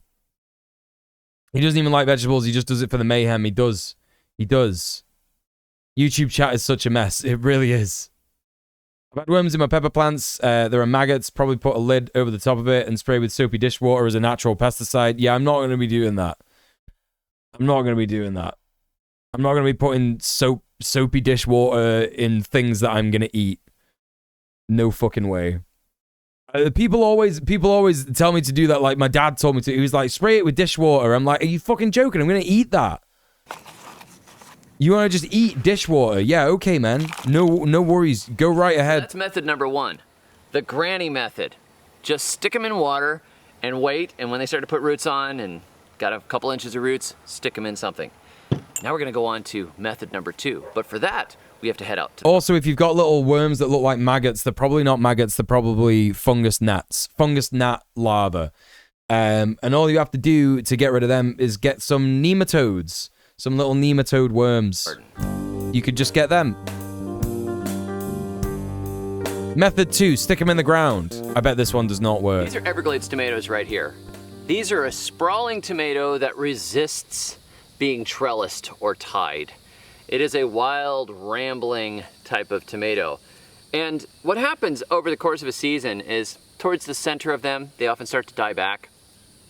They crawl further and further out from the middle, and wilt will start to take them, and fungus gnats, or as I call them, bastard flies. Yeah, they're bastard flies. If you help them out by rooting them into the ground, as my friend Mart reminded me the other day, he's like, just bury them into the ground and get them going so they root further along the stem, and then they outrun the disease and they just keep crawling. You basically are making this huge tomato ground cover. And I said, yes, that's right, Mart.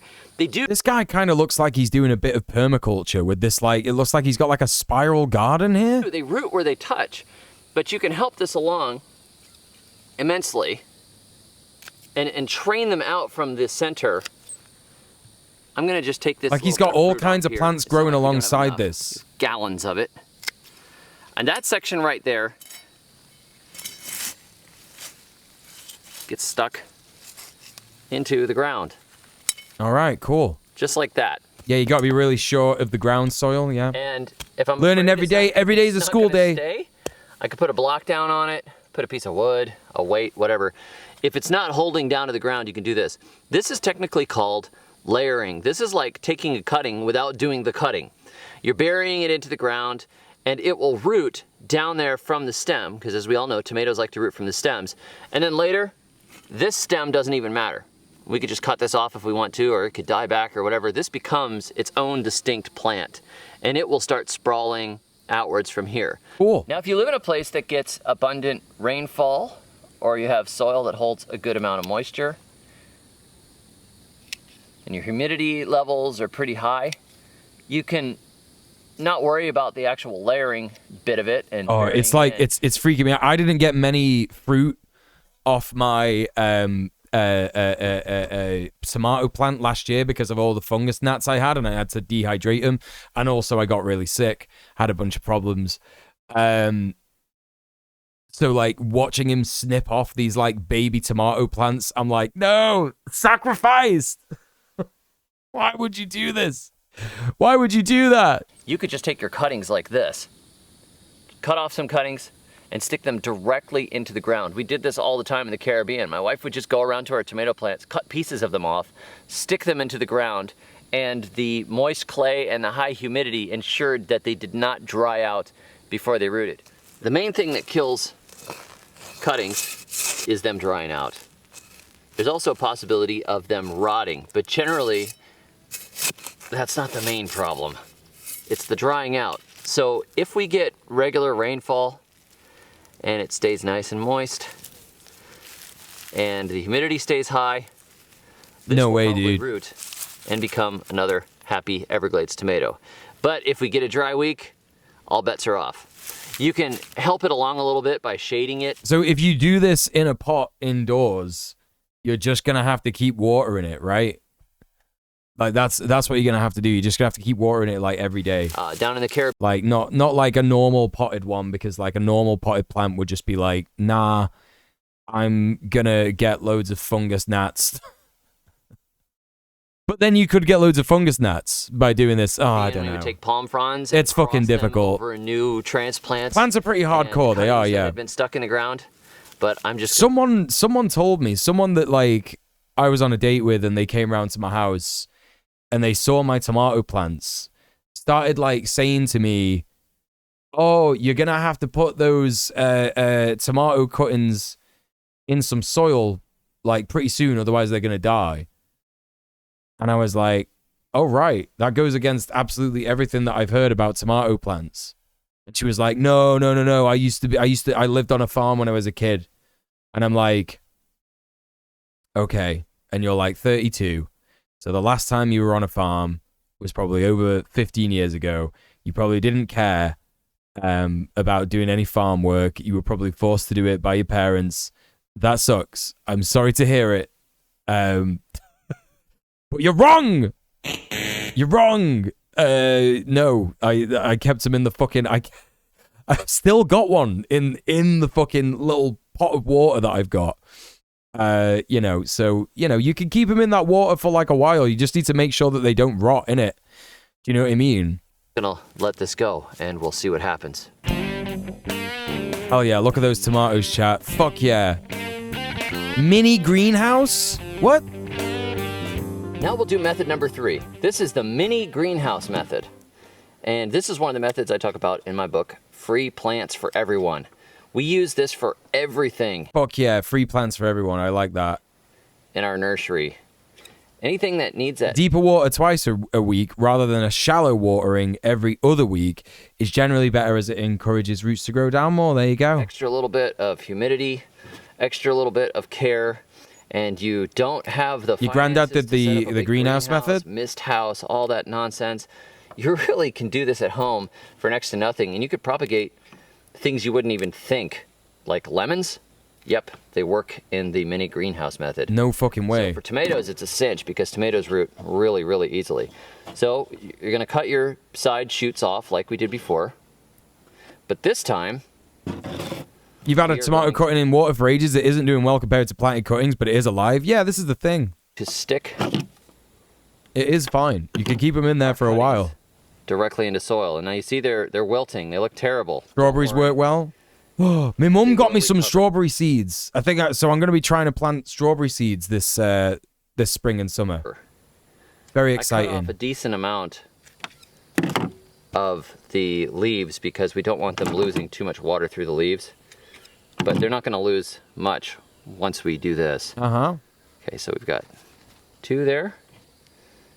And we will divide these guys out later when they root. All you gotta do is stick them into a container like that. This is so easy. What this does is it keeps them from drying out. This makes a huge difference. So I'm gonna stick a stick in here. Since I am already in the woods, it's super easy. Tom just made a little cute noise. He's such a baby boy. Look at him. Look at him. Look at this cat, chat.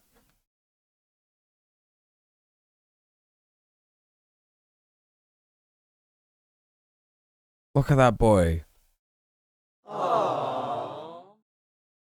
He's desperate for attention, but when you give it him, he's all happy and relaxed. Chat, he's my son. My sweet son. Small baby boy. I shouldn't be gardening. I managed to kill a cactus off for good. You just need a stick in there. Yeah, that's pretty bad, dude. Top to make sure that it doesn't come down on the heads of our young tomatoes. So he does need treats. You zip them in there. Little pink Sometimes snoot. I'll actually just. And the reason his snoot is so pink is because we just had a little play on the break. That's what makes his nose all pink. It gets all flushed with the activity. Extra. There, have some carbon dioxide. Plants love carbon dioxide. Now that is my little mini greenhouse. This goes in the shade. You can put it on a sunny windowsill. You could put it underneath a tree. Don't put it in a place where the sun is going to hit it because that causes that greenhouse effect and you'll get cooked tomatoes. You don't want cooked tomatoes. The soil is moist in here. The moisture in the soil is enough to humidify the air. Don't do this with dry soil. It won't work. Okay. But moist soil will humidify the air. You don't have to water it. You just close it. You wait a couple of weeks. These things will root. They'll actually start to grow in there and you'll be able to pull them out, plant them into your garden, pot them up, whatever you want. No way. Just That's remember, cool as shit. Adjust them to the light. Bring them into the sun slowly. Don't just stick them right out into full sun if they've been rooting in the shade. They don't usually like that. If I were going to root more difficult stuff with this method, like citrus or blueberries or mulberries, that kind of thing, I would use some rooting hormone. You can buy rooting hormone powder, which stimulates root growth on plants. And for that kind of a plant, Now that's what I call transplanting. Reticent to root, I would do it. Yeah, I'm here all day. Root so easily, you don't need it. You don't have to waste your rooting powder on the tomatoes. They're just going to root whether you put it on or not. That's it. That's 3 methods. All of them are simple. Some of them are simpler than others. The granny method is very simple. Sticking it right in the garden is very simple. The most effective for lower humidity environments and hot summers, the mini greenhouse method. So, granny method, layering / sticking it right in the ground, and the mini greenhouse method. These 3 will allow you to duplicate that tomato plant that you love without having to start from seeds again, and these will fruit faster than if you started them from seeds. They already think they're grown-ups. They are ready to go. Okay. Now you can learn a lot more about how to propagate just about everything in my popular book, Free Plants for Everyone. I will put the link to that below this video. Is this a guy that's doing grifting books, or is his book actually good? He's selling his book on Amazon. He's got 52,000 views, 313,000 subscribers. That could be good. That could be good. Let's have a little look. I'm gonna do a little bit of a look at this book.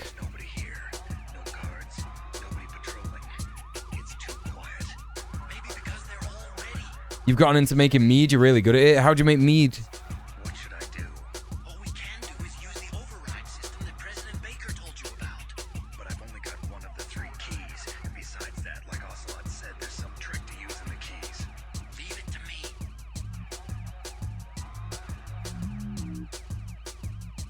I'm trying to find the reviews. How do I find the reviews? Oh, yeah.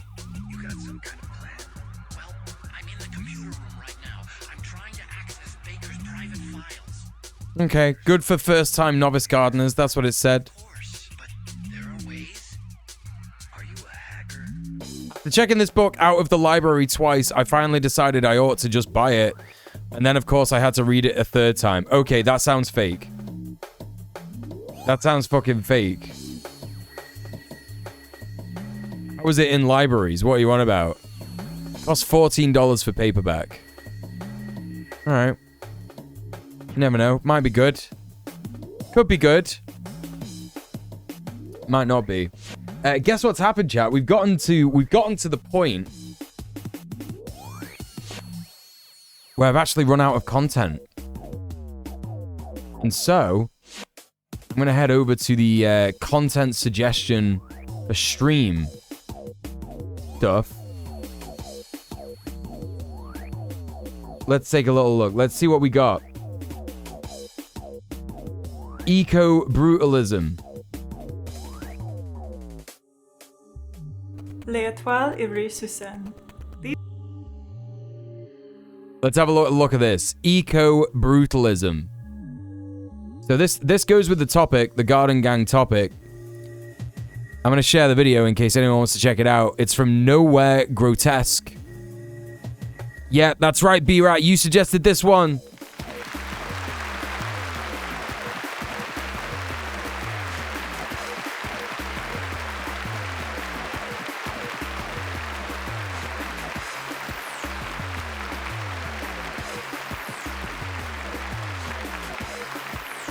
It's B-Rat's video. It's B-Rat's video. Honey, yeast, and water are the main ingredients. You can also add fruits to mead. I've made a mead with hops and barley. That just sounds like beer, dude. Not gonna lie. You've made cider before. You want to do more? Homemade cider is really fucking nice. I don't really drink and get drunk anymore, but homemade cider is super nice if you do it right, like, you know. Okay, let's check this video out. Les étoiles irrésuscitables. These words probably mean nothing to most people. Despite my recognition of the imagery, I didn't know the name of this complex prior to research for this video. I had seen the image many times before, when Tumblr was still a thing. I'm sure I reblogged it to improve the aesthetic of my dark fashion, mildly sapphic, minimalist blog. The image would have fit right into my austere theme, and just like the other photos on my blog, it would have meant very little to me, only acting as an improvement to the aesthetic I was trying to curate. You made an apple cinnamon mead? Nice. That leaves an impression on the viewer. Concrete wedges stacked up into the sky with pockets of vegetation that spill out of the geometry. Ooh, hell yeah. The three buildings are located just outside central Paris and function as a mixed-use development with social dwellings, stores, and offices. The project was a response to an urgent post-war need for housing in the region. Designed by René Gustad and Jean Renaud, the complex was built... It was pretty okay. Probably would have been better with the right equipment. Hell yeah. Les étoiles, meaning the stars, comes from the many triangular points that compose the structure. The resulting cluster of awkward corners is often shared as an example of what's called eco-brutalism.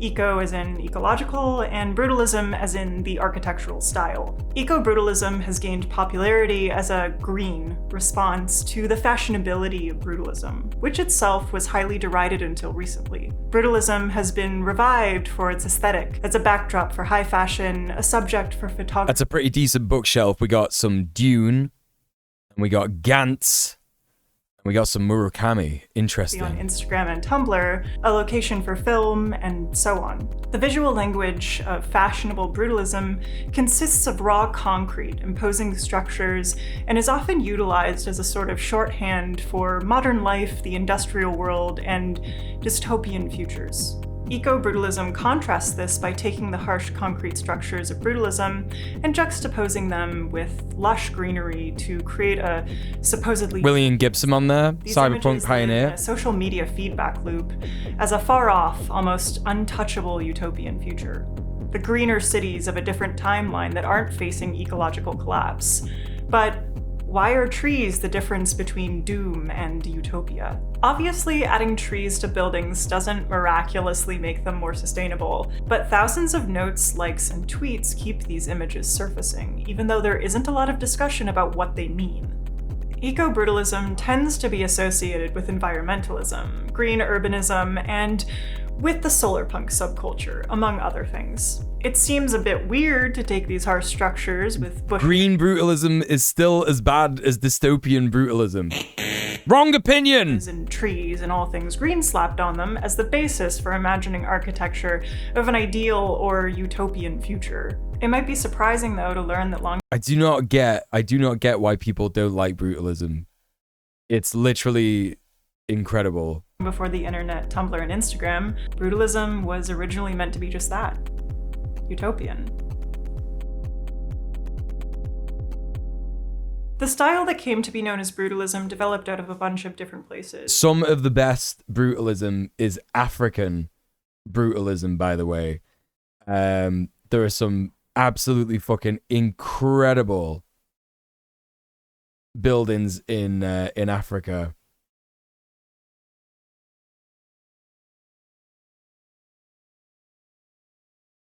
Got like this one in Tunisia. Pretty decent. Pretty cool. What else do we got? This building here. I can't remember where this is. I think this is like Namibia. But that's pretty fucking cool. I love that shit. Looks dystopian as fuck. But also utopian as fuck. Eco-brutalism is like an urban jungle thing. No, urban jungle is like a phrase that implies towns are like predatory and bad and stuff like that and blah blah blah blah, blah. But also like brutalism is just an architectural style. Brutalism is just an architectural style, and ecology is essentially like, you know, it means that there's added plants. It's like what they were saying earlier, you know, like plants, gardens, all that kind of stuff. It implies like solar punk stuff. You know what I mean? Yeah, brutalism is good. It's utilitarian. It represents the largest expansion of public housing in history. I agree, Subbus. Yeah, wholeheartedly. The story is generally considered to start with beautiful and husband based and wife pair, Allison and Peter Smithson. They received their architecture degrees in the years following the Second World War, meeting during their studies and getting married in 1949. Newly married and fresh out of architecture school, they designed a house for themselves and used the term New Brutalism to describe their plan. Intended to be built in Soho, London, though it never was, the Soho House is a building that you probably wouldn't identify as brutalist. It's not a towering concrete housing block, but a modest brick home and studio. Their design called for raw materials without finishes or ornamentation. It was to be built with unpainted brick and unfinished metal beams. They made a point of not covering or hiding the structure, including inside. The interior itself was intended to utilize these raw materials in an immediately functional way. This concept was drawn out further in their first project to be constructed, the Hunstanton School, which was built in Norfolk, England in 1950. Norfolk? This building was the first to be considered widely known as brutalist, and again, you might not recognize it as such. Rather than an imposing structure cast in concrete, it's a low-lying, two-story high school with an exterior primarily of metal and glass. Like with the Soho House, their primary desire was a building where none of its function was hidden. That meant both construction and people. Exposed chat, I'm so tired. And water mains running through visibly segmented rooms whose purpose was meant to be obvious. If the students so desired, they could learn how the building worked simply by looking around. Hell yeah, the that rocks Hunstanton actually. School was considered a success, cheap, popular with staff, and immediately catching the attention of architectural critics. Based on the French word brut, meaning raw, to the Smithsons, the term brutalism was meant to reflect the directness of their design of these buildings. They saw their architecture as representing a way of life which was rooted in a reverence for materials, a realization of the affinity which can be established between building and man. Their philosophy of New Brutalism meant that the Soho House was not designed to be just a dwelling, and the Hunstanton School wasn't just a collection of boxes called classrooms. They were designed to be places where everything was direct and purposeful. Oh yeah. Where every detail was intentional and meant to facilitate the house being a house and the school being a school. The use of raw concrete and metal, the exposed structure of the building, and its inner workings was all meant to unite people. A lot of Yugo architecture for a time was brutalist or brutalist adjacent. Hell yeah. The building with the building itself. Following this, other architects in Britain began adopting the style, putting up buildings throughout the 60s and 70s in raw concrete. Wait, are there any Mancunian ones? With the building itself. Following this, other Birmingham, architects in Britain began Derry, adopting the style, putting Preston. up buildings throughout Preston's the 60s close to and Manchester. 70s in raw concrete. Westgate, Newcastle upon Tyne. Increasingly defined by these, as well as the influence held by architectural critics, notably Rainer Banham. Banham saw New Brutalism as being defined not by the ethics of the Smithsons, but the building as an image. To him, brutalist architecture was exemplary for its modernity, because Uzbekistan's interesting blend of architecture, Islamic, pre-Islamic, Persian, Timurid, Soviet brutalist, hell yeah. And the experience of seeing these new buildings Used to have lovely big brutalist bus stations. That's sad that they're also gone. became synonymous with béton brut, French for raw concrete, an association also made by Banham. The use of béton brut was pioneered by modernist architects such as Le Corbusier, whose 1952 Le Corbusier is often cited as inspiration Excuse me. for brutalist architects, including the Smithsons. Raw concrete further defined the brutalist image. These were buildings that clearly broke from traditional architecture and presented something modern and entirely new. Despite this and their own use of raw concrete, the Smithsons notably rejected this understanding of brutalism and their work. In an interview published in Le Corbusier, Johnny. Back from commuting home, the pushback against brutalism always felt really weird to me, as I've never found them as ugly as people say it is. But maybe that's just me. No, I think that the thing is that we have this neoliberal brainwashing, and sometimes, a lot of the time, we don't understand why people don't like stuff. And that's because, generally speaking, brutalism was seen as socialist. It was seen as Soviet, because a lot of it was adopted in USSR countries, right? And so there has been this massive neoliberal capitalist pushback against anything that's associated with Soviet culture, right? And brutalism is a big part of that. 2004, shortly before his death, Peter Smithson would state that brutalism was not what Rainer Banham was talking about. And they also wrote in 1966, the phrase New Brutalism was actually invented whilst we were writing this text for the Soho House. We had never heard it before. Brutalist to us meant direct. To others, it came to be a synonym for rough, crude, oversized, and using beams 3 times thicker than necessary. Brutalism was the opposite, necessary to suit the situation. Yeah, people seeing the function of something is off-putting. Right. I think that also comes from like capitalism and neoliberalism, right? Because if you see the way that something works, it can be quite ugly and cruel. Like if you just have an idea of nature, yeah, that is your idealized version of nature. On top of that, the actual way that nature works, if you see that, it can be cruel and horrible and disgusting, because there's lots of cruel and horrible things that are disgusting, right? In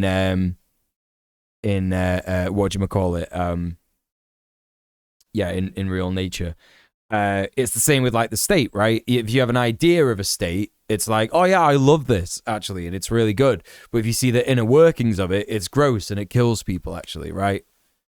Brutalism and MSG both got the short end. Right, yeah, MSG is a similar thing. It's a similar thing. MSG is gross. Why? Because the Japanese use it. Ew, gross, right? White supremacist, capitalist stuff, you know? I had to leave for a meeting, but we're learning about brutalism now. That's exciting. Welcome back, Crystal.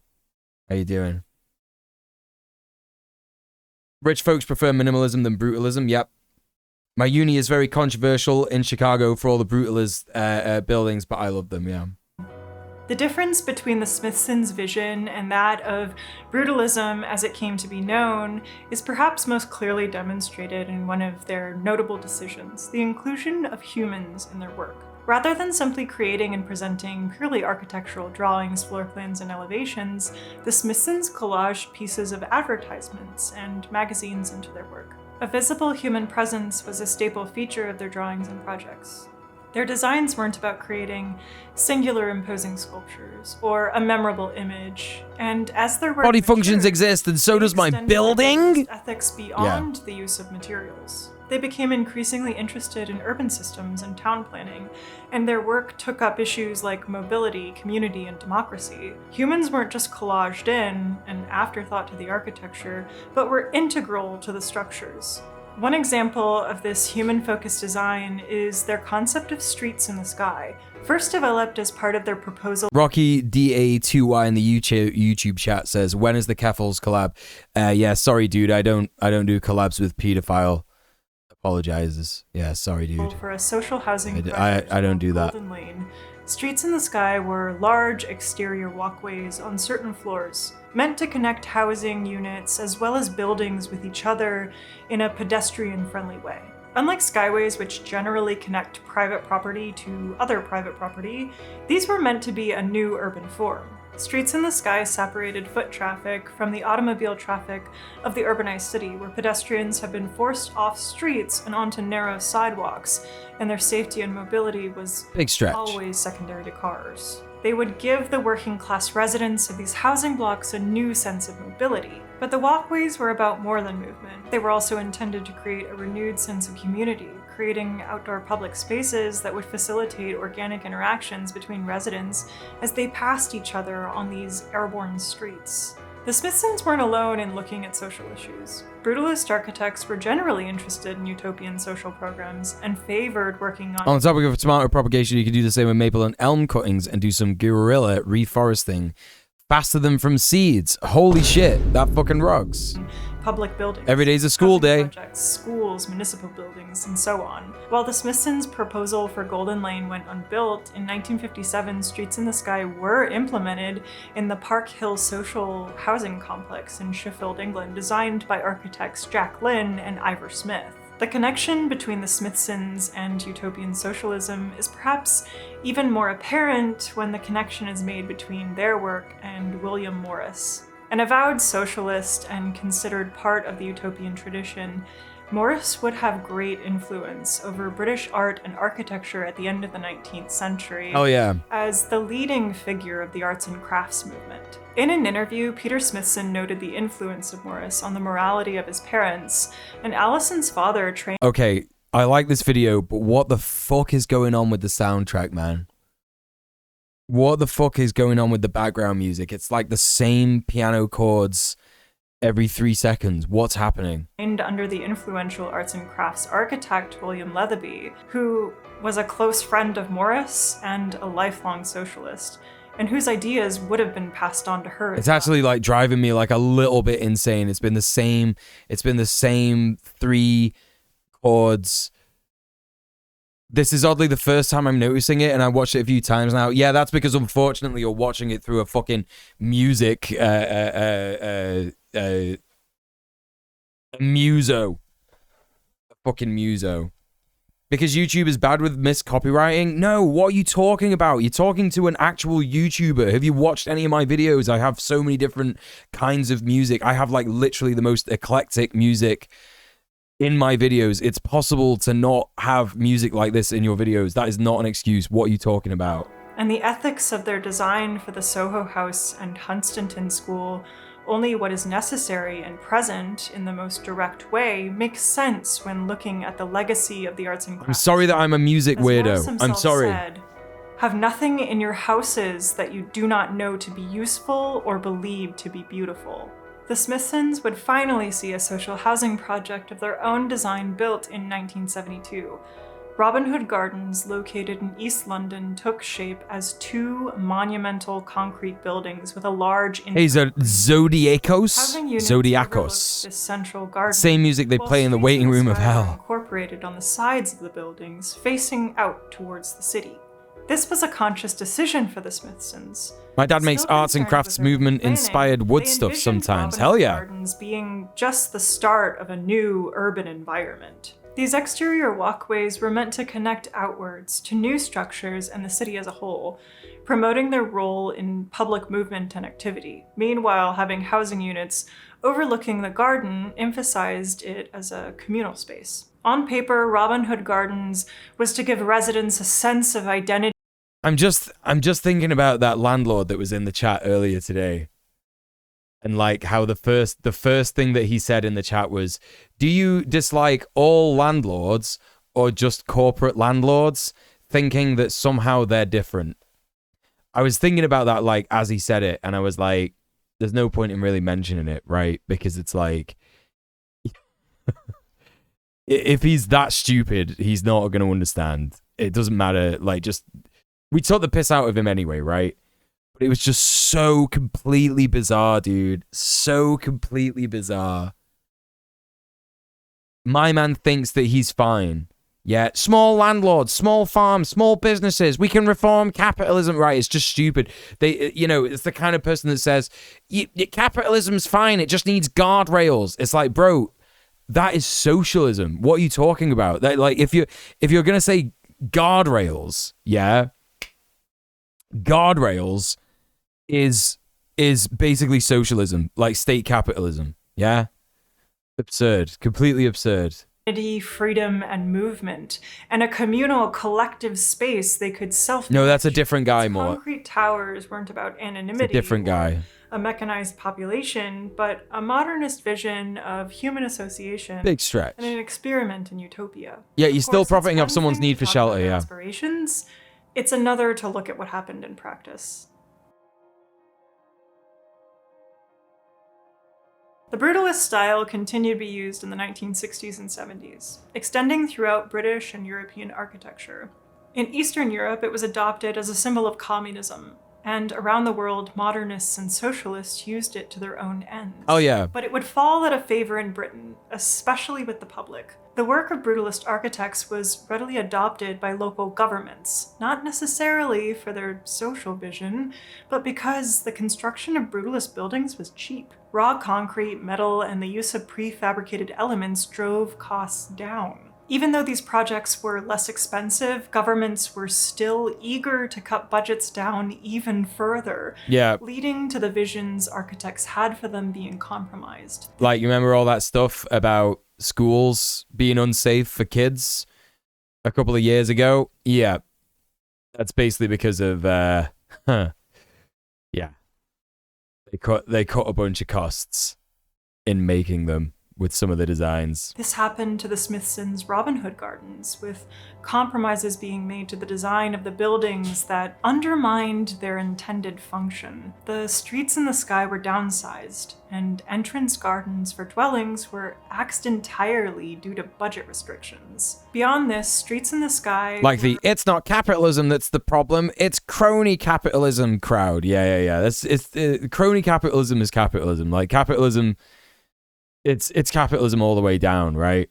You know what I mean? Always envisioned to be a part of. Years, wasn't that a few months ago? Hey, Thazadar. The fucking, schools falling down, Tories. Let me just Google this. No, you're right. It was in September. That's my bad. Not a few years ago. Yeah, you're right. It was September last year. Cluster cities, connecting the initial social housing My bad, with Thazadar. Yeah. Or the city at large. This was never realized at Robin Hood Six to 7 months ago. Any project by any architect. Counter to their intended purpose, cut off from the city, Streets in the Sky became another way that residents of social housing were further isolated from society. To add to this, the implementation of Streets in the Sky, moving pedestrians off surface streets, only made... In Austria, it's not so much schools, it's barracks. Further seeding the city... Well, it's good that they fall down, isn't it? Yay! Walkways were safer for pedestrians. That's good. That's good for the world. They unintentionally allowed urban planners to make the cities worse for everyone else in other ways. And then there was the mounting disdain for this style entirely, especially among Britain's ruling class. Here it is, chat. As an example, author Ian Fleming, who enjoyed being the son of a wealthy merchant family, created the megalomaniac villain and enemy of Britain, Ulrich Goldfinger. The character's name is appropriated from the real-life brutalist public housing architect and Jewish immigrant Erno Goldfinger. Damn, you're telling me that Ian Fleming is anti-Semitic? I would have never known. I would have never known. Oh. The fate of brutalism. That face. I like this channel. I'm subscribing. I'm right in there. Yeah, this is good. This is good stuff. 1980s, as Thatcher's conservative government took power, mismanaged public housing, and worked to demonize it. They even went so far as to produce pseudo. My boy Ian Fleming, a bit of a jerk. Yeah, defo. Brutalist architecture was. I'm sorry, Pib. I know you love that Bond. This included the Smithson's Streets in the Sky. While intentionally designed to aid working class mobility, Thatcher's government claimed they allowed looters and rioters to escape from police and shouldn't be included in the construction of housing. Chat, why is the boy, he's licking his cat tree. I think he thought he was like grooming himself, but he was like licking his cat tree. What crime did occur in public housing was, of course, the result of underfunding, denial of services, intentional impoverishment, and the intense policing residents were subject to. Over time, and in no small part, thanks to I read Goldfinger recently. He says some truly fucked up things about Koreans. Oh, Jesus Christ. Fucking hell. Introducing Ian Fleming as an author is like introducing Adolf Hitler as just a painter. That bad. Brutalism became associated with poverty and crime, with authoritarianism and urban decay. And in turn, brutalist buildings were treated as eyesores by the public, condensed representations of the worst aspects of urban life. Despite the Smithsons' aspirations, the humanity of their brutalist ethics was Yeah, that's what she lost in the said. architecture Half a that's laptop, built, yeah. and in the I'm gonna make popular this suck. understanding of This was just a really bad idea from day one. what brutalism was. Rather than transformative social projects, it was reduced to an image of dystopia. Memorable structures like Banham proposed, but in the most negative sense. And for the Smithsons, the perceived failure of Robin Hood Gardens effectively ended their public careers. Neoliberalism won out. The post-war welfare state and the architecture representing it best became maligned in the public imagination, and both were slated for demolition in the decades that followed. One half of Robin Hood Gardens was demolished in 2017, with the rest slated to be demolished soon as a part of a redevelopment scheme. Multiple Attempts pages to of have it exposition? recognized Oh as no. a historic work of architecture were denied by the government.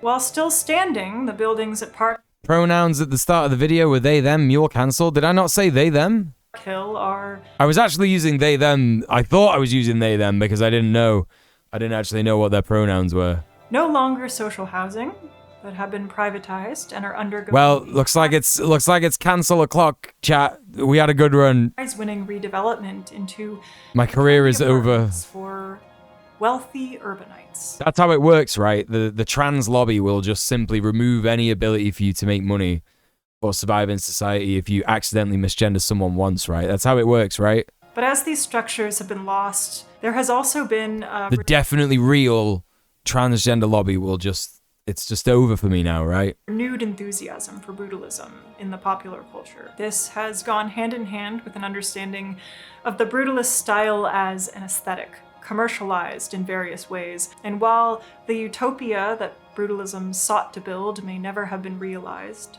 decades later, a new kind of utopianism. First, it was Catholic Easter with trans day visibility. Next, it's Marx's birthday on Orthodox Easter. Oh no! I just got a fax from the trans lobby saying I'm not allowed to talk to you anymore. No! Oh no! To it. Unstoppable trans communism. Sounds good to me. It's not just real estate developers, fashion houses, and Tumblr aesthetic blogs that have taken an interest in renewing brutalism. There's also been a popularization of eco-brutalism, building on top of the brutalism of decades ago. It's important to note that despite the popularity of the term eco-brutalism online, especially on image-sharing sites and in online communities, it's not really an established architectural style. No, definitely not. Eco-brutalism is less an architectural movement than a hashtag. We can even look to other brutalist It's just a projects hashtag, for chat. evidence of this.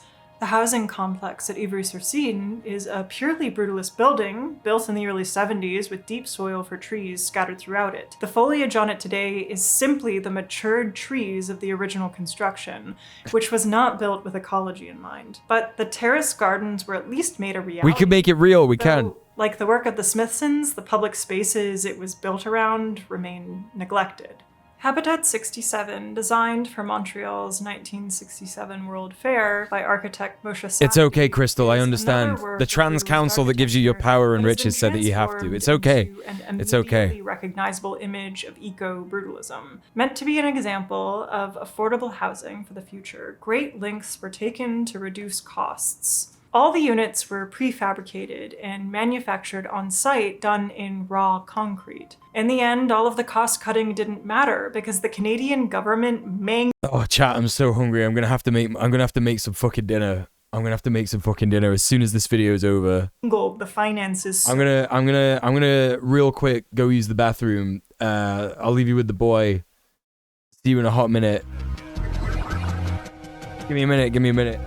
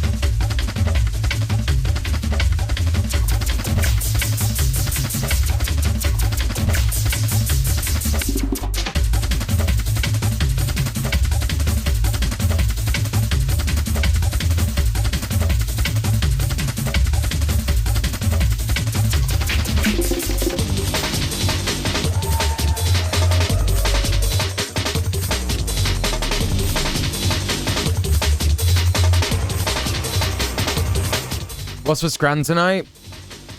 I made a curry. Curry. Content warning for anyone who doesn't want to see meat. I know I got some vegans in here. I was going to share this in the Discord, but I forgot to do it. But I'll share it later. That's my marinated meat. The green screen's kind of working on it because it's got some green in there. And then that's what it made. It made about 8 portions of that. 10 portions of that. Very nice. It's a classic Indian style chicken curry. And I put a bit of MSG in it. And it's literally the best thing I've ever eaten in my entire life. So good. So fucking good. Holy shit. Hell yeah, that's right. You have said this before. It isn't that this sounds like the Eyeless intro. It's just that the Eyeless intro has drum and bass in it. This is just drum and bass. You're just hearing drum and bass for the first time. That's all it is. Okay. Right. Let's carry on with this video. Then I'm going to make some dinner. So badly that when it was completed, it never served its purpose as a model for affordable housing. Instead, extremely high rents were implemented as the government... Put a bit of MSG in pasta, it gets instantly so much better. The thing is that you can use MSG instead of salt, right? You could just like stop adding salt to your food and put MSG in there, and not only is it so much better, but it tastes, but it's better for you, right? Mental. Charging over $1,000 a month for some units. At the time, 2-bedroom townhouses in Montreal could be rented for a couple hundred. According to the Bank of Canada, that's over 7,500 Canadian dollars today. It was Added void for flavor. It did look like a void. It was coriander. Units are extremely desirable real estate investment for the city's elite. A far cry from the vision of radical social change it was intended to be. Habitat 67 From affordable housing to overpriced garbage. I can't believe it. As a result of its concrete construction, ranging from the need for frequent repairs to giving its residents asthma and their pets getting sick. Which brings us to the material side of brutalism and the material problems with eco-brutalism. Yeah, Turkish food rocks, dude. Concrete is terrible ecologically. The cement industry is one of the largest producers of atmospheric carbon dioxide. If you've ever had a kebab, you've had a Turkish food. Concrete causes surface runoff that results in soil erosion and flooding. This runoff picks up pollutants such as gasoline, trash, and heavy metals and channels them into waterways, leading to decreased water quality. Concrete and asphalt are the primary contributors to the urban heat island effect, making outdoor areas in cities hotter than they otherwise should be. No way. Dust created by That's why it's so hot for me every summer. Increasingly frequent natural disasters is a major air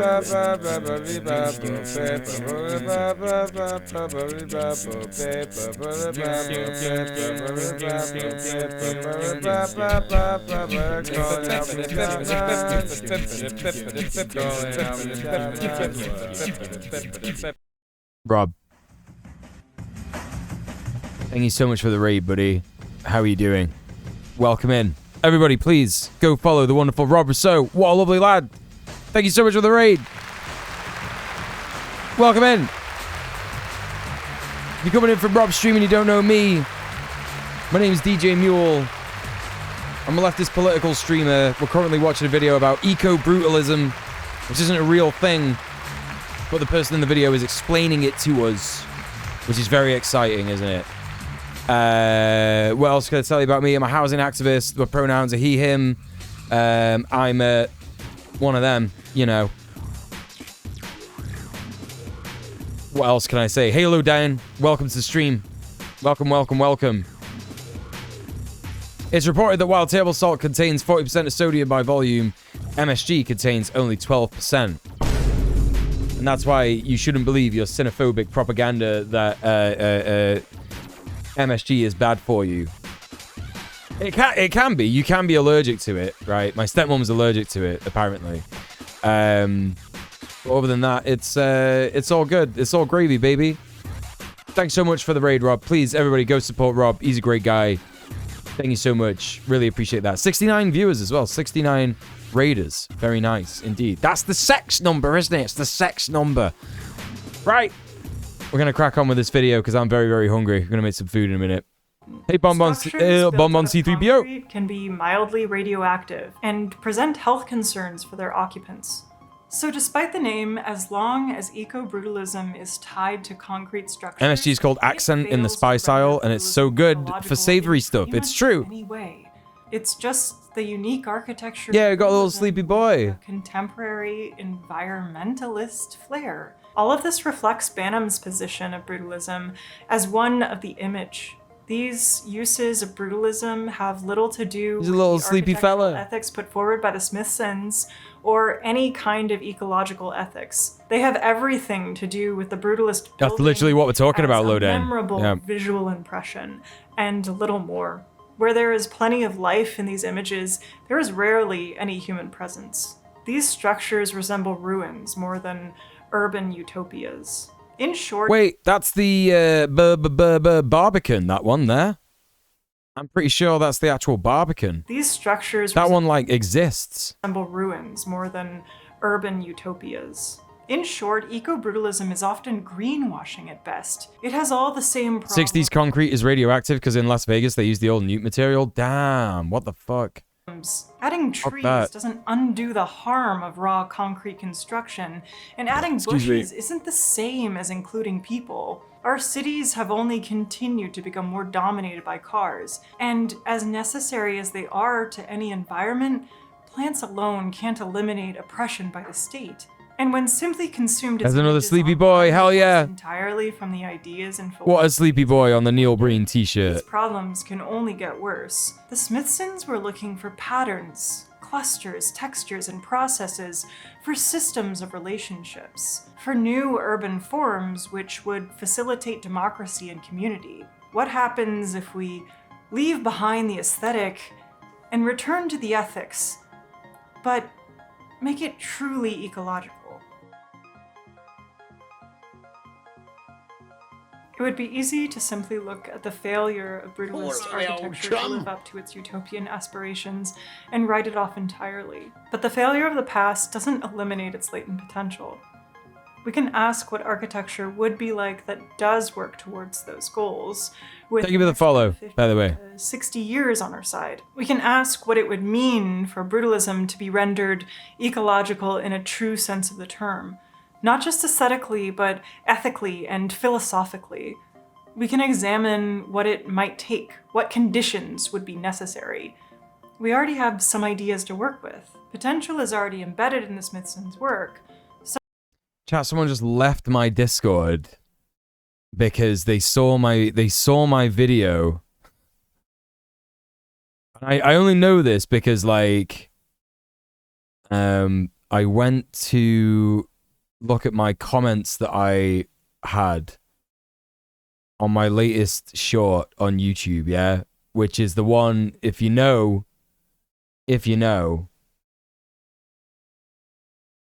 it's this one.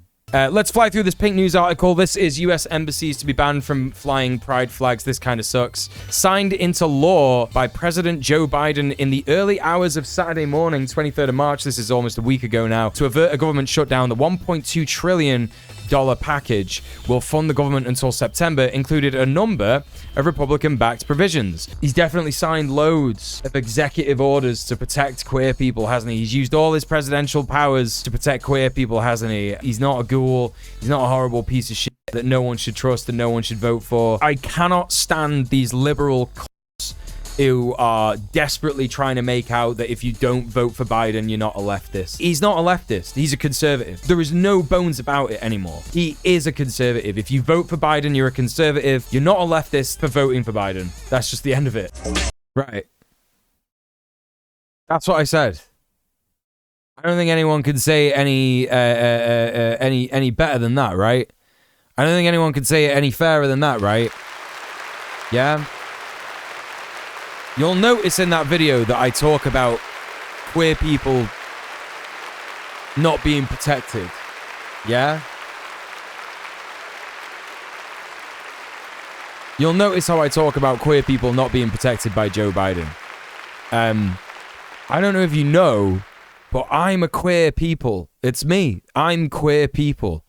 And the queer people that Joe Biden is not protecting are my siblings. They're in the same social class as I am. And if you are mad that I am mad that Joe Biden is not doing progressive things for my peeps, yeah, then fuck you, actually.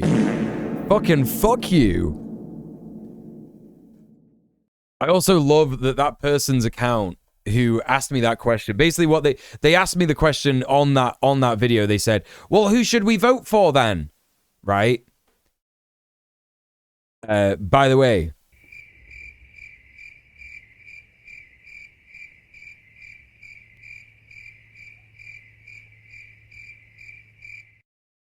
you could vote for nobody and organize. That's right. Vote for nobody, organize, start to create and build dual power in your country where you live in.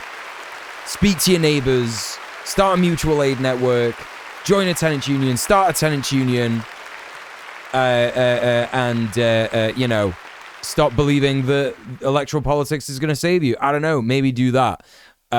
You know, just in case anyone was wondering what you should be doing instead of voting for anyone. But, you know, my man thought that I was trying to say vote for Trump. Like, I love that, like, and the person's fucking name was People Over Profits. People Over Profits. They were just in the Discord. They were literally just in the Discord in the general chat. And they said, who should leftists vote for in the US? You know, to avoid having our leftist cards revoked. I never said that, did I? I never said if you vote for Joe Biden, you're going to have your leftist card revoked, right? Stop being so serious about this shit, dude. Holy shit. Yeah, I don't care who they vote for. Just go out and actually help a queer person. Of all possible political acts, voting is the least political of them. Yeah, if you just think that voting is, you know, the only way that you should interact with politics, like, yeah, you're not a leftist. Yeah, your leftist card has been revoked, bro. Like, that's the end of it. People over profits, except for queer people. Yeah, people over profits, except for queer people, yeah? That's basically what you said. I'm glad that person left the fucking Discord, because they would have got banned anyway, probably. Fuck him. Fuck him. Mental. Such as the ecology of streets in the sky, the creation of pedestrian mobility that reduces the use of land. While the Smithsons sought to... Oh, hey, Morgan, how's it going? I was following a subreddit called March Against Nazis. I had to leave recently because it's just blue MAGA shit now, getting mad at people who criticize Biden instead of dunking on Nazis. Yeah, it fucking sucks. It fucking sucks. Hello, me old chum. Thank you for the... What? That was so loud. Is that a YouTube subscription that happens that makes that so... That was so loud. Yes, thank you for subscribing to the YouTube. Appreciate that. Pedestrians from roads and automobiles in an urban center where automobile Why is that so loud? Or removed entirely, they can define a new urban architecture.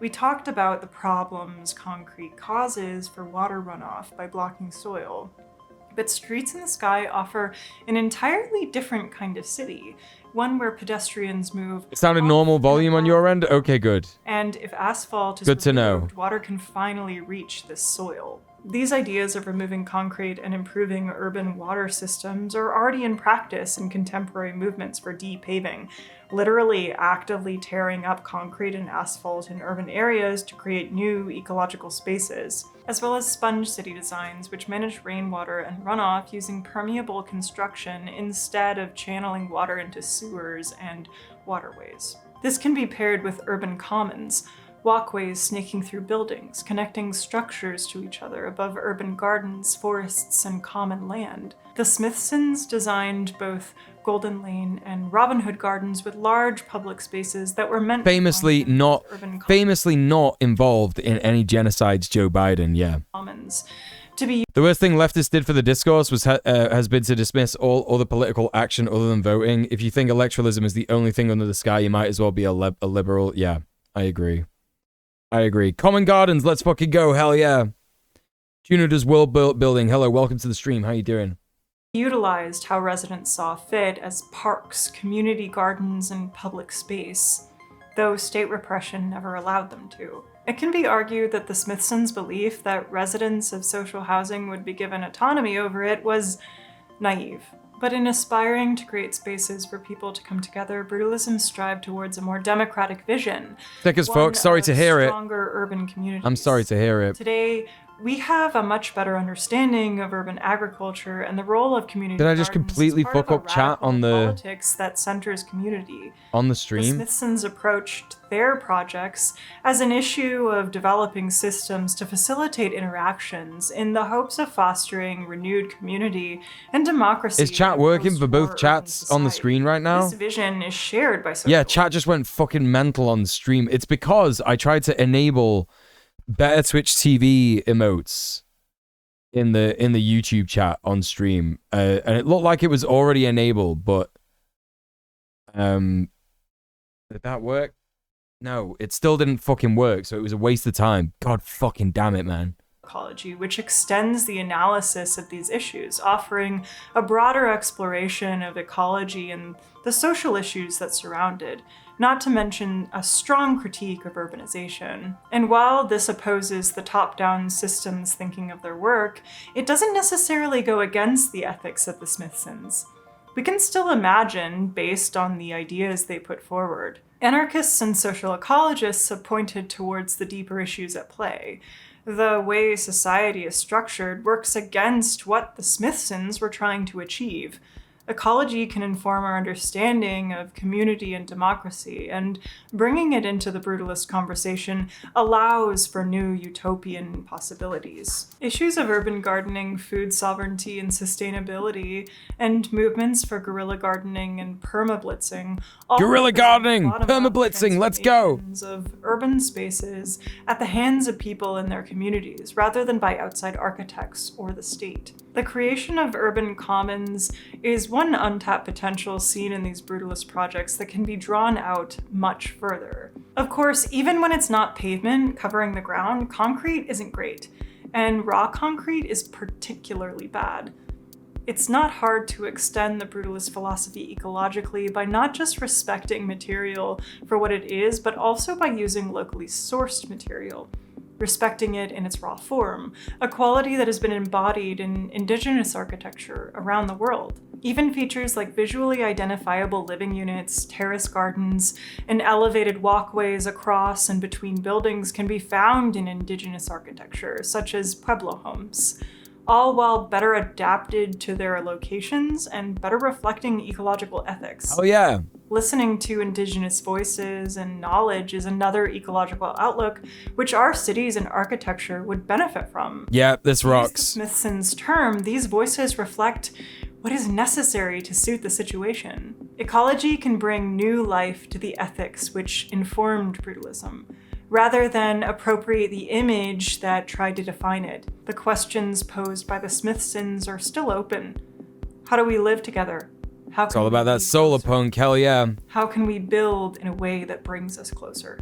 And to these, we can add new questions, ones of our own, questions that we may not have thought of before. Architecture isn't the only way we can envision a better, stronger future. Like the Smithsons, we can look beyond individual buildings to the cities and communities we live in. And through ecology, we can take more than human needs into account for how a community could function. We can turn away from blueprints and towards a diversity of utopias that work for communities and individuals alike, each unique and beautiful in the materials they are built from.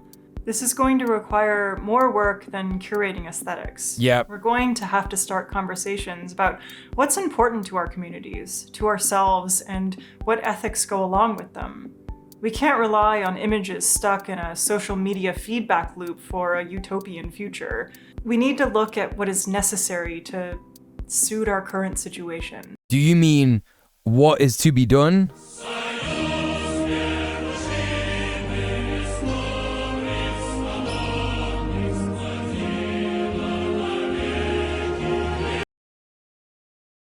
Sounds like what is to be done, to be honest. Buzzin', that was fucking great, chat. What a good video. Go and support Ilya. They're really cool. Big fan of that.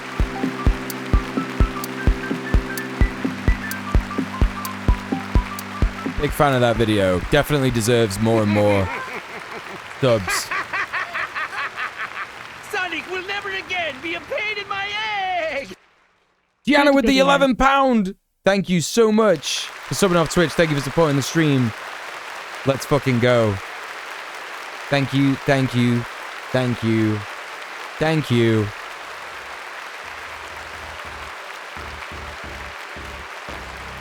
Chat, I've been live for about 5 hours. Look at the boy. So sleepy. Such a sleepy baby boy. He's a little sleepy baby boy. Yes, I'm sorry. He's like, get off me, Dad. I'm trying to look cool. Get off me, Dad. I'm trying to look cool. Anyway, chat, thank you so much for today. I've been live for 5 hours. Holy shit. Nice, cool, early stream. I got a bunch of work to do. I've got to edit my, well, it should have been March, but my April. It's now my April movie review for the patrons. So if you want to get in with a chance of seeing that video, go and check out my socials. Subscribe to my Patreon at £5 or more. And you will actually be able to check out my April movie review. It's going to be on the film Stop Motion, if you've seen it. Stop Motion, very, very cool, very, very good. I've got some criticisms of it. If you want to see what those are, check out the video. I'm going to be editing it tonight. It might be up tonight, it might be up tomorrow. I don't know. But today is basically the final day of streaming for the week. Normally, I am probably going to be back tomorrow streaming some Stardew Valley. So if you want to hang out tomorrow, I'll be back streaming tomorrow, playing some Stardew Valley. I'm in like summer, nearly autumn. I'm actually really excited to stream some more Stardew Valley tomorrow, so I might be streaming pretty early. You know, looking forward to a big day of gaming. A big day of gaming, chat. But thank you so much, everybody, for being here today. It's been really, really fun. Thank you so much for all the donos. Thank you so much for just hanging out for the earlier stream. I really appreciate it. Thank you for the big raid, Rob. I appreciate that. Thank you for all the follows. Had a few follows today. And thank you just for hanging out in the chat, being here. Thank you for lurking. If you've been lurking, if you've been watching this stream on the VOD channel, please make sure you like, comment, subscribe. That stuff really helps me out. I will be back tomorrow, like I said, but in the meantime, let's go raid Ugopnik. He's streaming, he's reacting to some, what's it called? John Oliver, that guy. Yeah. John Oliver, that guy. Join me for the raid. There's the raid commands in the chat. If you're on YouTube, I'm going to drop the link to the Twitch channel in the stream right now. There you go. But, yeah. I will see you all tomorrow, chat. Thank you so much for hanging out. Have a good one. Love to the boy. Thank you very much. Thanks for the stream. Thanks for streaming. Thanks for stream. Stardew for the win. Have a good night. I will. I'll see you all tomorrow. Thank you so much for being here. Good night. Stay excellent to each other. Mwah. Peace, peace, peace.